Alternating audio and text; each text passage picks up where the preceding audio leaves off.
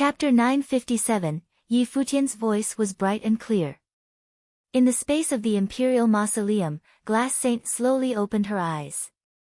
She sat up and looked at Yi Futian. In fact, she had woken up before, but she had closed off her senses, not letting herself think so that she could slowly recover from her injury. Yi Futian's voice was bright and clear. In the space of the imperial mausoleum, Glass Saint slowly opened her eyes. She sat up and looked at Yi Futian. In fact, she had woken up before, but she had closed off her senses, not letting herself think so that she could slowly recover from her injury. However, there was nowhere she could go to hide from the feeling of those claws touching her skin. Even separated by a thin layer of clothing, it was still so clear. His hand had even moved to the most sacred, soft place on her body. What was even worse was that he had seemed to feel good about it, and he could not help but grasp it. Such humiliation almost made her wake up to fight him, but when she remembered her vast sea of hatred for the sacred king, she was able to bear it. She got up and bit her lip. She stared at Yi Futian with eyes as cold as ice, hoping that he would die at Xia Qingyuan's hands. Xia Qingyuan fixed her gaze on the figure before her. As the daughter of Emperor Xia, she had been born extraordinary. She was without parallel among those of her generation in the upper worlds, and no one could oppose her. Who would dare stand before her? Who had the right to? But the man who had refused to follow her twice, who had boasted that he was without parallel at the Jotian Forum, now stood before her and asked her to fight. Xia Qingyuan stepped forward and divine light flowed from her. She glowed as brightly as an immortal. She stepped forward, and the great path moved with her as if what she was stepping on was the path itself. Yi Futian knew that Xia Qingyuan was the strongest opponent he had ever faced. He claimed to be unbeaten by any opponent at the same level as him, unparalleled in the 9 states, but none of the people that he had beaten could match Xia Qingyuan. This woman, who was hailed as the strongest in Emperor Xia's realm, had the blood of Ren Huang flowing through her veins. Moreover, she had mastered hundreds of schools, had a broad body of knowledge. She had cultivated herself to know all kinds of powerful magic, becoming the most powerful magic user in Emperor Xia's realm. At this moment, even though their strength was limited in the imperial mausoleum, and they were not able to expand their will into the heavens and the earth, Xia Qingyuan's steps were still full of the worldly great path. Yi Futian could not take her for an ordinary weak woman. This was clearly a wild beast. A powerful airflow came out from her body. It was like heaven and earth had become one. Yi Futian stepped forward, and his power burst forth from him like thunder, fighting against Xia Qingyuan's airflow. The two of them stood facing each other, setting off a violent storm in that place. Boom! With another step forward, his power swept out. Light bloomed from Xia Qingyuan, and more sacred power condensed on her arms. In a flash, she descended in front of Yi Futian as quickly as lightning. She raised her arm and struck out with a fist, clenching her slender, jade-like hand. Her fist was not big, but the power it contained seemed like it could collapse the sky and fight with a true dragon or an ancient phoenix. The sacred light wrapped around her fist and a suffocating power burst forth from it, piercing through heaven and earth as it rushed towards Yi Futian's chest. Yi Futian also stepped forward, and his power shone like a rainbow. He did not retreat at all. No matter how strong Xia Qingyuan was, he would not fear her. Today, he would look at this princess, who was hailed as the strongest in both worlds, and see how strong she was. A rhythm started as he lifted his hand. It was completely natural and fit into the worldly great path. An imperial fist will gathered and flowed on his arms, and radiant particles flowed from him. As he plunged his arm down, it all gathered together into a fist and smashed down like a star towards his opponent's fist. He used a fist to fight a fist. Both of their arms went to the same point, and finally, their fists collided together. Their skin did not touch, only their fist wills did, but a loud sound like a clap of thunder rang out. The space around them trembled fiercely, and 2 brilliant rays of light shot out from where their fists collided. Xia Qingyuan was shocked and retreated. A strange look flashed in her eyes. Her fist style contained imperial power. It melded with the worldly great path and could put forth an extreme amount of rule power. And Yi Futian had defeated it, showing how strong he was. Yi Futian had refined his body and had washed his body in the medicine pool. He had melded the rule of particles and rule power into his fist, making it extremely strong. Anyone on the same level of him in the 9 states would have been wounded by that one attack. Of course, Xia Qingyuan was also slightly different in that moment. The Huangting fist will had 33 layers. It resonated with the worldly great path, and each layer was stronger than the last. If Yi Futian could not crack even the first layer, how could he call himself unparalleled in the 9 states? Her mighty power gathered together once again, and she flashed toward Yi Futian. The second layer of her fist will burst forth, even stronger than before. Yi Futian stepped forward again, and his power gathered together even more strongly than before. He struck out with his fist without hesitation, matching Xia Qingyuan attack for attack. This kind of attack was an incredible tempering for his body. He would never find an opponent like this in the 9 states. As the two of them collided wildly and loud sounds rang out continuously. The wind raged as an extremely strong and domineering atmosphere burst forth. A terrible storm raged between the two of them, like a tornado that swallowed everything. Glass Saint watched the battle. She was a saint-level cultivator, but this battle between two sages was still thrilling. Their power was amazing. That shameless disciple was still extremely strong. After striking 11 times, Xia Qingyuan's fist will seem to be completely transformed. As her heavy fists slammed forth, heaven and earth cracked. Yi Futian also felt that his arms would crack. If a fist entered his body, it would crush him from within. It was extremely oppressive. If his body had not been strong, he would already have been destroyed. Yi Futian was forced back with a loud noise. But Xia Qingyuan followed him like a shadow and attacked again. She was wrapped in an incomparably powerful fist will that destroyed everything. Rays of brilliant light burst forth from Yi Futian's body as he opened the 7-star acupoints. Suddenly, his aura surged more powerfully. He could feel that Xia Qingyuan was growing stronger and stronger. Her martial arts were extremely advanced and could even be compared to the 9 heavenly attacks in some places. Boom! Yi Futian stepped into the air, and his body became like a dragon. He raised his hand and pressed it against the sky. Xia Qingyuan shot towards him, her fist will piercing through the stars towards Yi Futian. The two of them continued to fight fiercely, shaking the heavens and the earth. But it seemed that neither could crush the other. Finally, after 20 attacks, Xia Qingyuan could not continue. It was said that when one cultivated up to the Huangting Fist Will's 33rd attack, one could pierce the heavens and the earth, and could break the world with a single punch. She was still far off from this, and there were only a dozen or so layers that she truly comprehended. She glanced at Huang Jioge and saw him still standing before Ren Huang. Light fell on his body, and he seemed to have already received the inheritance. The whole tomb started to shake as sunlight fell. She looked back at Yi Futian, and the pressure on her grew more intense. She stepped into the air like a goddess. Her pale face was so beautiful it was suffocating. A sword will extended continuously from her finger, seeming to want to cut through the space in the imperial mausoleum.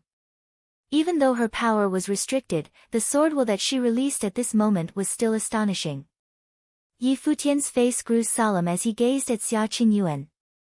As the daughter of Ren Huang, and as someone who was unparalleled in the upper worlds, she would naturally not just be good at one thing. Xia Qingyuan's figure flashed as she tried to get past Yi Futian, and he felt a suffocating pressure on him, seeking to destroy him. He still stood in her way, shining brightly. Xia Qingyuan raised her finger, and with this attack, a catastrophic sword will seem to pierce into his chest, cutting through his will and wiping away his soul. The sword will continue towards his body, seeking to cleave him in two. Xia Qingyuan had once gone to the Lihan heaven and learned from the foremost swordsman of the upper worlds. She had integrated many types of swordsmanship into her own, catastrophe swordsmanship. With her status, it was not only Emperor Xia who had taught her, but all the great figures of the upper worlds. In both the upper and lower worlds, only Xia Qingyuan could be called illustrious. Yi Futian felt that his spiritual will was under attack, and it seemed like it would soon collapse. He kept it together to resist, and at the same time, starry rule power flowed from his body. His body became like a star that protected his flesh. Crack!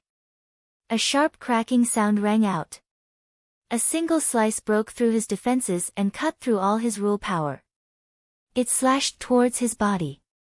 Fortunately, his body was immensely powerful, but his clothes were still ripped. Catastrophe swordsmanship was different than Huangting Fist will. Huangting Fist will grew stronger and stronger. When you reached the end, no one could stand against it. But catastrophe swordsmanship struck all at once like thunder, cutting through everything. It was extremely powerful. The sword went for the kill. Xia Qingyuan stepped forward, surrounded by powerful sword will. She was like a goddess of death approaching. She could truly be described as ultimately powerful. She stepped on the sword and flew directly towards Ren Huang. An incomparably brilliant light shone around Yi Futian. Powerful rule power flowed from him and gathered together into a halberd. He stepped forward and transformed into a beam of light. A sword appeared in Xia Qingyuan's hand, and it whistled through the air as she slashed it. Yi Futian raised his long halberd to strike, and the brilliant light flashed. It pierced through the air and cut through the sword. He stepped through the air and descended in front of Xia Qingyuan. He struck with his long halberd. Suddenly, a terrible vortex appeared, and everything in the area seemed like it would be completely destroyed. The sword will collapsed. Xia Qingyuan frowned and pressed her finger forward. Suddenly, her mighty sword will all gathered together and crossed through the air and collided with the halberd. In a flash, a destructive power raged wildly. The halberd smashed through space and pierced downwards. Xia Qingyuan's sword qi blocked it. As the power in front of her was blocked, she was thrown flying backward. Yi Futian stood there with his halberd staring at her. He said, "Why don't you take this a little bit more seriously, princess?" Chapter 958, Xia Qingyuan was blocked once again. She gazed at Yi Futian. It seemed that there was indeed someone in the 9 states of the same level as her who could stop her. She had just felt an incredibly strong space rule power from the halberd, and it had the ability to break through space. Its attack power was incredible. Xia Qingyuan was blocked once again. She gazed at Yi Futian. It seemed that there was indeed someone in the 9 states of the same level as her who could stop her. She had just felt an incredibly strong space rule power from the halberd, and it had the ability to break through space. Its attack power was incredible. At that moment, Huang Jioge had already received Ren Huang's inheritance, and brilliant light shone all around. The mausoleum shook as the beautiful light fell upon the 2 people fighting, adding a bit of sacred color to the scene. Outside the mausoleum, everyone felt the cliff shaking. They all sensed that the inheritance had reappeared in the world. But who had gotten it? This situation had occurred not long after the princess had entered, so it was extremely likely that she was the one who had gotten it. However, there was nothing strange about that. Although there were 2 saint-level figures inside, how could they dare to compete with Xia Qingyuan? As for Yi Futian and Huang Jioge, even if they wanted to fight, would they be able to? All of the 9 states were under Emperor Xia's command. Even though the imperial mausoleum had been left behind by the Huang clan ancestors, it still belonged to Emperor Xia. If Xia Qingyuan wanted it, it would be hers without a doubt. They all thought of the extremely arrogant Yi Futian. With his personality, he had previously dared to trick the princess. He might actually fight her. They didn't know if he would be able to leave the tomb. As they expected, Yi Futian was indeed fighting. But he was not fighting for himself, but for Huang Shi and Huang Jioge. If Xia Qingyuan used Emperor Xia to suppress him, he would give up. If Huang Jiuge got the inheritance and then died, Xia Qingyuan would have no remorse over the promise that she made in public. Therefore, he had nothing to worry about. What was the orthodoxy that Emperor Xia had founded in the 9 states? Why had Xia Qingyuan sought out the heavenly chosen ones? The 9 states were Emperor Xia's, including the Holy Ji Palace. Thus, when he had challenged Xia Qingyuan, he had called himself a vassal of Emperor Xia. He had not said this casually. He was reminding Xia Qingyuan that he was her father's subject. Emperor Xia naturally hoped that there would be talented figures among his subjects that could assist him in the future. Although Emperor Xia's realm was in the upper worlds, it was only one of the realms of the divine prefecture. Hua Jieyu had told him that she had taken them to many upper worlds. Thus, he could fight as hard as he could in this battle. With Emperor Xia's status, he didn't need to fear him coming to settle accounts. With his halberd in hand, brilliant light flowed over Yi Futian. He pointed it at Xia Qingyuan, and his will of battle surged. It seemed like while he was there, Xia Qingyuan would not be able to pass him. An even stronger sword will flowed from Xia Qingyuan, much different from the ones that Yi Futian had seen before. This was the first time he had felt catastrophe swordsmanship. The sword gave birth to catastrophes and had terrible destructive power. He felt the sword will, and it felt like his spiritual will would be destroyed. If he was hit, he couldn't imagine how much damage it would do. The sword will grew stronger and an ear-piercing shriek rang out through the air. Even if all the power in the imperial mausoleum was bound up together, the aura coming from Xia Qingyuan would still be stronger. The sword will flowed towards all the heavens. It seemed to be everywhere, and there was an invisible sword in it. Xia Qingyuan stepped forward, and it felt like a terrible catastrophe sword was piercing Yi Futian's spiritual will. It was like a catastrophe of the great path was cutting through his spiritual willpower. He had naturally taken precautions against this, and so he was unmoved. At that same time, a sword fell from the heavens like a bolt of lightning. Boom! There was a loud noise as a starry curtain appeared around Yi Futian. Although he could not communicate with the power of the imperial mausoleum, he was still able to form a powerful force field around himself. It was like time had stopped in that space. Everything slowed down, except for the overbearing sword, which cut through his rule power force field and pierced the body of one of the stars, causing it to crack. Xia Qingyuan continued forward. If anyone had been standing around her they would have been suffocated. Her sword will was too strong. She gripped her sword and brought it down again, as quickly and forcefully as possible. There was another loud noise as more cracks appeared in the star, breaking down Yi Futian's defenses. More swords began to descend wildly, one following another. Each sword was extremely forceful. The star had already cracked to its edges, but Yi Futian's life spirit bloomed and the divine ape roared as he transformed into his Buddha pure body and melded into it. Bang! The stars cracked, the sword descended, and the divine ape roared. He struck out with a fist will and destroyed the oncoming sword. The violent momentum was earth-shattering. However, Xia Qingyuan seemed to not even see it. There was no change in her cold eyes. More and more swords appeared, and the space where Yi Futian was in seemed to collapse. There were 3,000 swords. Without using a divine implement, how could anyone below the Saint Plane in the 9 states withstand this? The divine ape attacked wildly, and it roared into the sky. Every attack made the air tremble. Heaven and earth seemed like they would shatter under the divine ape's attacks, but they could not destroy the light of the catastrophe swords. Many of the swords had already pierced the divine ape's body, making it tremble. Even Glass Saint, who was sitting nearby, felt her heart tremble as she beheld this battle. This was Emperor Xia's favorite daughter. She was only on the lower sage plane, but with the combat ability that she put forth, even someone on the sage ranking would not dare to say they could defeat her. And Yi Futian, who was on the same plane as her, was still fighting her. It seemed that the divine ape's body could bear no more, and so Yi Futian lifted his arm and the halberd appeared there. A burst of radiant particles emerged from it and swallowed it up. Rumble. Brilliant golden light shone as the image of a golden rock appeared. Wind rules covered his body. At this moment Yi Futian was like a god of war.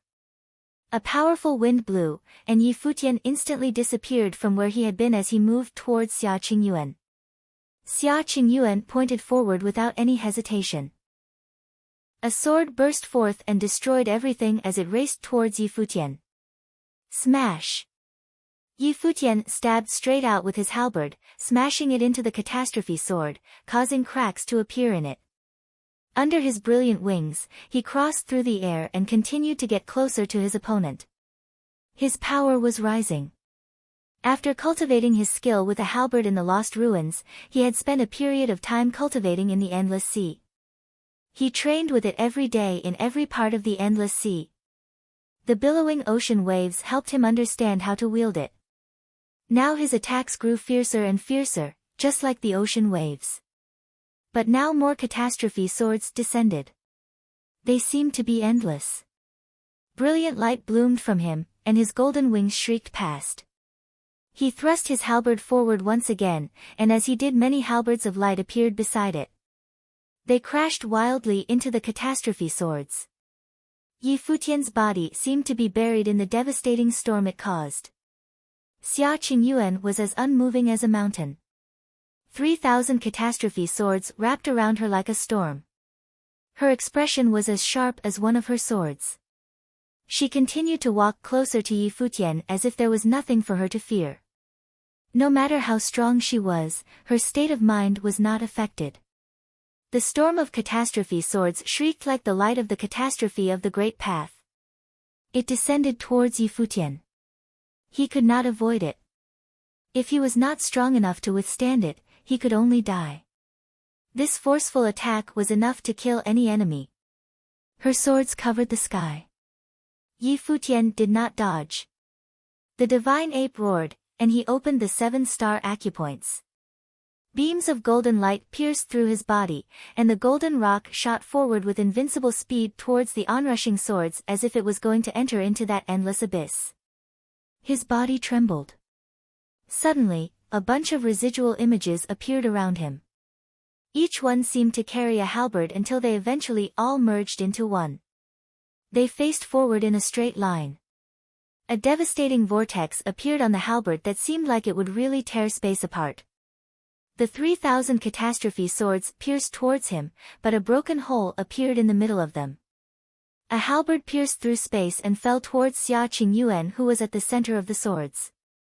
At that moment, Yi Futian swayed violently. Xia Qingyuan was sent flying once again. The destructive storm still raged. Yi Futian's Buddha pure body had been destroyed, and his life spirit had been damaged. He felt a sweetness in his throat as if there was blood that he needed to spit out, but he swallowed it back. Xia Qingyuan was not in good shape either. Her clothes were in disarray and her hair that had been tied back had come loose. As the wind danced, she even looked to be a bit more feminine. Looking at her now, she was even more incredible. She was like an immortal in the human world, untouched by the dust of the mortal world. Xia Qingyuan had apparently not thought that Yi Futian would force her into such a difficult situation. She did not even care that much about Renhuang's inheritance anymore. She just watched Yi Futian. She was not only hailed as unparalleled in Emperor Xia's realm. When she was young, her father had brought her to another one of Renhuang's realms to let her experience the world and understand the worldly great path. Even though she was extremely young, she had still gone to many places and met many powerful figures. Even in these other realms, she had never met someone who could be a true opponent to her who was of the same generation as her. Now, in the 9 states in the lower world, she seemed to have met one. "Can you fight harder?" Xia Qingyuan asked unexpectedly. Yi Futian was stunned, then said, "If you can, so can I." Beside them, Glass Saint was speechless. They could still fight harder. How hard would these 2 lower-level sages fight? The great Zhou Sacred King had now also opened his eyes to watch the battle. As he watched, his desire to kill Yi Futian only grew stronger. He could not rest easy until Yi Futian died.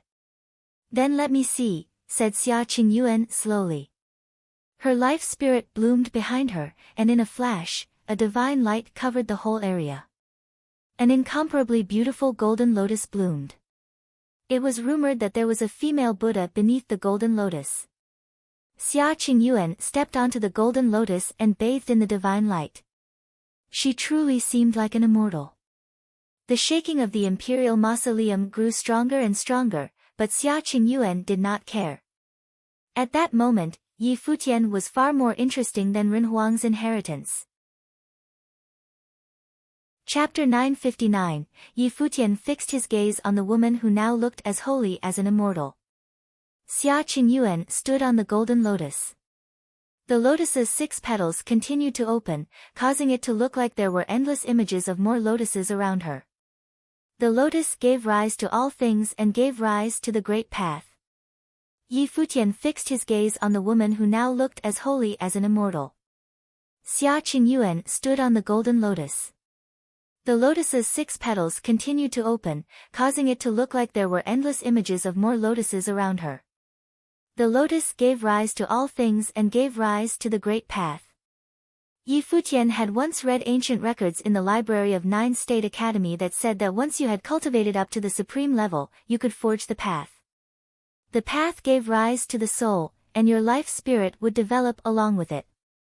Therefore, the true top forces, those whose life spirits contained the path, were those whose perception of the world stretched out far and was thus passed on to future generations. His world tree was endlessly marvelous and was a kind of supreme path, but his plane was not high. He was not yet close enough to touch that level, nor understand its mysteries. He was only able to see a life spirit birth from it, and see how extraordinary it was. Huang Jioge had inherited 3 great life spirits, all of which were extraordinary. Now he was truly the descendant of Ren Huang, but since his level was not high enough, he only understood these life spirits at the surface level. But now that he had the inheritance, the life spirits could probably transform along with him. The road to cultivation was slow, but some people were extraordinary. Their life spirits could get stronger and stronger along with the things that they had cultivated themselves to be good at. Others still relied on their own perception, constantly reinventing their life spirits with their own power from weak to strong, causing it to constantly evolve. Either way, life spirits followed the process of the cultivator growing stronger. Xia Qingyuan's forefather was Ren Huang, and her father had cultivated beside him. Her own life spirit was magnificent and could be said to be abundant in natural gifts. At that moment, her life spirit lotus was unleashed, and her whole aura grew stronger, and her perception of law power grew deeper as well. Her prestigious name was well deserved, that of the greatest talent in Emperor Xia's realm. In Yi Futian's life palace, the world tree swayed with a rustling sound. He sucked in his breath and a terrible storm blossomed from within him. The life spirit of the divine ape appeared once again, forming the Buddha pure body. Yi Futian seemed to be melded within it as his power grew even wilder. His halberd disappeared as his rule power condensed into a staff in the divine ape's hands. Different rule powers permeated his body. A curtain of starry particles flashed around the staff, and an astonishing aura burst forth from it. Yi Futian stood there like a true god of war, emitting enough pressure to suffocate anyone near him. Cultivation was an orderly and gradual process. As you grew stronger, your life spirits continued to change. Your understanding of martial arts and rule spells was the same. When Yi Futian had begun cultivating, he had studied the 9 heavenly attacks, but how many had he actually learned? Only once the strength of his cultivation increased could he exert greater power with the 9 heavenly attacks. And now they were not the simple attacks of when he had started out. Now they were integrated into his perception of rule power. 2 people cultivating the same techniques would have very different results. Yi Futian had cultivated the rule of particles, force rules, starry laws, and space-tearing rules. He had integrated these rule powers into the 9 heavenly attacks, making them much more powerful.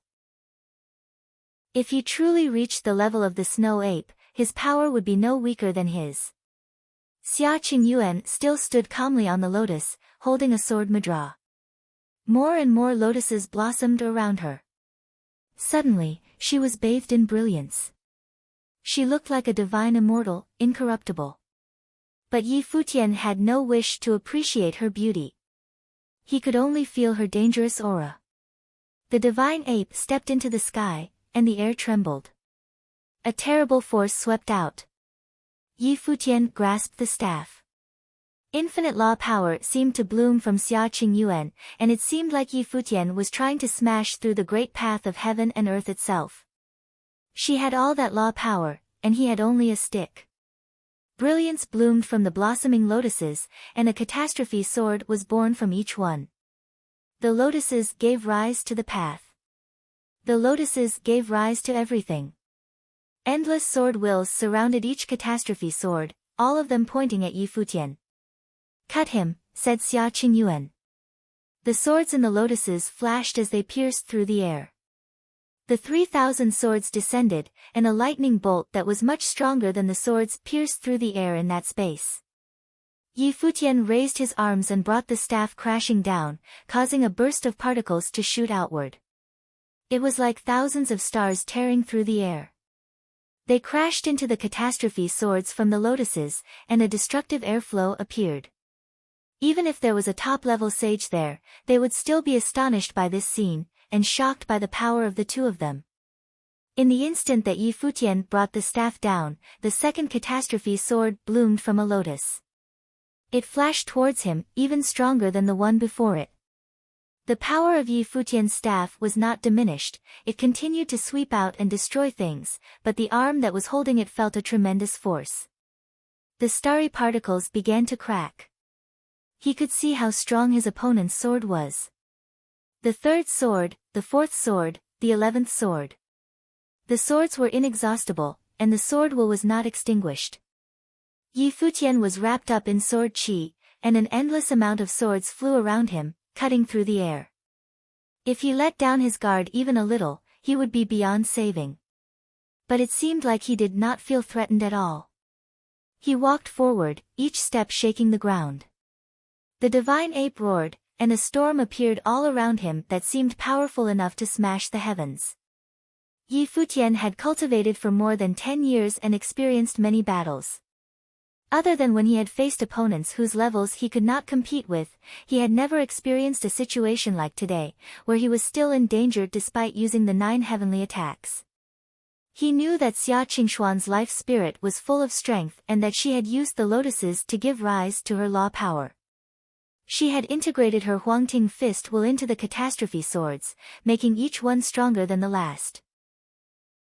These were 2 different rule powers, but she had achieved mastery over both of them and combined them into a single attack. The lotuses gave birth to swords that cut through everything.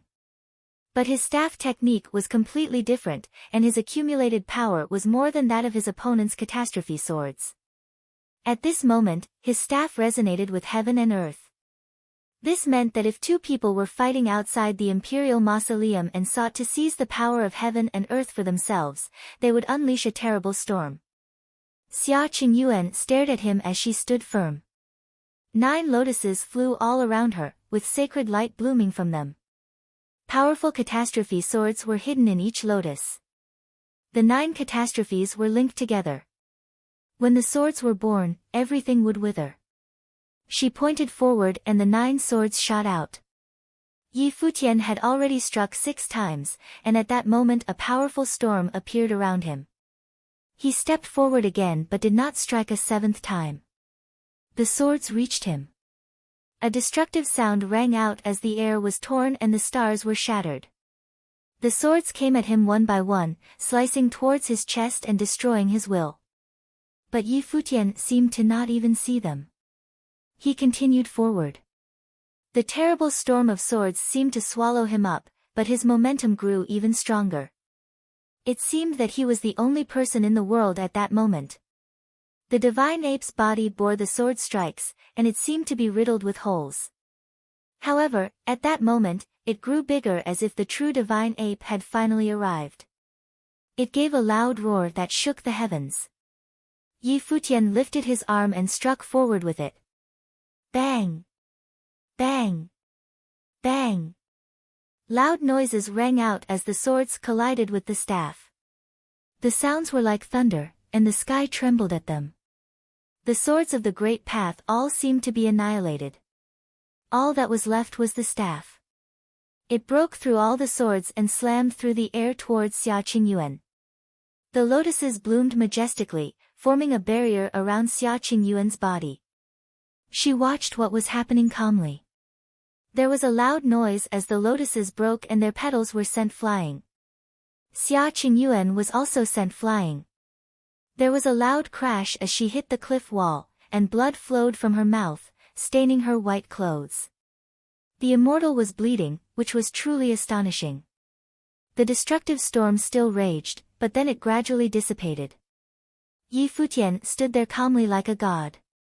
The divine ape and his life spirit disappeared, and the staff had also been annihilated by the swords. But his deep black eyes were still firm as they stared at Xia Qingyuan. She was the princess of Emperor Xia's realm, the foremost talent of the upper worlds. She had 3,000 swords, and lotuses that gave birth to matter, and all he had was a stick. The imperial mausoleum trembled more fiercely. Xia Qingyuan shook as she stepped forward. She stood in front of Yi Futian, gazing at the one person of the same generation as her who had ever defeated her. Glass Saint and the great Zhou Sacred King watched this battle and trembled. Yi Futian had defeated the descendant of Ren Huang, Xia Qingyuan, the proud daughter of heaven. Xia Qingyuan wiped the blood away from her mouth. She looked at Yi Futian, and there seemed to still be an unyielding arrogance in her beautiful eyes. If we continue to fight, I still have tricks up my sleeve, she said. You will lose. But since you managed to knock me back, I will not fight for the inheritance anymore. She had said that if Yi Futian could get it, he could take it. Of course, Yi Futian had not taken it himself but had given it to Huang Jioge and now stood blocking her way. But it was all the same. However, she was confident that if she used her trump card, Yi Futian would have no way to resist her. But she did not intend to do so. Thank you very much, princess. Yi Futian smiled at Xia Qingyuan and said, in all the time I've been cultivating, I've never encountered anyone at the same level as me who could fight with me to this extent. You are very strong, but if we must talk about tricks up our sleeves, you are not the only one who has them. Xia Qingyuan narrowed her eyes as she stared at him. This guy truly was extremely arrogant. Did he mean that she should be proud of having lost to him? Also, he said that he had a trick up his sleeve as well. Did he mean that if they kept fighting he could continue to defeat her? I accidentally hurt you in the battle. I hope you won't hold it against me. Yi Futian asked her. Xia Qingyuan regarded him coldly. Who did this bastard think he was? Did he think that just because he had knocked her back she wouldn't send someone to kill him? Why shouldn't she? I did not originally mean to hold it against you, but after listening to you talk, I want to cut you now, said Xia Qingyuan coldly. If you can hit me with your sword, I will die without complaints, he answered her with a smile. This shameless ruffian, hearing the conversation between the two of them, Glass Saint also wished she could stab Yi Futian. Not long ago, he had been flirting with her, and now he even dared to do so with the princess. Chapter 960, Xia Qingyuan seemed to have been accustomed to Yi Futian's daring antics. Even before, there did not appear to be anything that Yi Futian dared not do in front of her. Xia Qingyuan seemed to have been accustomed to Yi Futian's daring antics. Even before, there did not appear to be anything that Yi Futian dared not do in front of her. However, at this time, Yi Futian seemed to be even more arrogant. But still she did not seem to mind it. She used to think that Yi Futian's daring was unwarranted arrogance, but now Yi Futian had proven his strength that could even defeat her. Naturally, he had the right to be proud. This battle had demonstrated that Yi Futian's talent was hard to match among the upper and lower worlds. Even if she thought that she could still beat Yi Futian with her full strength, it did not mean that others could achieve it in the same situation. When such a person appeared in the land of 9 states, even if he was arrogant in speech, she could still tolerate it. Otherwise, what if any other useless person would dare to pull such a stunt in front of her? She would probably execute them with a wave of her hand. Of course, this did not mean that Xia Qingyuan, the precious princess, had a good impression of Yi Futian. She acknowledged the talent of Yi Futian, but it affirmed her feeling that Yi Futian was arrogant and unreasonable, disrespectful. Princess, this guy is arrogant and disrespectful to the princess. I am willing to serve the princess. At this time, Great Zhou's sacred king stood up with a cold look. The eyes that regarded at Yi Futian were full of murder. At this moment, Huang Jiuge was receiving the inheritance. The great hall madly trembled, causing the power of Renhuang to disappear. He and the glass saint no longer felt that pressure, and their injuries started to recover considerably. No matter how outstanding Yi Futian's talent was, he would surely die in the face of Saint Plain. Yi Futian frowned, and his eyes drifted to Xia Qingyuan. Xia Qingyuan was here, but there were also the rules of Emperor Xia. Great Zhou's sacred king had no way to take his revenge on him. But Great Zhou's sacred king actually thought of using Xia Qingyuan to get rid of him. As long as Xia Qingyuan gave her consent, the Great Zhou's sacred king would have no more concerns. Xia Qingyuan did not respond to the words of Great Zhou's sacred king, but merely cast a cold glance at Yi Futian. Yi Futian saw that Xia Qingyuan's eyes conveyed a faint sense of threat, and thought to himself that might this woman take this opportunity to deliberately exact revenge because she was beaten by him? Sister Glass Saint, can you really bear to see Zhou Jiming to kill me? Yi Futian transmitted his voice to Glass Saint. Glass Saint, who had also recovered some of her energy, was now looking at Yi Futian. In this moment, Yi Futian could clearly feel the murderous sense in those beautiful eyes, and he could not help but shuddered a little. Sister Glass Saint, even if you don't care about what happened between us, if I die, who do you think will be Zhou Jiming's next target? Yi Futian continued to transmit his voice. Glass Saint clenched the love destroyer in her hand even harder, strands of her hair flying in the air. How she wished she could slay this shameless hoodlum before the Great Zhou sacred king. But she still got up, walked in front of Great Zhou sacred king casually, her body releasing a coldness, with love destroyer in hand, blocking Zhou Jiming. Although she wanted nothing more than to end Yi Futian with her sword, she understood the current situation. If Yi Futian died, the Holy Ji Palace would fall apart, and the alliance of the Yu clan and the Holy Ji Palace would fall through. Once the Holy Ji Palace had been destroyed, who would be the next target for Saint Shihua and the Great Zhou Sacred King? Great Zhou Sacred King had said before, he already built the lapis lazuli holy temple within his palace, waiting for her to move in.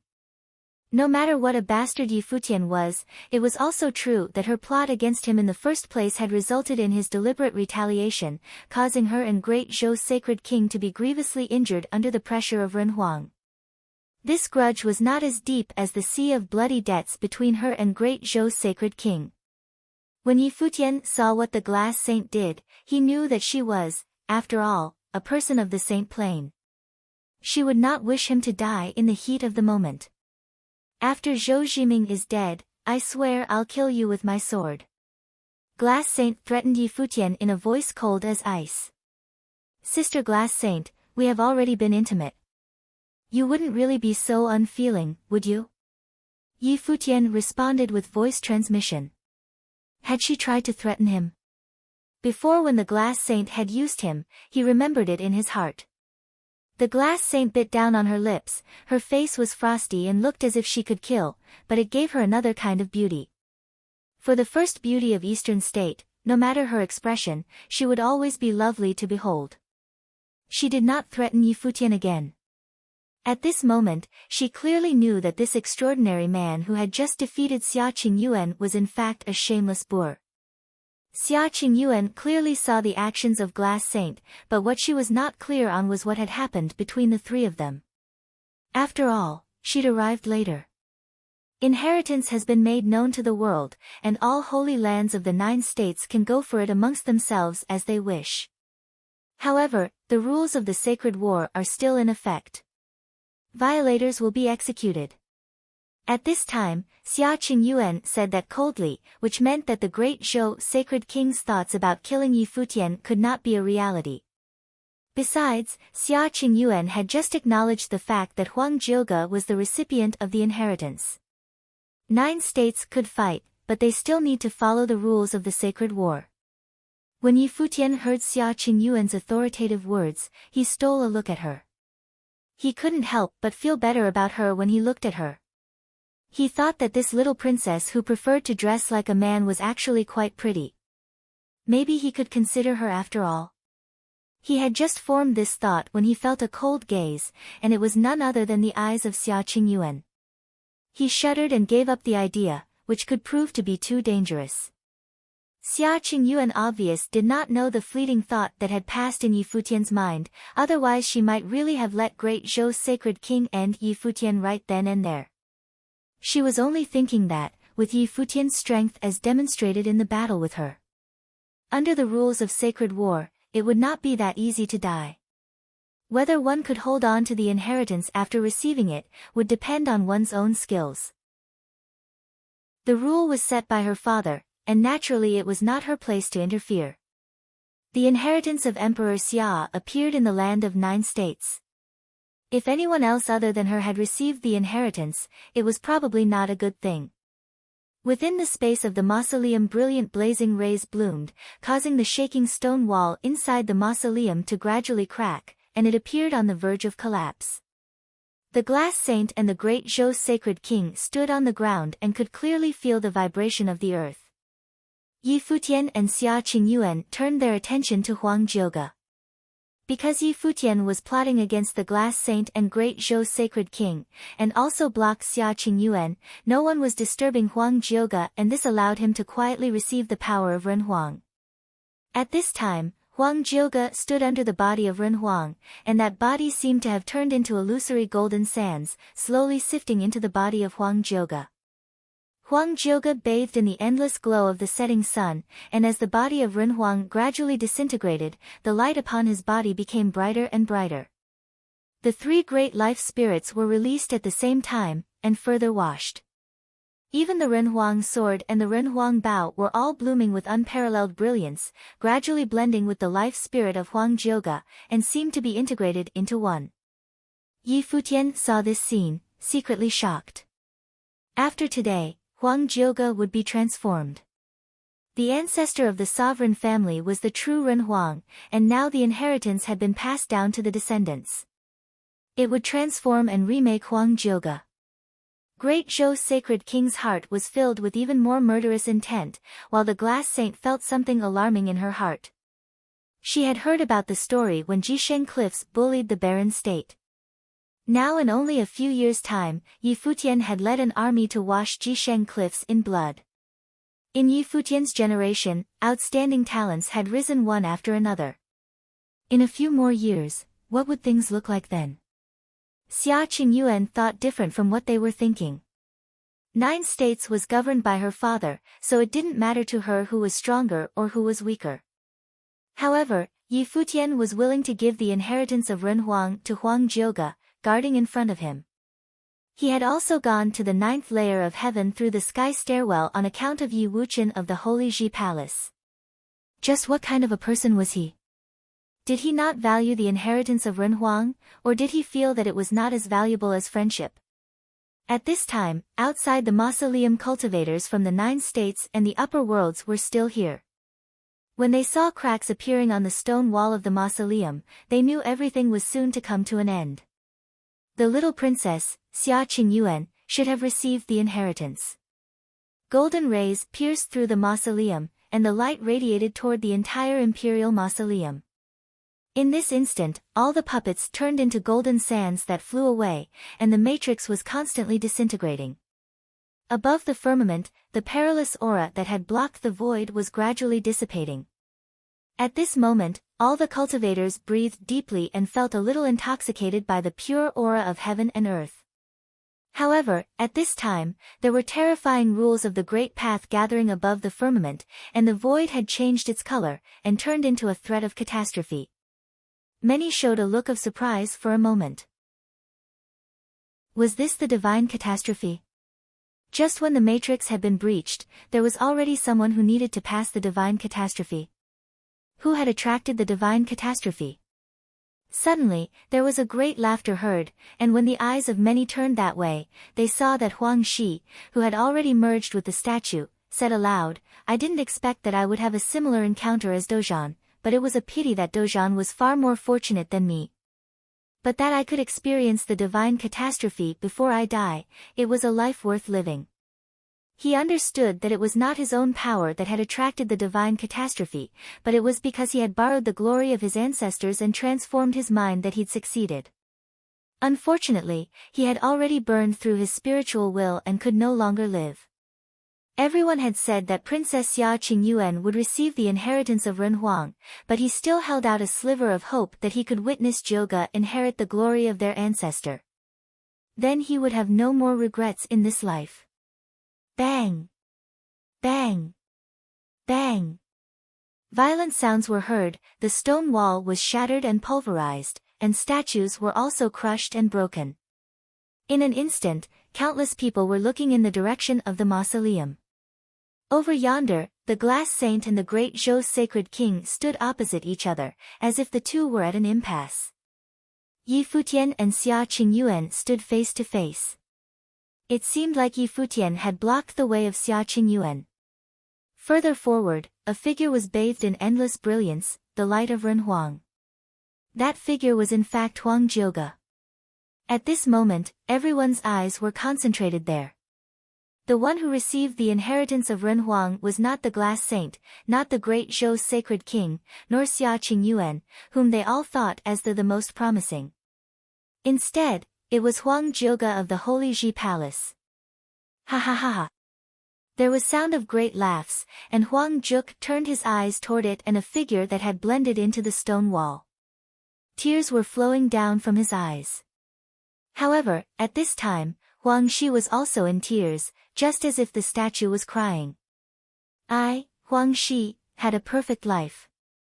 Huang Shi looked up at the divine catastrophe in the firmament, and seeing it descend, he said clearly, "Palace Lord, please take care of Zhouge for me." In his last words, he did not call the name of Yi Futian, but referred to him as the Palace Lord.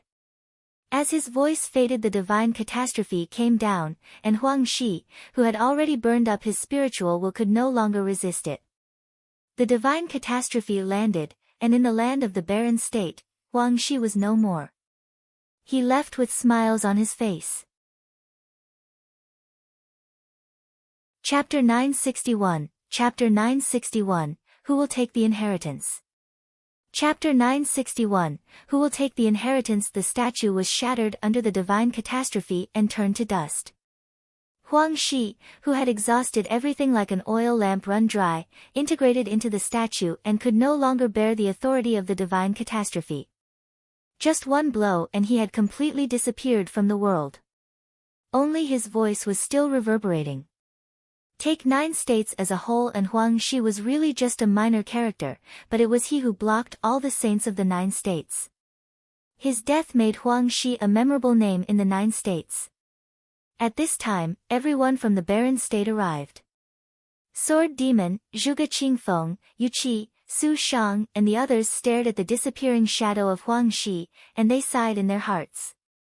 In the past, on the barren sky ranking, Huang Shi ranked 5th, Zhuge Qingfeng 6th, Dozhan 7th, Yu Qi 8th, and Su Shang 9th. Now, all of those old-timers had come together and cultivated in the Holy Ji Palace. Dozhan had already stepped into Saint Plain and fulfilled his dream, and now Huang Shi had finally ushered in his own divine catastrophe, but he had gone with it instead. They could feel that Huang Shi went very calmly, knowing that he was indeed a descendant of Renhuang and that his own descendant had received the inheritance of Renhuang and he had a chance to experience the divine path. It was true that he had no more regrets. Furthermore, as a sage he had prevented the saints from coming forwards and even seriously injured Saint Ji, who ranked 5th on the sage and saint ranking of the 9 states. It was also a notable record. From this day forward in barren state, the name of Huang Shi as the master of the Huang clan would surely resound throughout the barren state. "Old man, be at peace," they said in their hearts. Looking at the direction of Yi Futian and Huang Zhouge, they felt gratified, but at the same time a touch of sadness. These young people had finally caught up with them, and would replace them soon, and old guys such as themselves may end up like Huang Shi. If there was such a day one day, would they leave this world as calmly as Huang Shi? The imperial mausoleum collapsed, the heavens and the earth returned its clarity, and a gentle breeze was blowing. Shadows came out of the sky, and it was the saints who marched toward Huangjioga. The cultivator who came with the princess was the first to be at her side, and his eyes glanced at Yi Futian coldly. They didn't know what had happened, but this guy had dared to confront the princess. Was it he who blocked the princess's way to receive the inheritance? As if he had not seen it, Huang Jioga came to the place where Huang Shi had disappeared. There was no more trace of Huang Shi. Yi Futian walked quietly next to him and said nothing. He felt the same pain in his heart. When the old man was at Crouching Dragon Mountain, the third senior brother Gu Donglu was ascending the mountain and they had opposed the marriage between Bai Luli and Zhuge Mingyue. Huang Shi had advocated for them. And after the war outside the palace, how he had moved the clan into the palace. All of these he had remembered in his mind. Now, that man whose name was known throughout the barren state was now gone. Elder uncle, I am here. The Huang clan is also here, Yi Futian said silently in his heart. With Xia Qingyuan's words, no one from the upper and lower worlds could take away the inheritance that belonged to the Huang clan or the sovereign family. All the cultivators of 9 states wanted to move on it. However, Xia Qingyuan said nothing, so they dared not to make a move first. The inheritance of Renhuang should have belonged to Xia Qingyuan. So, until the princess expressed her position, they were in no place to contest for it. Saint Xia was also in the crowd. His eyes landed on Princess Xia Qingyuan. When he saw that she was watching Yi Futian, he couldn't help but secretly sweat for Yi Futian. This bastard did not really, as rumor had it, battle with the princess outside the mausoleum to compete for the inheritance. To fight, one needed to be alive, just as one also needed to be alive in order to hold on to something. The dispute between the holy lands of 9 states will still follow the same rules set by my father. Xia Qingyuan's sight came back to her people and she said something to them. Suddenly, countless cultivators concentrated their sights as well. They had not known what had happened in the mausoleum. Did this mean that the princess had abandoned the inheritance? Moreover, what was her intention to remind everyone Emperor Xia's rules? Was she concerned that there would be blood flowing like rivers in the 9 states? Xia Qingyuan did not care about the thoughts of these people, and she did not need to care either. She looked at Li Yao and said, since the inheritance of Renhuang has already found an owner, it is time for you to go back. Li Yao smiled and said, the princess is not very hospitable. I was thinking of traveling within the realm of Emperor Xia. He waved his hand toward his people and left, choosing not to get into the fray here. The imperial mausoleum was discovered by them, but they did not get what they came for. They had lost. Since they had lost, if they now wanted to seize the inheritance forcibly, Xia Qingyuan would probably not look upon it kindly. After all, this was still the territory of Emperor Xia. No matter how strong he was, he would not be able to overrule Xia Qingyuan. Let's go. Xia Qingyuan said, and took her leave with her people. Many from the upper worlds left with her, and a number of cultivators from Lihan Heaven cast a cold glance at Yi Futian. The little princess was really generous. She did not even care to fight for it. Soon, this space was left only with the cultivators from the 9 states. Because the imperial mausoleum had collapsed, many cultivators from the barren state in the distance had moved closer to this area. Looking at it, all cultivators of the 9 states had gathered here. The magnificent sight would likely not be repeated in this lifetime. Although Xia Qingyuan had left, the atmosphere of this space was even more oppressed. Although no one spoke, everyone could feel the subtlety in the air. The abandonment of Xia Qingyuan meant that the real chaos was yet to come. Holy lands of the 9 states could all now fight for it. For Yi Futian to attempt to keep the inheritance, everyone at the Holy Ji Palace might die without a burial place. Which holy land could withstand the anger of all the holy lands of the 9 states? Huang Shi had previously offended many people, and Huang Jioge actually wanted to be able to keep the inheritance. Great Zhou Sacred King, you missed. Saint Shihua looked at Zhou Zhiming. The Great Zhou Sacred King and Glass Saint were the first two people who entered the mausoleum, but in the end, the inheritance was obtained by Huang Jioge. Saint Shihu was rather puzzled. Great Zhou Sacred King revealed a strong murderous intent, his eyes sweeping toward Yi Futian. As for what happened in the mausoleum, he did not say, and for what Yi Futian did to the Glass Saint, he was too ashamed to tell. As for Yi Futian's defeat of Xia Qingyuan, he would not divulge, because 1, he was leery of Xia Qingyuan's position, and 2, he did not want the people of 9 states to know that Yi Futian was so outstanding. Because once they knew, inevitably some would want to start hedging their bets much like the Yu clan. Now that Huang Jioge had received the inheritance, if Yi Futian wanted to keep it, then he was destined to be enemies with all of 9 states. No matter how strong he was, there was only death in his future. With Yi Futian's temperament, he would never surrender the inheritance. So, this would be a dead end, and he wanted to see just how would Yi Futian resolve this. The princess's words have already been made very clear. No matter how you fight, if the rules set by the Emperor Xia were not followed, don't complain when I discipline you. Saint Xia suddenly spoke and surprised everyone. This leader of the 9 states had always been a gentle old man, who did not fight for much of anything. He himself already stood at the top of 9 states. What was the meaning behind what he said? But at least it indicated that Saint Xia himself had given up the competition for the inheritance, which was a good thing. Blessings and disasters often depend on each other, don't fight for it. Saint Li of the 9 State College said to those of the college. The disciples of the 9 State College all nodded and came next to Saint Li to observe the scene unfolding.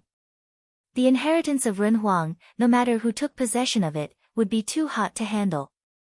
Since the 2 topmost figures in 9 states had withdrawn, among the people present, Saint Ji was the strongest. Saint Ji suffered serious injury previously to Huang Shi. He couldn't take it out on Huang Shi now, so for sure Saint Ji would not let Huang Jioge off the hook. What was more, he had not avenged the death of GMO with the people of Holy Ji Palace. At this time, Saint Ji stood in the void, his eyes looked around at the crowd, and pointed to Huang Jioge, saying, "There is only one of him, how would you fight for it?" Saint Ji spoke as if he did not regard Huang Jioge as a person, but an item who deserved this because he had received the inheritance of Ren Huang. Everyone understood what Saint Ji was saying. Even someone as strong as Saint Ji dared not say that he would directly swallow Huang Jioge. No principality here could afford to make enemies with the forces of the 9 states. The instant when Xia Qingyuan gave it up, it was destined to be a complicated situation. "What advice does Saint Ji have?" said the clan chief of the Yi clan, not caring at all about his position, and of course caring even less how the people of the Holy Ji Palace in Barren State would view him. Right now, in this situation, how many from the Holy Ji Palace could leave alive? Even if Yi Futian surrendered Huang Jioge, Saint Ji would not so easily let go of the power that killed GMO. With the tendency of the Lord of the Hall of Holy Light to protect the bully, and with sworn enemies such as Shihua Sacred Mountain and the Great Zhou Sacred Dynasty, how could the Holy Ji Palace survive? And should they fasten their hopes on the Yu clan, who was also of the Summer State? Under such circumstances, it was difficult to say if the Yu clan had the courage to intervene. Or, with the temptation of the inheritance of Ren Huang, could the Yu clan not be seduced themselves? Those holy lands that are interested to fight for it, send one man in. Whoever killed him may claim him, how is that? Saint Ji pointed to Huang Jioge and continued, using Huang Jioge's life as a bet. Whosoever killed Huang Jioge may claim his dead body. He has the inheritance of Ren Huang, Saint Ji would really be willing to kill him? The clan chief of Yi clan asked casually. Many agreed that at the moment, they were somewhat reluctant to kill Huang Jioge because they wanted him alive. Then how about him? Saint Ji changed the direction of his finger slowly and it landed in the direction of Yi Futian. The one who killed Yi Futian would get Huang Jioge. Everyone from the Holy Lands were silent, considering whether it was any merit in what Saint Ji had just said. First of all, this rule favored Saint Ji. Everyone knew Ji Ye, who ranked second on the sage list, was present here. If all the cultivators of Holy Lands were to make a move at the same time, it would be easiest for Ji Ye to kill Yi Futian. What was more, even if someone was really about to get rid of Yi Futian, would other Holy Lands really be willing to give up Huang Jioge? In this game, Yi Futian and his people were in the center of the vortex, but everyone also had a stake in it. At this time, below in the crowd, Yi Futian looked up calmly at Saint Ji, who was floating in the void.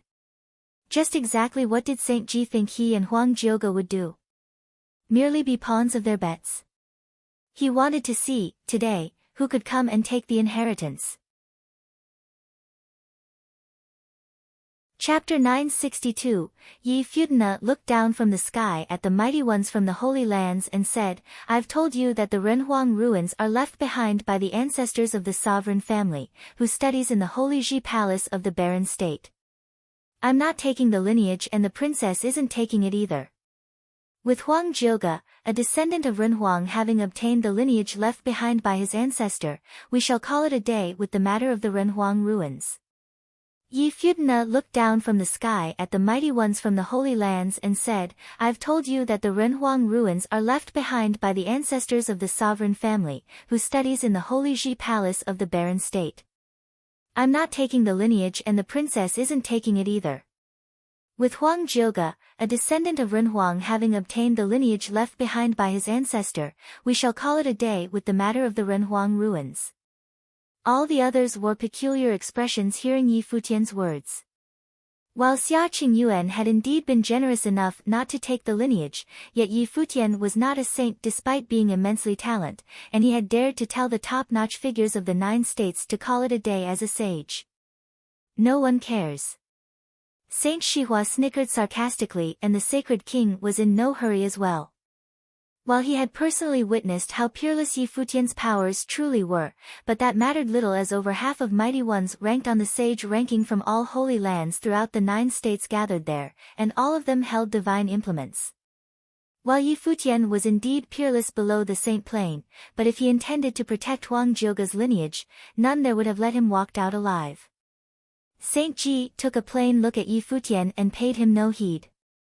From his perspective, Yi Futian and the ones from the barren state were all dead people. He would have seen to it that the Holy Ji Palace perished to avenge GMO. "You're not making sense, Palace Lord Yi. The ruins belong to anyone capable enough of taking it, and the place shall belong to the one who would take it first. Wouldn't it be easier if we just see who shall be the one who take it first before everyone else? Why do we need to fight about this?" The current palace lord of the Ocean Palace, the Ocean Saint, said. Yi Futian took a look at him and saw the saints from the 3 major holy lands from the endless ocean stood together. They would have probably reached a consensus telepathically earlier. While the 3 holy lands from the endless ocean were not exactly at friendly terms with each other and they tried to one-up each other all the time, but none of that prevented them from allying with each other at the moment. It would have been splendid for them to just take Huang Jioge and decide what to do with him after returning to the endless ocean. Fighting among themselves internally was deemed a better option than fighting the holy lands from all over the 9 states after all. "I agree to Saint Ji's suggestion," the Nether Saint from the North Deep said plainly. The 3 holy lands from the Ocean State had no edge over those from the Summer State, Qi State and War State. If they were to simply fight in a free-for-all manner, the Holy Lands from the Ocean State had a slim chance of coming out on top. If they were to ally with each other per Saint Ji's rules, then they would have still stood a chance. The lineage of Renhuang was very tempting after all. Both the upper and lower worlds of Emperor Xia's realm had only one master, Emperor Xia. The sight one would have been able to see at Renhuang Plain was a dream shared by all saints, and none dared claim themselves to be totally uninterested. Huang Jioge was but a sage and a common student in the Holy Ji Palace, and none there deemed him fit to take the Renhuang lineage. While they would have called Yi Futian's demise a waste, but they would have not minded much. If Yi Futian were to take such a route, then he shall simply die for it. Very well. Saint Ji nodded. With that said, that's how it shall go then, the clan leader of the Yi clan said in agreement to Saint Ji's opinion, kill Yi Futian and take Huang Jioga. The saints from all other holy lands said nothing, but their eyes were all on Yi Futian and they all had their own agendas. Many sages stepped out at that moment and sealed the space off completely. Escape was no longer an option for those from the Holy Ji Palace of the Barren State. It was a scene that the people from the Barren State found harrowing, and they gathered around Yi Futian, looking at the mighty ones from all over the 9 states in the sky with determined eyes. They had never expected that there would have been a day where they would make enemies out of everyone else in the 9 states. All of them were wondering if they would have simply perished that day. Yi Futian looked up at the people from other holy lands in the sky and he smirked all of a sudden. Becoming enemies of the entire 9 states The 3 holy lands of the Endless Ocean, the Yi clan and Saint Ji had all made their stand. It was apparent that they deemed Yi Futian little more than a dead man by then, having no qualms of offending him. The Holy Ji Palace of the Barren State has had to deal with the Xihua Sacred Mountain, the Great Zhou Sacred Dynasty and the Jisheng Cliffs, and now more were added to the list of their enemies. Such was the temptation of Renhuang's lineage. If Xia Qingyuan had not relinquished, no one would have dared to fight against her. Lineages might have been important, but their lives more so. But since Xia Qingyuan had given up on it, they saw it fit to fight instead. Treasures had ways of messing with the minds of people, and the saints were no exceptions. Students of the Holy Ji Palace of the Barren State, fight alongside me, Yi Futian said. His voice sounded calm yet very solemn. All of those from the Holy Ji Palace stood behind him without making a sound. It was a sight that impressed many. The unity of the Holy Ji Palace of the Barren State was fearsome like no other. They knew they would have died fighting and they still chose to fight. In the perspective of the Holy Ji Palace of the Barren State, they saw no other choice but to fight at the moment. While their actions were commendable, the others at the other side deemed that they must die nonetheless. The others from holy lands all over the 9 states did not sympathize with them just because they were commendable. The spectators of the battles from Zhongzhou City from afar were thoroughly impressed. So that's how determined the Holy Ji Palace, the holy land of our barren state truly is then.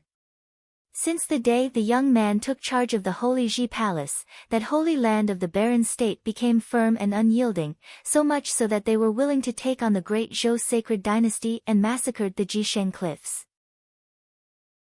Even at the moment when they came to make enemies out of the 9 states, they did not flinch.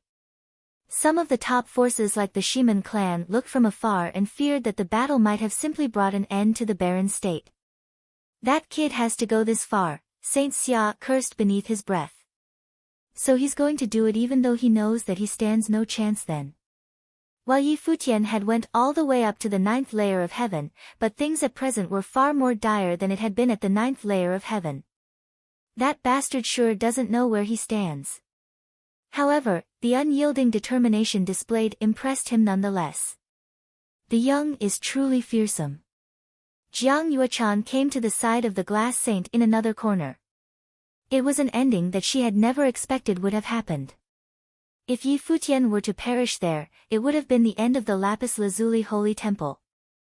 Madam, why is he able to get the lineage? Jiang Yuechan asked the glass saint telepathically, feeling rather vexed. The glass saint looked at Yi Futian and felt complicated. Would Yi Futian be able to kill his way out of this? He defeated Xia Qingyuan. The glass saint continued to reply Jiang Yuechan telepathically, if it hadn't been for the fact that he had just made enemies out of the entire 9 states, no one would have been able to stop him from leaving. Jiang Yuechan shuddered. Is Yi Futian really that powerful? If such a person were to become a saint, he would have struck fear into the minds of the Zhou sacred king and Saint Xihua. Jiang Yuechan's eyes flashed with determination. There was still hope for miracles. It made sense that they chose to stand their ground and fight. Jiang Yuechan stepped out looking determined. Yuechan, the glass saint called as she saw the girl walking out. Madam, Saints are forbidden from fighting. There is still a chance. Jiang Yuechan continued to step forward and said to the Moon Saint telepathically, Saint Yu, I'm the one who killed the people of Yu clan. The Moon Saint was unable to help but look down at Jiang Yuechan, but there was hardly any surprise found in his eyes. The Glass Saint fell out with the Zhou Sacred King right after they entered the Imperial Mausoleum. He came to realize that something was going on. As such, he did not interfere when Saint Shihua and the Zhou Sacred King allied themselves against the Glass Saint. He felt rather peculiar as to why Jiang Yuechan owned up to that. Do you know why the princess had been able to let Huang Jioge take the lineage right before the princess, Senior Moon Saint? Jiang Yuechan continued to speak to him telepathically. The Moon Saint felt peculiar as well. Having two saints and Xia Qingyuan around meant that Yi Futian's chance of getting it being the smallest. Yet, the lineage of Ren Huang was taken by Huang Jioge nonetheless. Yi Futian had defeated the princess. Jiang Yuechan continued telepathically, not only that, it was thanks to Yi Futian taking on the sky stairwell that Yi Wuqian had been able to come back alive. He tore through the entire Jiutian temple at the upper worlds and made short work of the geniuses up there, taking back Yi Wuqian alive.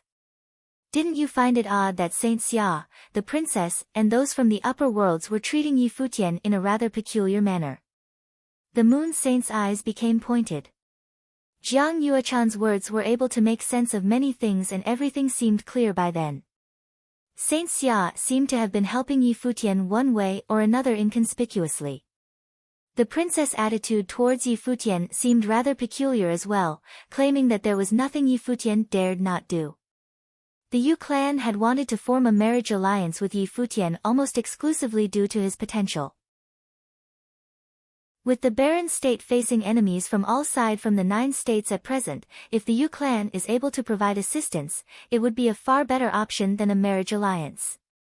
Jiang Yuechan continued, further, despite things looking grim for the barren state at the moment, it is clear that Saint Xia admired Yi Futian immensely and Saintly of the 9 State College had some relations with him as well. Yi Futian had visited the college several times and had a rather peculiar relationship with Saint Jiang. Furthermore, the Lord of the Vajra region taught Yuxing personally as well. If you're to making your stand here, Senior Moon Saint, and the Lapis Lazuli Holy Temple backing him up, things would actually look less severe than they seem at the moment. I believe many holy lands are simply sitting on the fence at the moment. What has all of that have to do with you then? The Moon Saint finally spoke and replied coldly. Since Jiang Yuechan had killed people from the Yu clan, there was hardly any way he would have left her alive. I've been staying at Zhongzhou City after Jisheng Cliffs was wiped out. The assassination attempt was something that I've planned and it had nothing to do with the Glass Saint. You should be able to realize that I was unable to wait for the Glass Saint's orders given how things were moving so fast, and I did not expect mighty ones from the Yu clan would have visited the Holy Ji Palace. As such, there is no need for you to be angry at the Glass Saint. She would stand alongside you and the side of the Holy Ji Palace, as that is the trend of things at present. Jiang Yuechan continued to spoke to the Moon Saint telepathically when she reached the side where Yi Futian and the others stood. Shen then said, that is all that I've to say and I believe you'd have your thoughts about it all, Senior. Yi Futian might die here today, but if he were to survive today, it would have been anyone's guess how far someone who had been willing to relinquish his right to fight for Ren Huang's lineage and defeated Xia Qingyuan, who was thought to be more talent than Emperor Xia, would be able to go. I dare not think and I probably wouldn't get to see it anyway. I'm willing to offer my life for make up for the deaths of the Yu clan's people. I would not be walking out of here alive. The truth of that assassination shall never be known. The world shall remember that when Yi Futian of the Holy Ji Palace of the Barren State made enemies out of the 9 states, you, the Moon Saint, stood by him through thick and thin. As for me, Jiang Yuechan, is a nobody and no one would have even remembered my death. I do not have the luxury of being remembered anyway. After Jiang Yuechan was done with her telepathic conversation, she turned her eyes at all in the air and said with a brimming voice, the lineage has found its master and there is no need to fight any further for it. You're all saints of the 9 states nonetheless, and it is rather despicable seeing how you bully the holy Ji palace of the barren state. I've long admired Palace Lord Ye's bearing, and I shall stand by the holy Ji palace. The mighty ones in the air looked at Jiang Yuechan with peculiar eyes, finding it baffling that Jiang Yuechan was walking to her death just like that. But then again, they deemed such an incident unworthy of further thought. Since she had a death wish, then they shall oblige her. Chapter 963, Chapter 963, No One But Saints Remaining. Chapter 963, No One But Saints Remaining. Yi Futian, who was about to do battle, looked at her feeling rather surprised. Jiang Yuechan admires me. Both of them hardly talked to each other, and he was not arrogant enough to think that a beautiful woman who was ranked on the sage ranking would have loved him so much that she was willing to die for him. That would have sounded too far-fetched. Furthermore, he knew that Jiang Yuechan had her reasons for killing the ones from the Yu clan, and she had probably been doing it for the glass saint. He was able to sense the air of a martyr from Jiang Yuechan. He and the people of the Yu clan had investigated the deaths of those mighty ones from the Yu clan, sensing a sliver of aura left behind. The Yu clan probably was able to see something from how the glass saint had turned on the Zhou sacred king after entering the imperial mausoleum. If things were indeed like that, Jiang Yuechan was indeed having a death wish. None of those in the air paid any heed to Jiang Yuechan's words. Her status as one ranked in the sage ranking remained unimportant in front of the saints. Furthermore, what was at hand involved acquiring the lineage of Ren Huang, and they would have cared nothing about Jiang Yuechan's wish. Jia walked out first before everyone else and took a cold at Jiang Yuechan below. Nothing wrong with adding one more to the list. Yu Sheng of the Holy Ji Palace had driven a wedge in his plans using the power of demonization, and GMO was killed right before his eyes. He was determined to not let a single one from the Holy Ji Palace leave the place alive. If Jiang Yuechan wanted to fight alongside the Holy Ji Palace, then she shall simply die together with them. Yuechan, get back here, the glass saint said coldly. She knew without a doubt that everything Jiang Yuechan had been doing was for her sake. They had been supporting each other while shouldering the vengeance of their clan being obliterated and came all the way to where they were at present.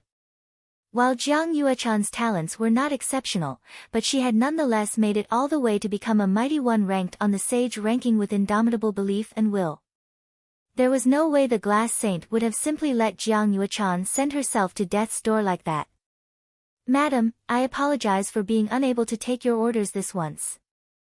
Jiang Yuechan replied the glass saint telepathically, if Yi Futian is able to leave this place alive today, you can further the relations with Yi Futian. Please take good care of yourself after I'm gone. I shall serve you again in the next life. She took a look at the moon saint's direction after she was done talking and took one step towards him. She knew that she had to die one way or another. A life for a life. She owned up to her actions and knew that day would have came when she acted against those mighty ones from the Yu clan. However, she had no regrets. The truth paled in comparison to getting the Yu clan to side with Yi Futian. No one would have cared about the truth when she died. Yi Futian did not get in Jiang Yuechan's way. It was her own choice. Her fate was sealed when she decided to assassinate the Yu clan's people. Even if there was not such a scuffle taking place at present, there was no way the mighty ones of the Yu clan would have spared her. Kill her, Saint Ji said plainly without any sign of emotion. Seeing how Jiang Yuechan continued walking, several mighty ones ranked on the sage ranking made their move. Kong Yao of Jisheng Cliffs moved. His divine elephant brought immense pressure to their surroundings. Jiang Yuechan shuddered, but remained staying in the air and continued moving. Zhong Kuei of the Shihua Sacred Mountain walked. Sounds of the bell rang in their surroundings and Jiang Yuechan's speed slowed. Li Daoqiu extended his arm and grabbed at the air, seemingly about to freeze the space. Jiang Yuechan's speed got increasingly slow. Two beams of light flashed. Ji Ye and Ji Mu of the Hall of Holy Light acted at the same time. The swords of holy light flashed in their hands and they drew a dazzling arc. Jiang Yuechan's body was pierced and blinding light emerged from her body. She was torn to blinding shreds at the very next moment, reduced to nothing right there and then.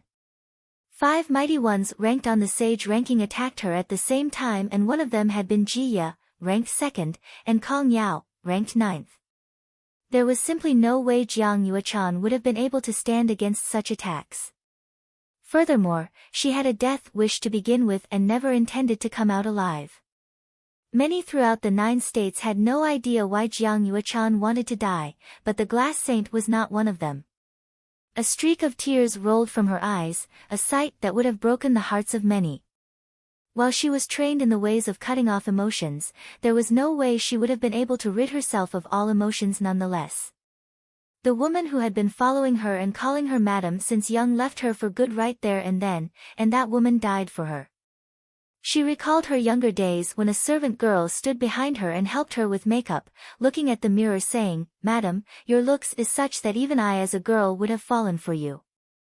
I wonder who would be the lucky man to become your husband. He would definitely be the happiest man in the world." Jiang Yuechan was unable to see that day realized. She only saw her master being betrayed and sold out by the man who was to be her master's husband. Her clan obliterated, and she lived a hard life ever since. The glass saint put all her time and effort into her training in order to avenge her clan's destruction, and Jiang Yuechan herself became a mighty one ranked on the sage ranking. Beautiful women were doombringers, and she was indeed a doombringer. Her clan was killed because of her, and she ended her fiancé's family personally. She had even brought doom to her teacher and at present, to Yuechan. It was something that would have probably ended only when she died. However, it was not her time to die yet, because Zhou Zhiming still lived. Despite telling Yuechan to return to her, but she knew without doubt that there was no way Yuechan would have been able to come out of this alive. As such, she never tried to earnestly get in the Jiang Yuechan's way, making a pathetic and selfish woman. She did not wipe her tears, and whatever tears she shed quickly dried. She did not shed any further tears and simply looked at Jiya, Kong Yao, Zhong Kuei, and the others. Those people were backed by Saint Ji, and Saint Shihua. At present, she seemed to have cared for more than just taking her revenge against Zhou Zhiming. Yi Futian took a look at the glass saint's direction and saw the streak of tears at the corner of her eyes, looking deplorable yet beautiful. The glass saint seemed to look even more despaired than when she was bullied, a despair that was utterly silent. She probably knew that there was no way she would have been able to keep Yuechan alive. He sighed deep down, and her resentment towards both the glass saint and Jiang Yuechan reduced somewhat. Every single person had something they treasure more than anything else. While Jiang Yuechan's methods were rather despicable, she nonetheless ended up atoning with her life. He was able to relate to how the glass saint was feeling at the moment.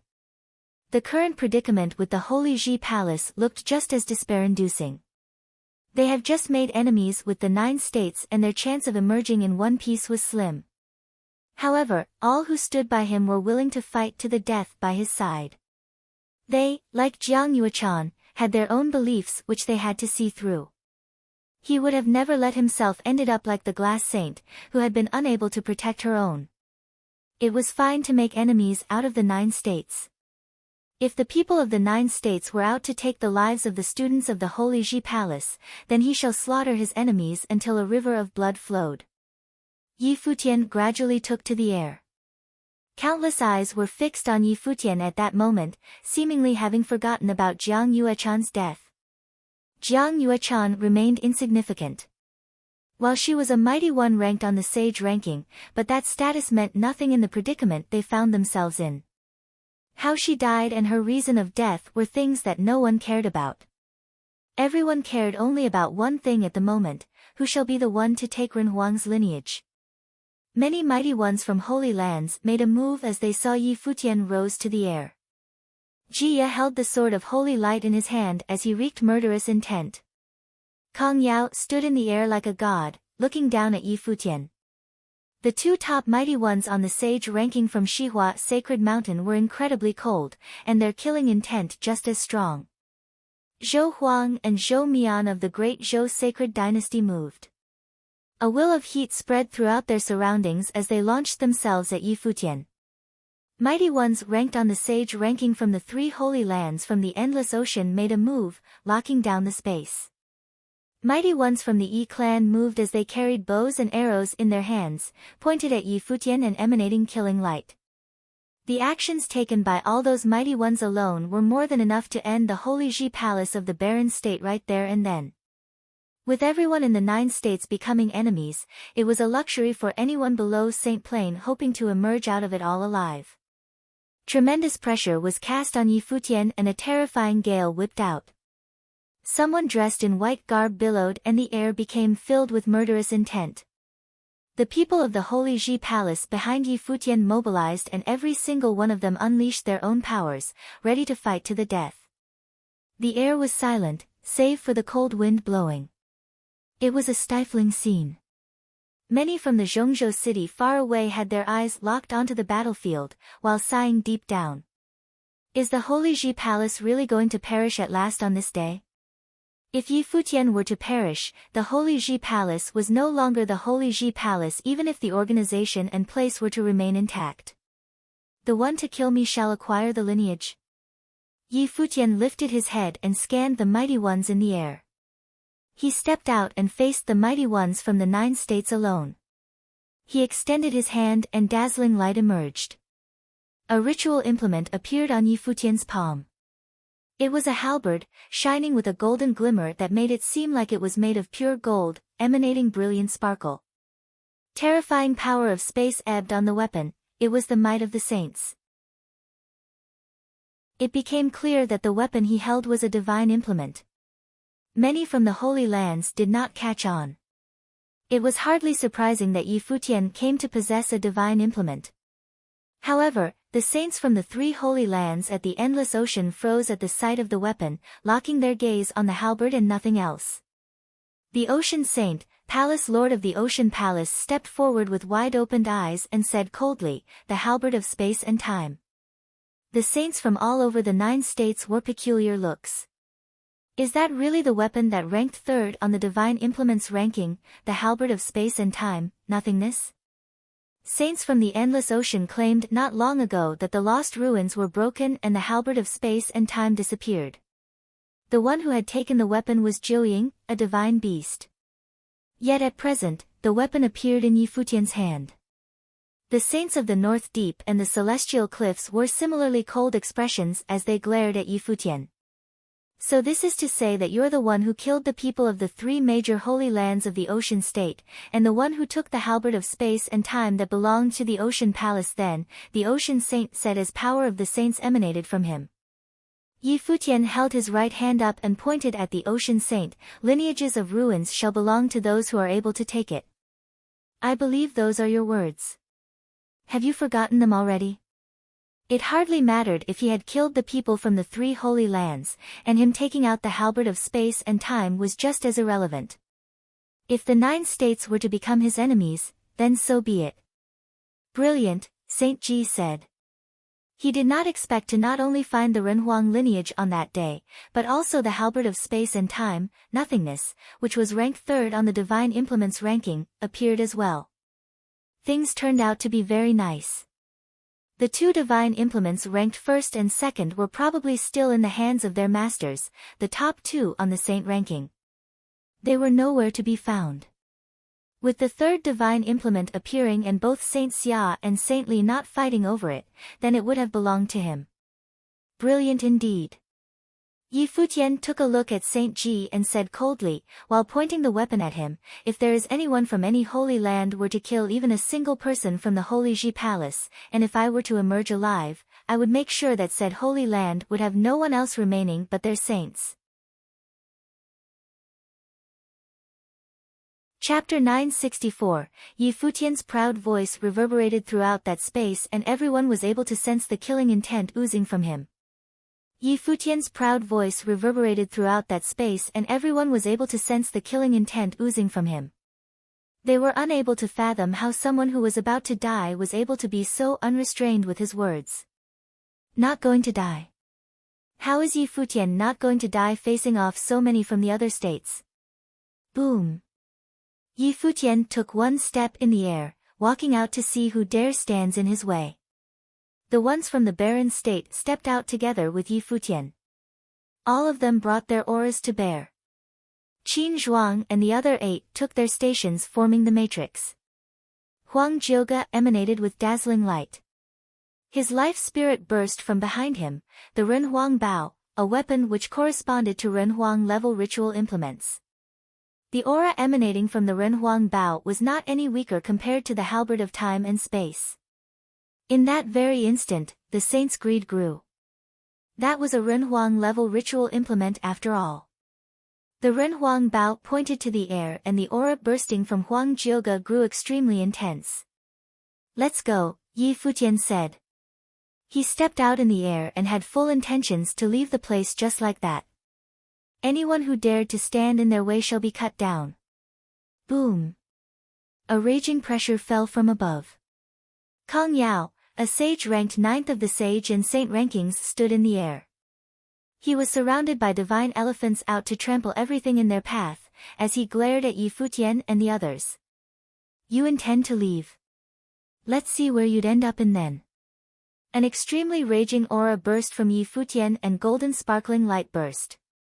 The rock appeared and a pair of wings were seen on his back. The 7-star acupoints were all opened and beams of light pierced through his body. The world tree within his life palace shook and the spiritual qi around him seemed to be resonating with his body. In that very instant, Yi Futian felt as if his will was everywhere. Ji Ye and Ji Mu held their swords of holy light while the elders of the Yi clan held their longbows. The ones who had killed Jiang Yuechan earlier brought their immense might to bear. As Jiang Yuechan, a sage who ranked of the sage ranking, was unable to withstand one blow from them, they intended to see how long Yi Futian would have lasted against them.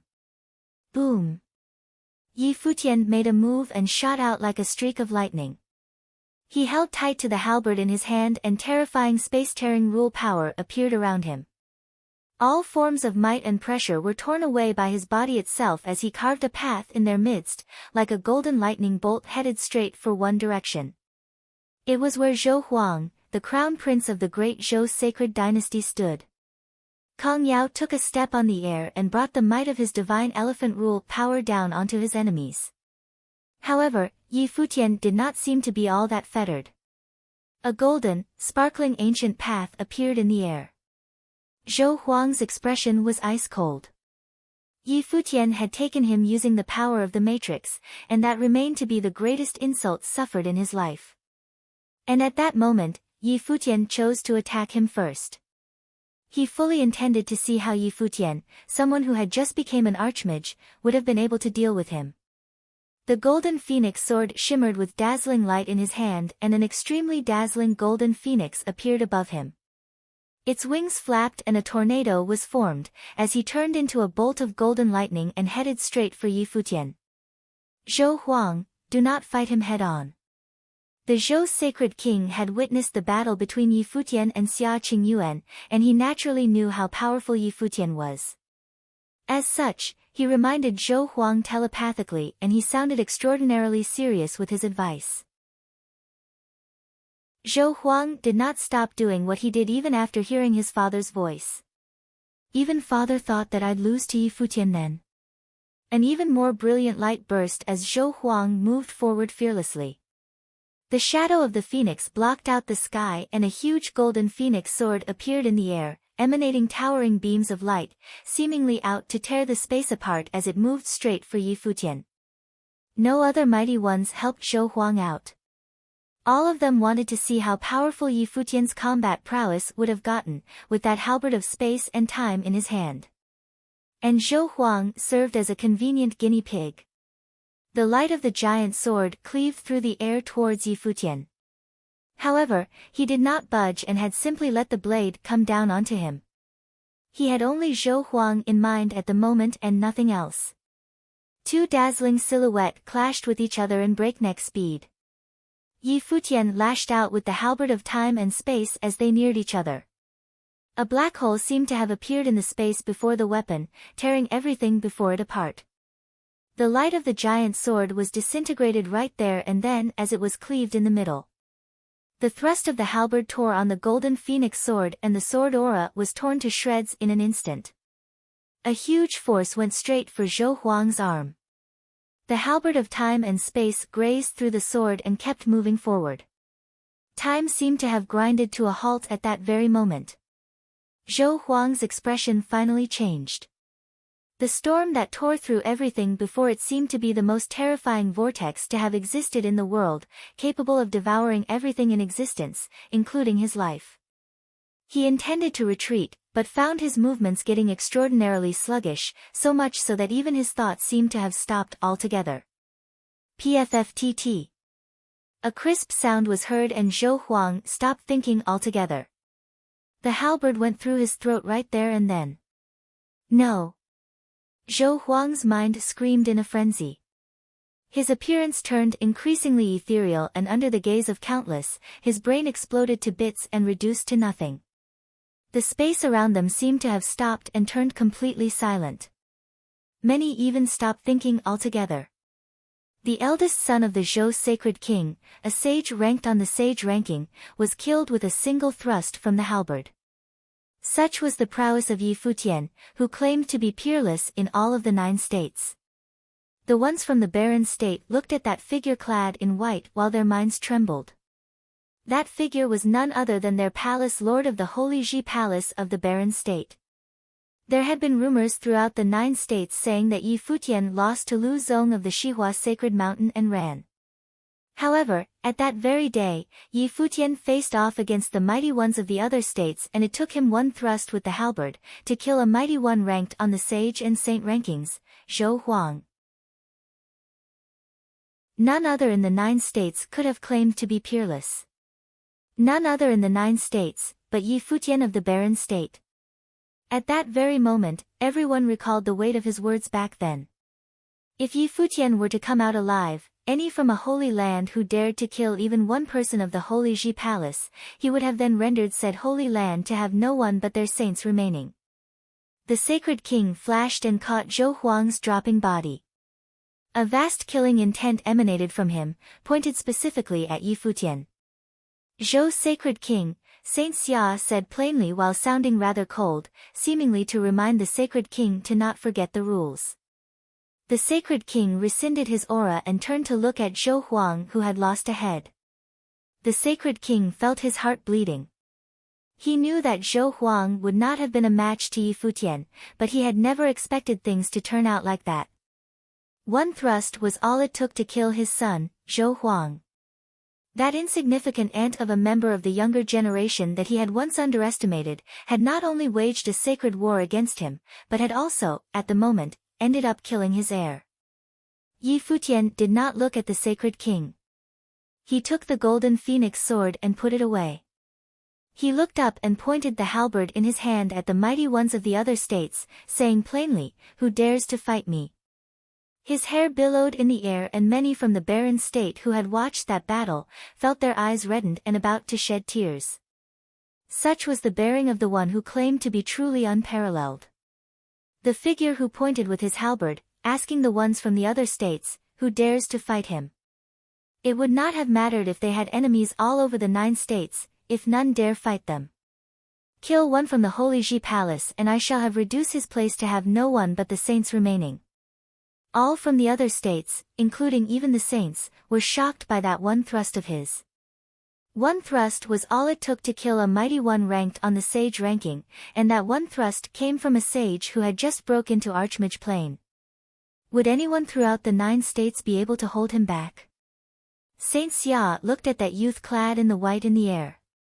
Any who dared to refuse the princess would have definitely had what it took to behave so arrogantly, and Yi Futian was more than qualified to do so. It was no wonder that the princess had instructed Saint Xia telepathically, to have him keep a close eye on the ones from the other holy lands, to prevent any from breaking the rules. The princess indeed came to believe that Yi Futian would have been able to kill his way out of the barricade. If even the princess thought so, then what actually happened in that tomb? Did Yi Futian fight the princess in there? Is that considered a test to Yi Futian by the princess? If Yi Futian is truly able to come out alive, his future would have lied beyond the 9 states. Yi Futian then turned his eyes at Zhong Kuei and Li Daoqiu, 2 mighty ones ranked on the sage and saint ranking from the Xihua sacred mountain. Why are you two waiting for? Do you want him to take you both out one by one? Saint Xihua shouted as he caught Yi Futian's eyes. Yi Futian had been able to kill Zhou Huang with one strike because everyone else had apparently wanted to see how capable Yi Futian would have become, and Zhou Huang died for it. Move, Kong Yao said coldly, and he stepped out as soon as he finished. The divine elephants trampled as he headed for Yi Futian. There was no room for reconciliation between him and Yi Futian. The young sage would not have minded if many others did not end up fighting him. But his feud with Kong Yao went a long way back and they were nothing short of archenemies. Zhong Kuei burst with his life spirit, an ancient bell. The sound of the bell rang and the air around it shook. Everyone within earshot felt their spiritual will about to collapse. At the same time, Li Daoqiu grabbed the air with his hand and Yi Futian felt as if he was about to be petrified by huge rocks around him, as terrifying gravity closed in on him. Zhou Mian burst with dazzling golden phoenix wings, cleaving through the air as he headed for Yi Futian. Boundless light emanated from above Jiya. A huge light of a giant sword appeared above him, capable of cleaving the sky apart. Sages ranked on the sage ranking, including even Jiya, who ranked second, joined hands with the others without question, in order to kill just one sage. Yi Futian was probably the only one throughout the 9 states who received such treatment. At the same time, a group of figures stepped out and came behind Yi Futian. Their life spirits burst and power of rules coursed throughout the bodies, the sealing rules. Boundless light of sealing fell from above like screens of light, materializing as sealing barrier around him. Extremely powerful attacks hit the barrier and were stopped dead in their tracks entirely. Many were shocked at that scene. The mighty ones of the Yu clan had sided with Yi Futian. The situation at present said that Yi Futian would have made enemies throughout the 9 states, and it absolutely was not wise for the Yu clan to take his side at the moment. The glass saint understood what that meant. It was a turn of events that Yue Chan had exchanged for with her life, the possibility of Yi Futian emerging alive. The Yu clan finally gotten themselves completely involved after her death, declaring their support for Yi Futian. It was then to see if there were any from the other holy lands deciding to make a move, and if any dared to move against Yi Futian. Many holy lands did not take a stand prior and thus, were afforded different options. If Yi Futian would have definitely ended up dead that day, none of those other holy lands would have gone easy on him. Chapter 965, Saint Ji's eyes turned incredibly pointed in an instant as he looked in the moon saint's direction, saying, "What do you mean by this?" Saint Ji's eyes turned incredibly pointed in an instant as he looked in the moon saint's direction, saying, "What do you mean by this?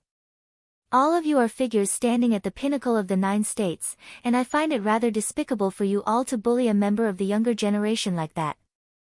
With the lineage of Renhuang taken by the Holy Ji Palace and the princess acknowledging their possession, I'd say you shall issue a formal challenge and fight for it in an honorable manner." The moon saint then scanned the crowd and said, "What the hell is with you all from holy lands, ranked on the sage ranking, ganging up on them?"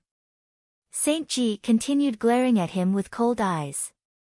Everyone coveted the Renhuang lineage, and no one saw anything wrong with ganging up like that. He was wondering if the Moon Saint intended to take everything for himself standing out like that, or that the Moon Saint saw potential in Yi Futian. That extraordinary thrust with the halberd earlier had indeed been attractive enough to have Holy Land side with Yi Futian. "If you people of the Yu clan wanted to die so badly, then we shall simply oblige," Saint Ji said coldly. Jiya's sword shot forth as soon as he finished. The giant sword of light came down like a mountain, splitting the air in two and crashed onto the screen of light, shattering it. Kong Yao and the others did not go easy. With the fight already in full swing, there was simply no reason to hold back. If the Yu clan insisted on getting in their way, then they were to simply be dealt with. Boom! Dazzling light burst and arrows were seen penetrating the space, heading straight for Yi Futian at impeccable speed. The space seemed as if they were torn apart as the arrows passed, locking Yi Futian down tightly. The mighty ones from the Yi clan moved as well. Their arrows were all intended to end Yi Futian right where he stood. At almost the very same moment, Huang Jioge shot an arrow as well. The arrow shot from the Ren Huang Bao streaked through the space and was targeted at the incoming enemy arrows. His arrow proved to be faster and it zipped past Yi Futian as it clashed with the incoming arrows, crumbling together. Yi Futian seemed to have not taken notice of any of that. Even when Huang Jioge's arrow zipped right past his side, his expression remained utterly unfazed. He stepped out and cast his pressure downwards at Zhong Kuei and Li Daoqiu below. The ones from the Shihua Sacred Mountain and the Great Zhou Sacred Dynasty were top on his to-be-killed list. Those two had allied with the Jisheng Cliffs and waged the sacred war against the Holy Ji Palace after all. The rock streaked through the sky and charged forward. Kong Yao stepped forward and brought a huge divine elephant stepping, shrouding the sky and intending to stomp on Yi Futian. Dazzling screens of starlight appeared around Yi Futian, as if a star was wrapped within. The divine elephant crushed the stars with a loud boom and continued to come down on him, crashing onto the rock's humongous body. Yi Futian's speed forward seemed to have been slowed and dropped quite a distance below, but it continued to streak forward, letting Kong Yao's powers drop onto him without a care. The expressions of Zhong Kuei and Li Daoqiu changed somewhat. The ancient bell rang with intentions to overpower everything around it. Sound waves swept forth and crashed onto the rock's body. Li Daoqiu launched attacks that were just as fearsome, as if an ancient mountain had bashed onto Yi Futian's body. The rock seemed to have become his battle form as he continued to charge forward. Rumbles continued to be heard around him. He pointed the halberd of time and space forward and said, "Who dares to come and kill me?" The saints murmured in discussion. "The one to kill Yi Futian shall take Huang Jioge." At the moment, it was a wonder who would have emerged to kill Yi Futian. 2 attacks from him ended with 3 deaths of sages ranked on the sage ranking. Other than Ji Ye and Kong Yao, both of whom were ranked at the top 10 of the sage ranking, who perhaps had a chance against him, no one else dared to move against Yi Futian at the moment. "Let's go." Yi Futian continued to step forward in the air. While he might have been peerless in battle, his powers were still limited nonetheless, which meant that there was no way he could have brought down everyone standing against him with his power alone. Furthermore, there were many from the Holy Ji Palace present. Many holy lands were still sitting on the fence at the moment. The feat of killing 3 sages who ranked on the sage ranking was to shock the people of the other holy lands into inaction.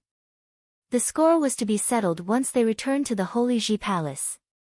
"Think about the consequences if you all were to let the tiger return to the mountain," Kong Yao said coldly. He was alone and had little to lose. The Jisheng Cliffs was almost annihilated by Yi Futian, and he wanted to see how many of the holy lands who had acted against Yi Futian dared to let the palace lord sage leave just like that.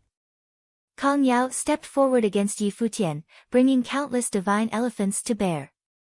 Every step that Kong Yao took seemed to be out to bring down the sky. The figure who was ranked 9th on the sage ranking was not one to be trifled with. Kong Yao trained in few rules, yet he had trained to the extreme with every single one that he mastered. A humongous shadow of the divine elephant appeared as he burst forth with his life spirit, stepping forward and intending to stomp onto Yi Futian.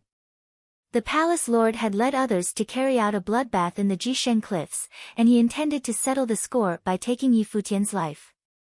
An earth-shattering roar was heard and a divine ape appeared behind Yi Futian, taking the place of the rock. He merged with the ape and burst with wild, unfettered powers. Yi Futian stepped forward and shook the air about him. He began attacking and devastating storms were whipped up, piercing the huge divine elephant, shattering it to pieces. Yi Futian, who was clad in boundless overwhelming power, headed straight for Kong Yao. He stepped forward with terrifying steps, just like the divine elephant stomping the air about it. Every single step beat hard on Yi Futian's mind, yet he simply shrugged off all of that. The divine ape roared as it resisted the power of every single step. Blood was seen at the corner of Yi Futian's mouth, yet he continued to press forward. So long as he was able to get close, there would have been no problem for him to kill Kong Yao, regardless if he was ranked 9th on the sage ranking. The halberd of time and space tore through all manner of powers. The divine elephant life spirit behind Kong Yao stomped, yet Yi Futian continued to press forward. The halberd of space and time was thrust and the space around him frozen. In that very instant, Kong Yao felt it very difficult for the divine elephant to lift its leg, as if its movements were about to grind to a complete halt. He sensed that something was wrong and burst with rule power in a frenzy, breaking that shackling power through sheer brute force as he brought the elephant's leg down. Boom! The divine elephant's shadow shattered with a rumble. The halberd of space and time brought a devastating storm right onto Kong Yao. Kong Yao roared and brought his arms down to resist. Thousands of elephants seemed to have trumpeted as they stomped the air. Yi Futian did not retreat. His halberd burst with towering light, intending to bring the sky down. One elephant after another was destroyed. Kong Yao's arms were put before him, his divine implement gauntlet blocking the halberd. His arms trembled violently. His body was about to be torn apart as it was thrown high in the sky. At that very moment, Zhou Mian's golden phoenix flapped its wings, blocking the sky as it headed straight for Yi Futian. Ji Mu's sword of light came onto him as well. Yi Futian's surroundings seemed to have been turned into an absolute space, as space and time felt like they were about to stop altogether. The phoenix's cutting rules and the sword of light tore through the lockdown and crashed hard onto Yi Futian's body. Yi Futian was sent flying with a rumble. Yet, the two incredibly ferocious attacks did not faze Yi Futian much. Be it the tremendously sharp wings of the phoenix or the sword of light, none of them were able to pierce his body. It seemed as if Yi Futian did not only possess incredible defense. His physical body itself was also unervingly strong. However, regardless of how strong his body was, his innards were still rattled after bearing the brunt of such ferocious attacks. It seemed as if he was about to spit blood, yet he simply snickered coldly. "You want to kill me? Then you shall pay with your blood." He stepped forward and this time, he handed straight for the Hall of Holy Light, at Ji Mu who had lashed out with a blinding sword at him. Ji Ye was being held back by Qin Zhuang and the other 8. The mighty ones of the Yi clan were being dealt with by the Yu clan's mighty ones and Huang Jioge. Those who were capable of the fastest and the most ferocious attacks were incapable of getting in the way of Yi Futian. At that very moment, Ji Mu of the Hall of Holy Light who was ranked on the sage ranking, saw Yi Futian snickering at him. He actually felt a tinge of fear. The youth clad in white came to possess such overwhelming aura. Chapter 966, Ji Mu looked solemn as several cultivators from the Hall of Holy Light walked to his side. Suddenly, a sword of light flashed across the sky. Beautiful light shot out, piercing everyone's eyes. Ji Mu looked solemn as several cultivators from the Hall of Holy Light walked to his side. Suddenly, a sword of light flashed across the sky. Beautiful light shot out, piercing everyone's eyes. Yi Futian felt that his eyes stung to the point where he could not keep them open as he walked towards Ji Mu and the others. There was a sword will contained in that light. It stung his eyes and drilled into his chest. Yi Futian closed his eyes. The world tree still swayed in his life palace. A magnificent aura filled the whole space.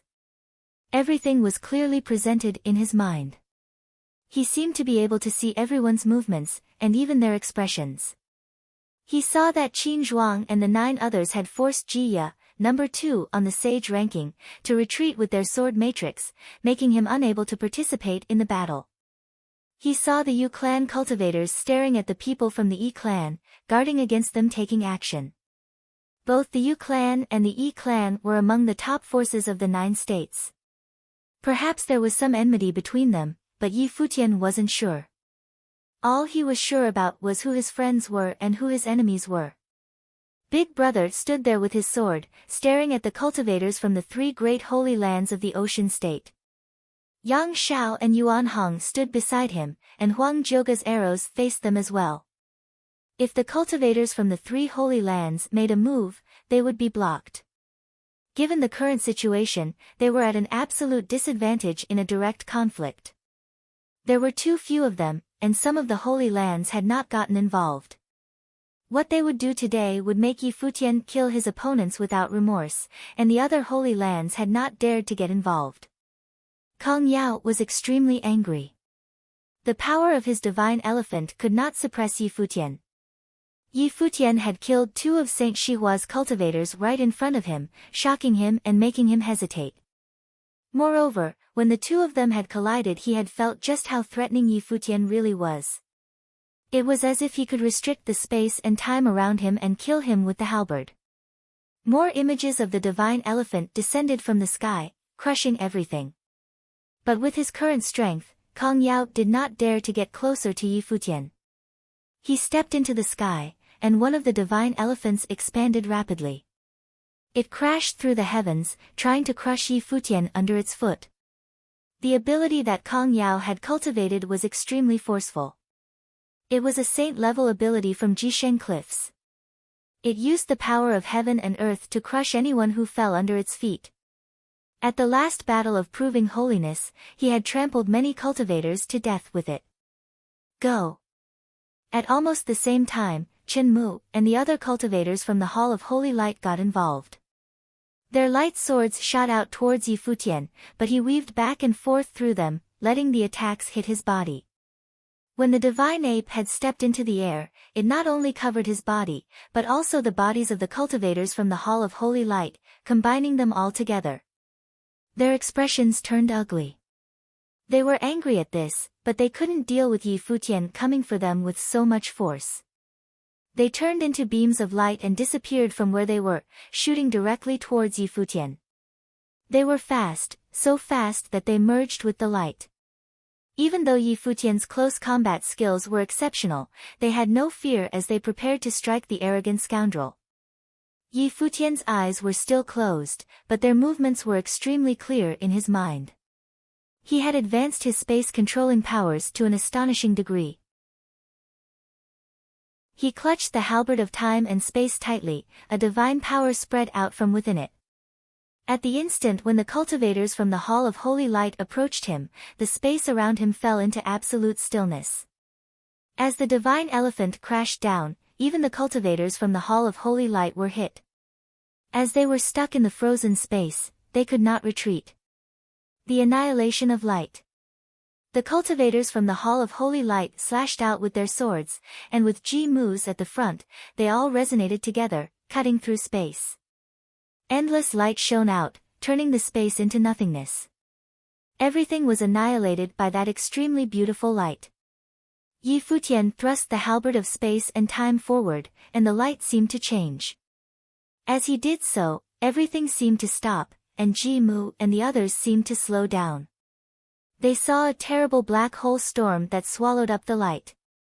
It was like there were two very different but powerful forces colliding in mid-air. In the next moment, the two forces crossed over each other, and Yi Futian traded places with Ji Mu and the others.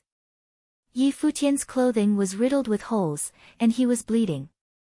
Even his incredibly sturdy body could not bear an attack like that. Poof! Poof! Poof! There was a series of sounds as Ji Mu's body cracked and burst, followed by the other cultivators from the Hall of Holy Light turning into dust as they completely disappeared from the world. Boom! There was another loud noise as the divine elephant stepped down, pressing down on Yi Futian, making him spit up a mouthful of blood. His aura fluctuated. At this moment, Yi Futian's white clothes were stained with blood, and his hair flew around his face. Although he had the halberd of time and space with its nearly invincible attack, his defenses could not also be invincible. After all, his level was still a bit lower than theirs. Of course, if he had faced his opponents after just barely reaching the sage plane, he would have been dead many times over. Although his defenses were weaker than the attack, they were still quite extraordinary in the 9 states. 4 people had already died at Yi Futian's hands, causing many of the others to be frightened of him. Even the saints' hearts trembled fiercely. If Yi Futian's level got any higher, who besides a saint could stop him?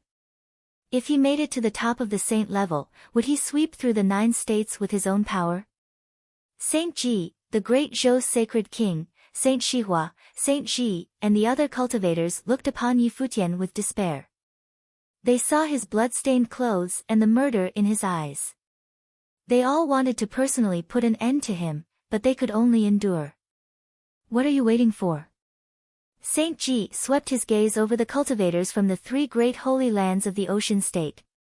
The Hall of Holy Light had suffered heavy losses on this trip to the Imperial Mausoleum. Ji Mu had died, and GMO had fallen as well. Now, the only one in the Hall of Holy Light who could inherit Saint Ji's position was Ji Ya. But even after the loss of so many cultivators, Yi Futian still stood there. Given the present situation, not killing Yi Futian now would be sowing the seeds for future disasters. The consequences would be unimaginable. If they waited a few years until he reached the top of the Sage Plain, he would be able to destroy holy lands by himself. Sword Saint gripped his demonic blade, and a fierce demonic air flow swept out. Yang Shao, Yuan Hong, and Zhuge Qingfeng all stood there. But there were many cultivators there from the Endless Sea. Once they entered the battle they would be in great danger. Attack, said Ocean Saint, and suddenly the cultivators from the 3 great holy lands broke through the air with terrible power. Yi Futian was strong, but at this moment his aura wavered. He must have been wounded terribly. No matter what, he would give his life here today if need be. Sword Saint saw the cultivators coming through the air, and a demonic power swept out from him. When he had used the power of the demonic blade in the past, it had only been for a single battle, afterwards his power would be exhausted. Now that he had cultivated himself into a sage, he did not have to stop there. The demonic blade seemed to be integrated into him, and as he slashed out with it, a blade of darkness appeared in the air. It cut through everything, and the cultivators from the 3 great holy lands of the Endless Sea were stopped and forced to retreat. Even sages who faced that blade had to avoid its edges. Whoosh! Sword Saint stepped out and swung the blade once again towards his opponents. He dispersed their formation all by himself, making it so they had to scatter as he attacked them. Saint Xia and Saint Li are highly respected in the 9 states. Nowadays, so many holy lands have joined together to bully the barren state, and hope that they will come out to administer justice. At that moment, Moon Saint looked to Saint Xia and Saint Li. What Saint Jiang had said had not been wrong. Saint Xia seemed to really appreciate Yi Futian. Saint Li and Yi Futian also had a prior relationship, as Yi Futian had visited 9 State College several times. Thus, this level of relationship could be put to good use. Now that everyone was frightened of Yi Futian since he had killed so many by his own hand, the other holy lands did not dare to get involved for the time being. If Saint Xia and Saint Li said something, the situation would be different. These 2 old people stood at the top of all the figures in the 9 states. Saint Xia indeed appreciated Yi Futian. Before Princess Xia Qingyuan had left she had asked him to protect the saints. He thought that this might be a test for Yi Futian, to see if he had the ability to disrupt his own plans. Moreover, with their position in the 9 states, if they got involved it would cause great turmoil. A storm would begin. Saint Ji's people would not listen to him if he told them to stop. The various holy lands joining together is indeed undesirable, but the college is only a place of teaching. I cannot order the students to take part in this battle. Saint Li shook his head slightly. Moon Saint naturally understood him. Saint Li did not use 9 State College as his power, he only taught there and helped disciples cultivate. He did not participate in disputes. This was a battle to the death. If he ordered his disciples to get involved, that would be equivalent to pushing them to the edge of life and death. This went contrary to his intentions. Therefore, even though he appreciated Yi Futian, he would not order his disciples to get involved, just as he did not let them go to steal Huang Jiuge's inheritance. If they had forcibly appropriated it, it would have led to disaster. When compared to Jixia Holy Palace and other holy lands, the power of Nine State College was a bit different. Saint Ji saw Moon Saint stirring up Saint Xia and Saint Li, and his expression grew cold. He said, "When did you become so righteous?" Moon Saint ignored him. "Are the holy lands of Cloud State and War State so indifferent as well? If you don't want Renhuang's inheritance, then simply retreat." Sang Ji glanced around him. The 4 great holy lands of Cloud State and the 3 great holy lands of War State had not gotten involved either. "Retreat?" someone laughed. "You boasted that the disciples of the Hall of Holy Light were unmatched throughout the 9 states in their martial prowess, but even when allied with many other holy lands they still can't take on the Holy Ji Palace. Now you're trying to get other people to join you. Are you scared?" Everyone's eyes turned towards the speaker. It was Saint Qi, head of the Qi clan in Qi State, and number 7 on the saint ranking. The Qi clan had once been in charge of Qi State, similar to the Great Zhou sacred dynasty, but nowadays the Hall of Holy Light had turned the tables on them. Saint Ji had always regarded the hall as the foremost power in Qi State. When his talent was revealed, Saint Qi did not look on him with a favorable light. Moon Saint smiled. All of the 9 states were their enemies. Not necessarily.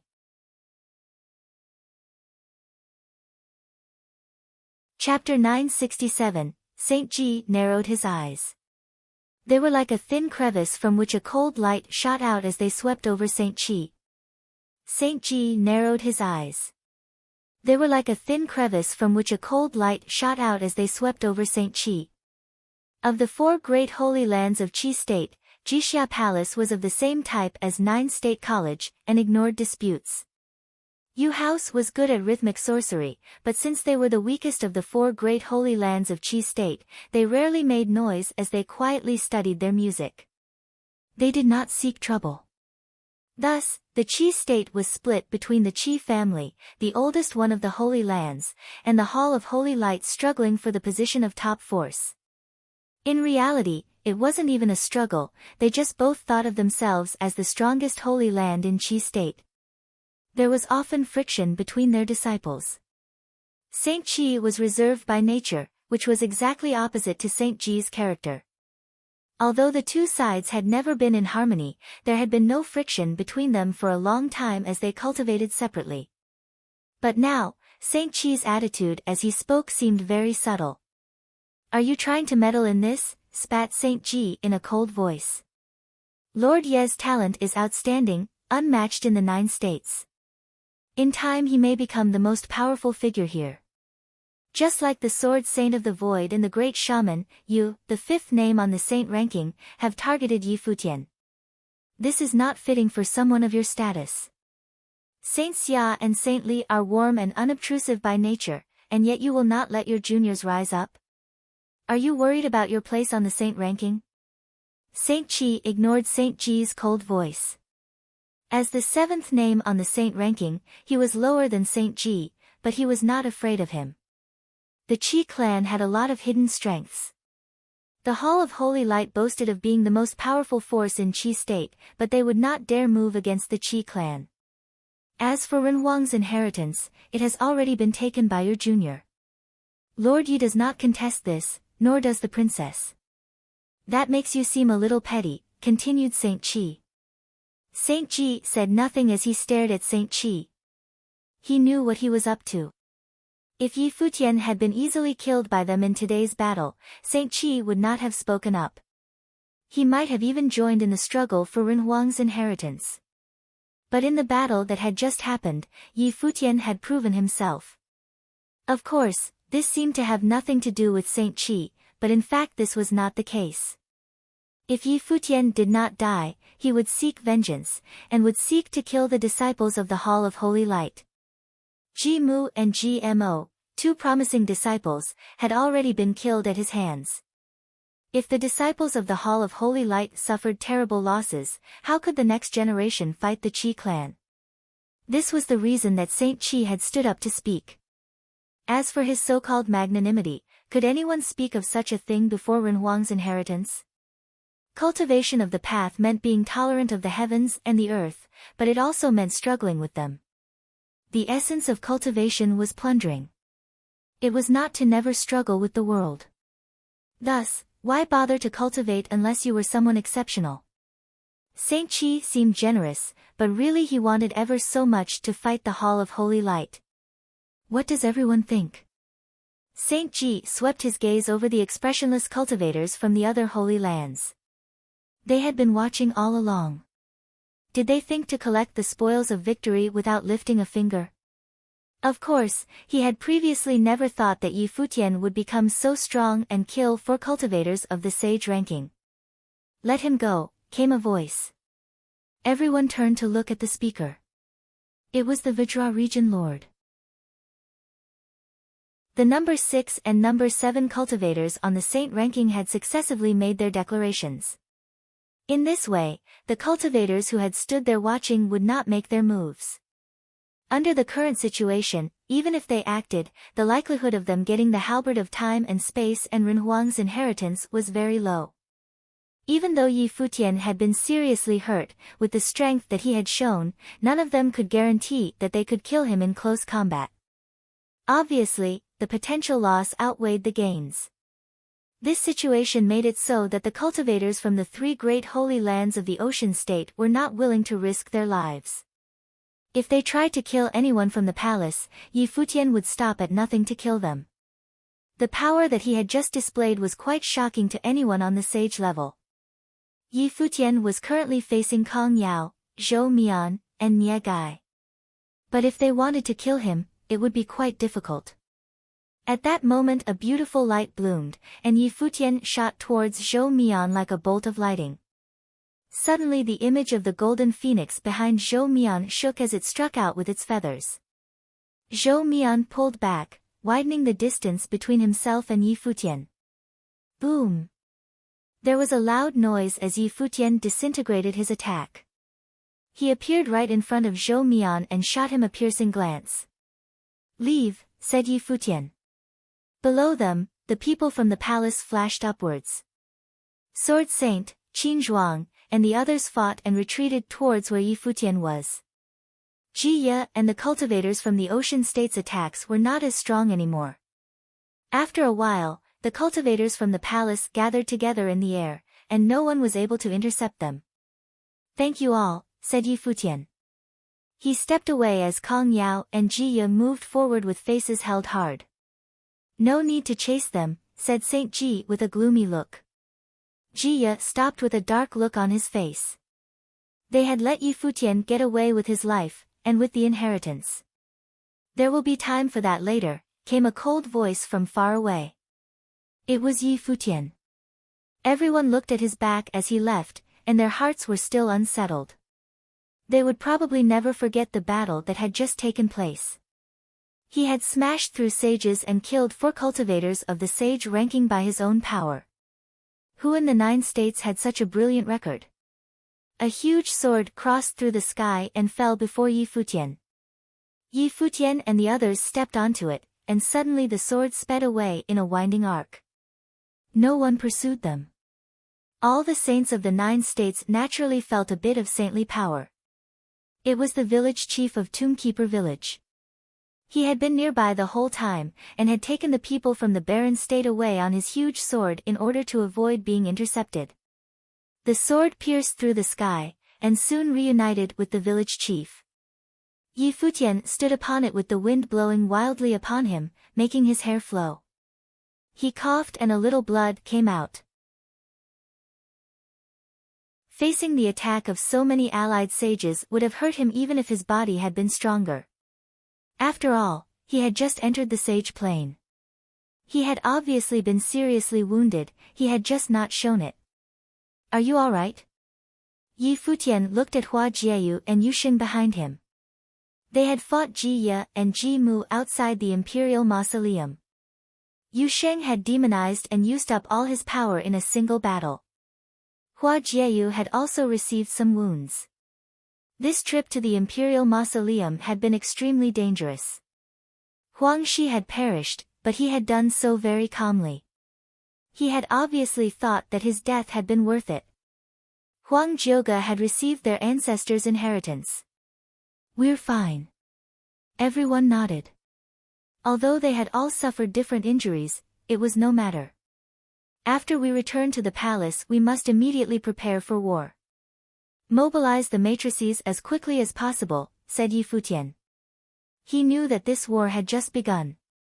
Saint Ji, the great Zhou sacred king, and Saint Shihua would definitely not give up. Back at the imperial mausoleum, Saint Shihua looked up into the sky. Yi Futian had already disappeared from view. He had never thought the battle would be so fierce. He had thought that after the marriage alliance, they could easily destroy the palace. But first there had been the slaughter at Jisheng Cliffs, and today 2 sages from Shihua Sacred Mountain had been killed, as well as the great Zhou Sacred King's son, Zhou Huang. His figure flashed as he stepped towards Glass Saint. The great Zhou Sacred King looked at her as well.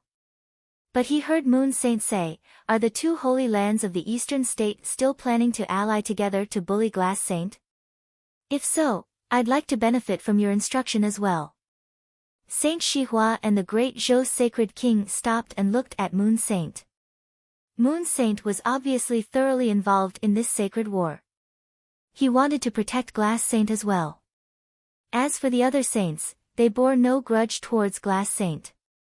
Yi Futian had taken the halberd of time and space, and Huang Jioge had taken Ren Huang's inheritance, so there was no reason to stay here anymore. Glass Saint was the great Zhou Sacred King's affair. She had nothing to do with them. To put it bluntly, they had only gotten involved in order to steal Ren Huang's inheritance. It was not really a joint effort. If one of them had gotten it, they would probably have all turned on him. None of you are returning home to prepare your armies? Are you going to wait a few years until Yi Futian has cultivated to the point where he can come and settle the score? Asked Saint Ji coldly. Leave? Where could he have gone to? Even though Yi Futian had gotten out of there alive, where could he go? He probably did not want to go back to the Holy Ji Palace. Yi Futian had revealed his astonishing martial prowess. He could not keep fighting anymore, but the only people who had come here today were the top figures of their respective holy lands, so the actual number of cultivators was quite small. And once they went back and called together their armies, they would have to see if Yi Futian was alive or dead. Would Moon Saint and Saint Chi participate in the war? If they did, it would not be a small-scale battle like this had been. The great Zhou Sacred King looked at Glass Saint, then turned around, his figure flashing as he left. The cultivators from the great Zhou Sacred Dynasty followed him. Afterwards, Saint Shihua also took his people and left. The storm seemed to have ended. But it also seemed like it had just begun.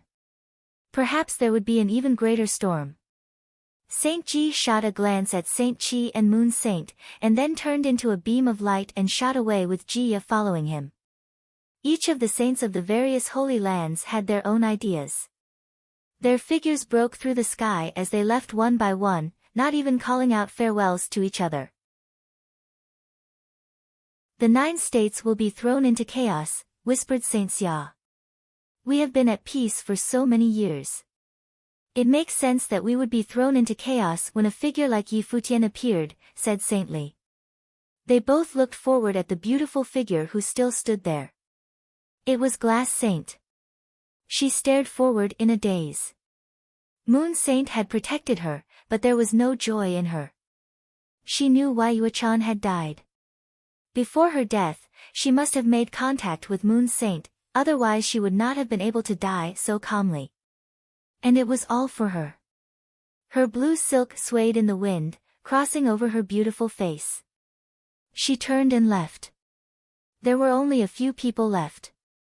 Saint Xia and Saint Li also left together. The wind is rising, said Saint Xia. Yes it is, replied Saint Li. The wind blew past. Many people came from around the barren state as they were leaving to see the battlefield. This battle would go down in history.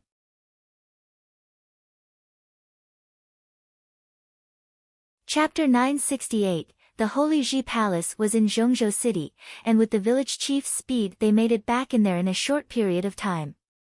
The Holy Ji Palace was in Zhongzhou City, and with the village chief's speed they made it back in there in a short period of time.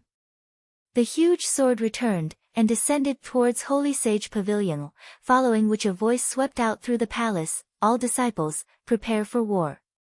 The voice was solemn, and suddenly everyone throughout the palace felt their hearts tremble. What had happened on the trip to the imperial mausoleum?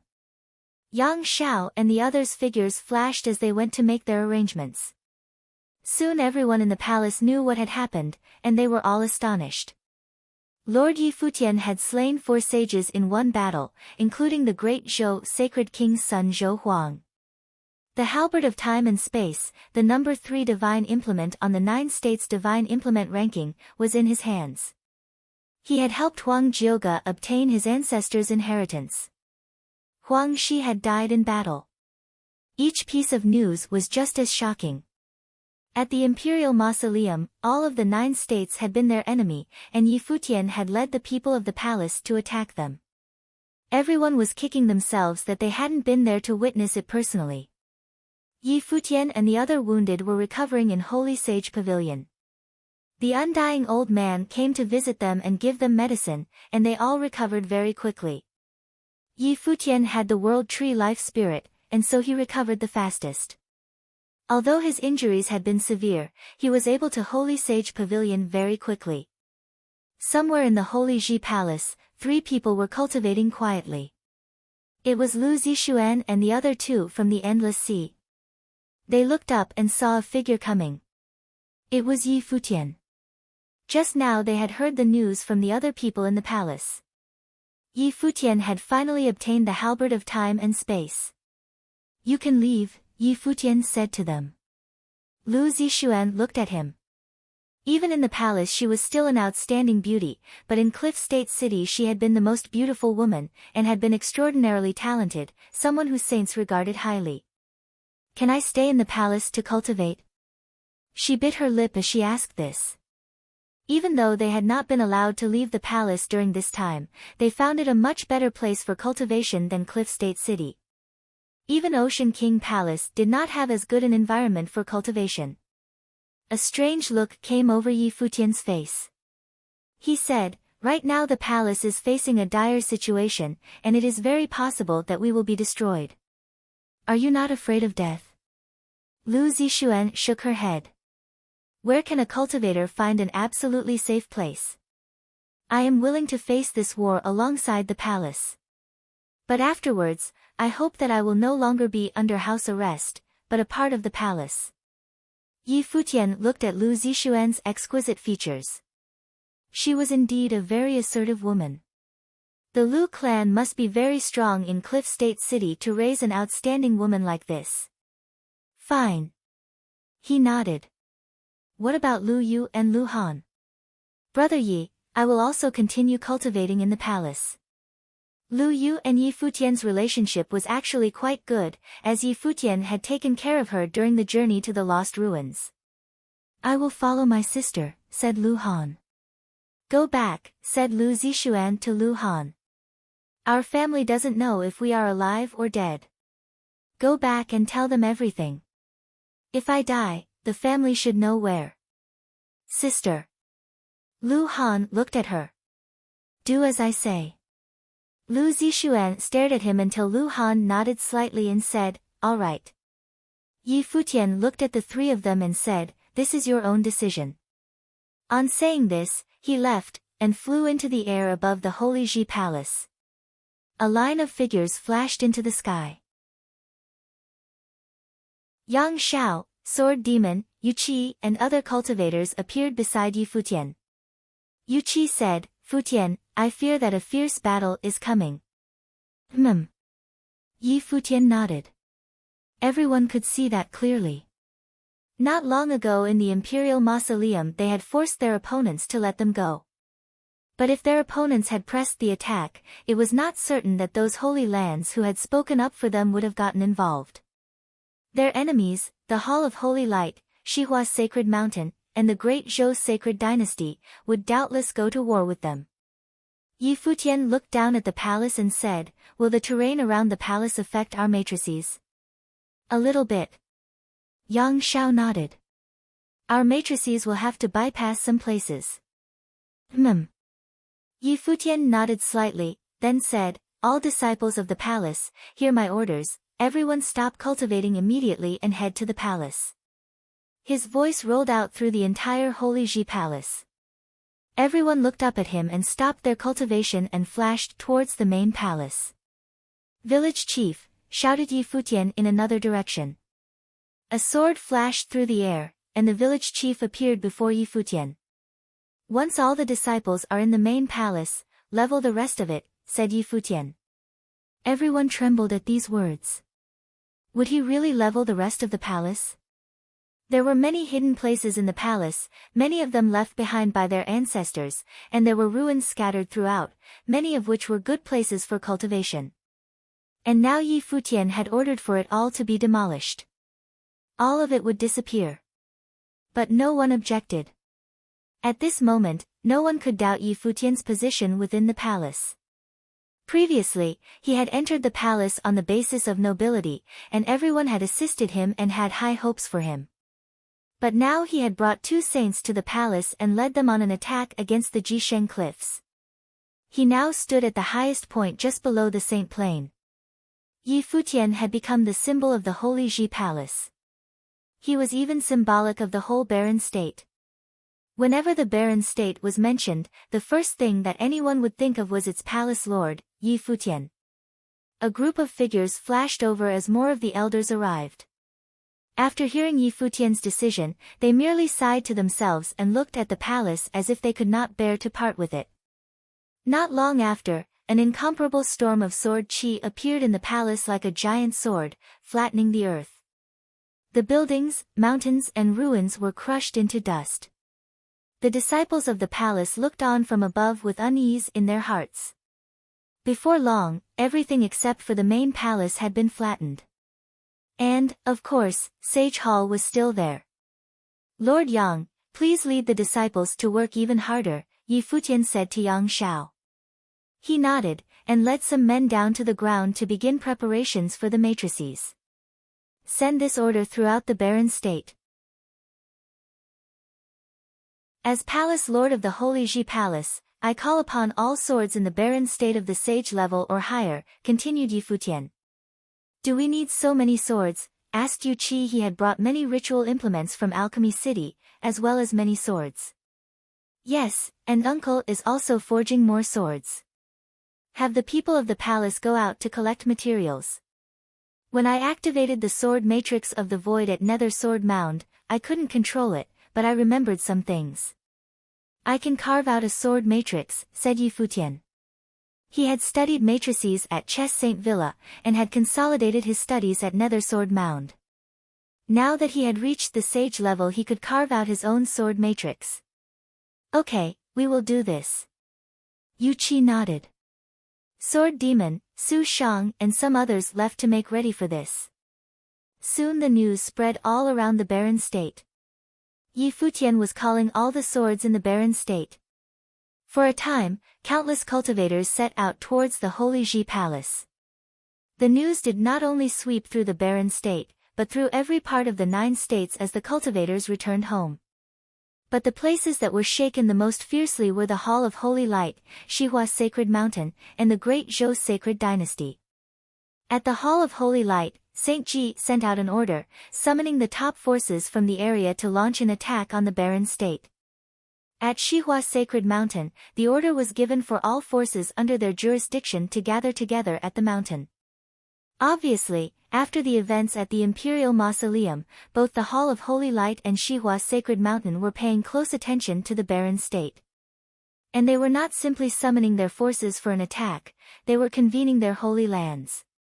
For a time, there was a terrible storm in Qi State and the Eastern State. It seemed that the Holy Ji Palace would not be able to escape disaster.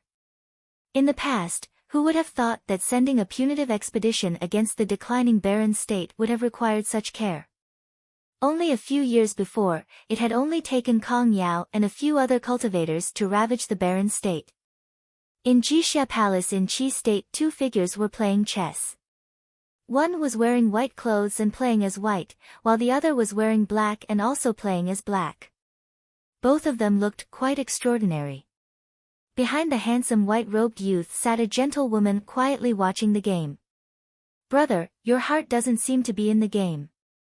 The black-robed figure smiled slightly as he moved his piece, then looked up at the white-robed figure. The white-robed youth stared at the board, then smiled as he moved a piece. "I've lost 3 games in a row.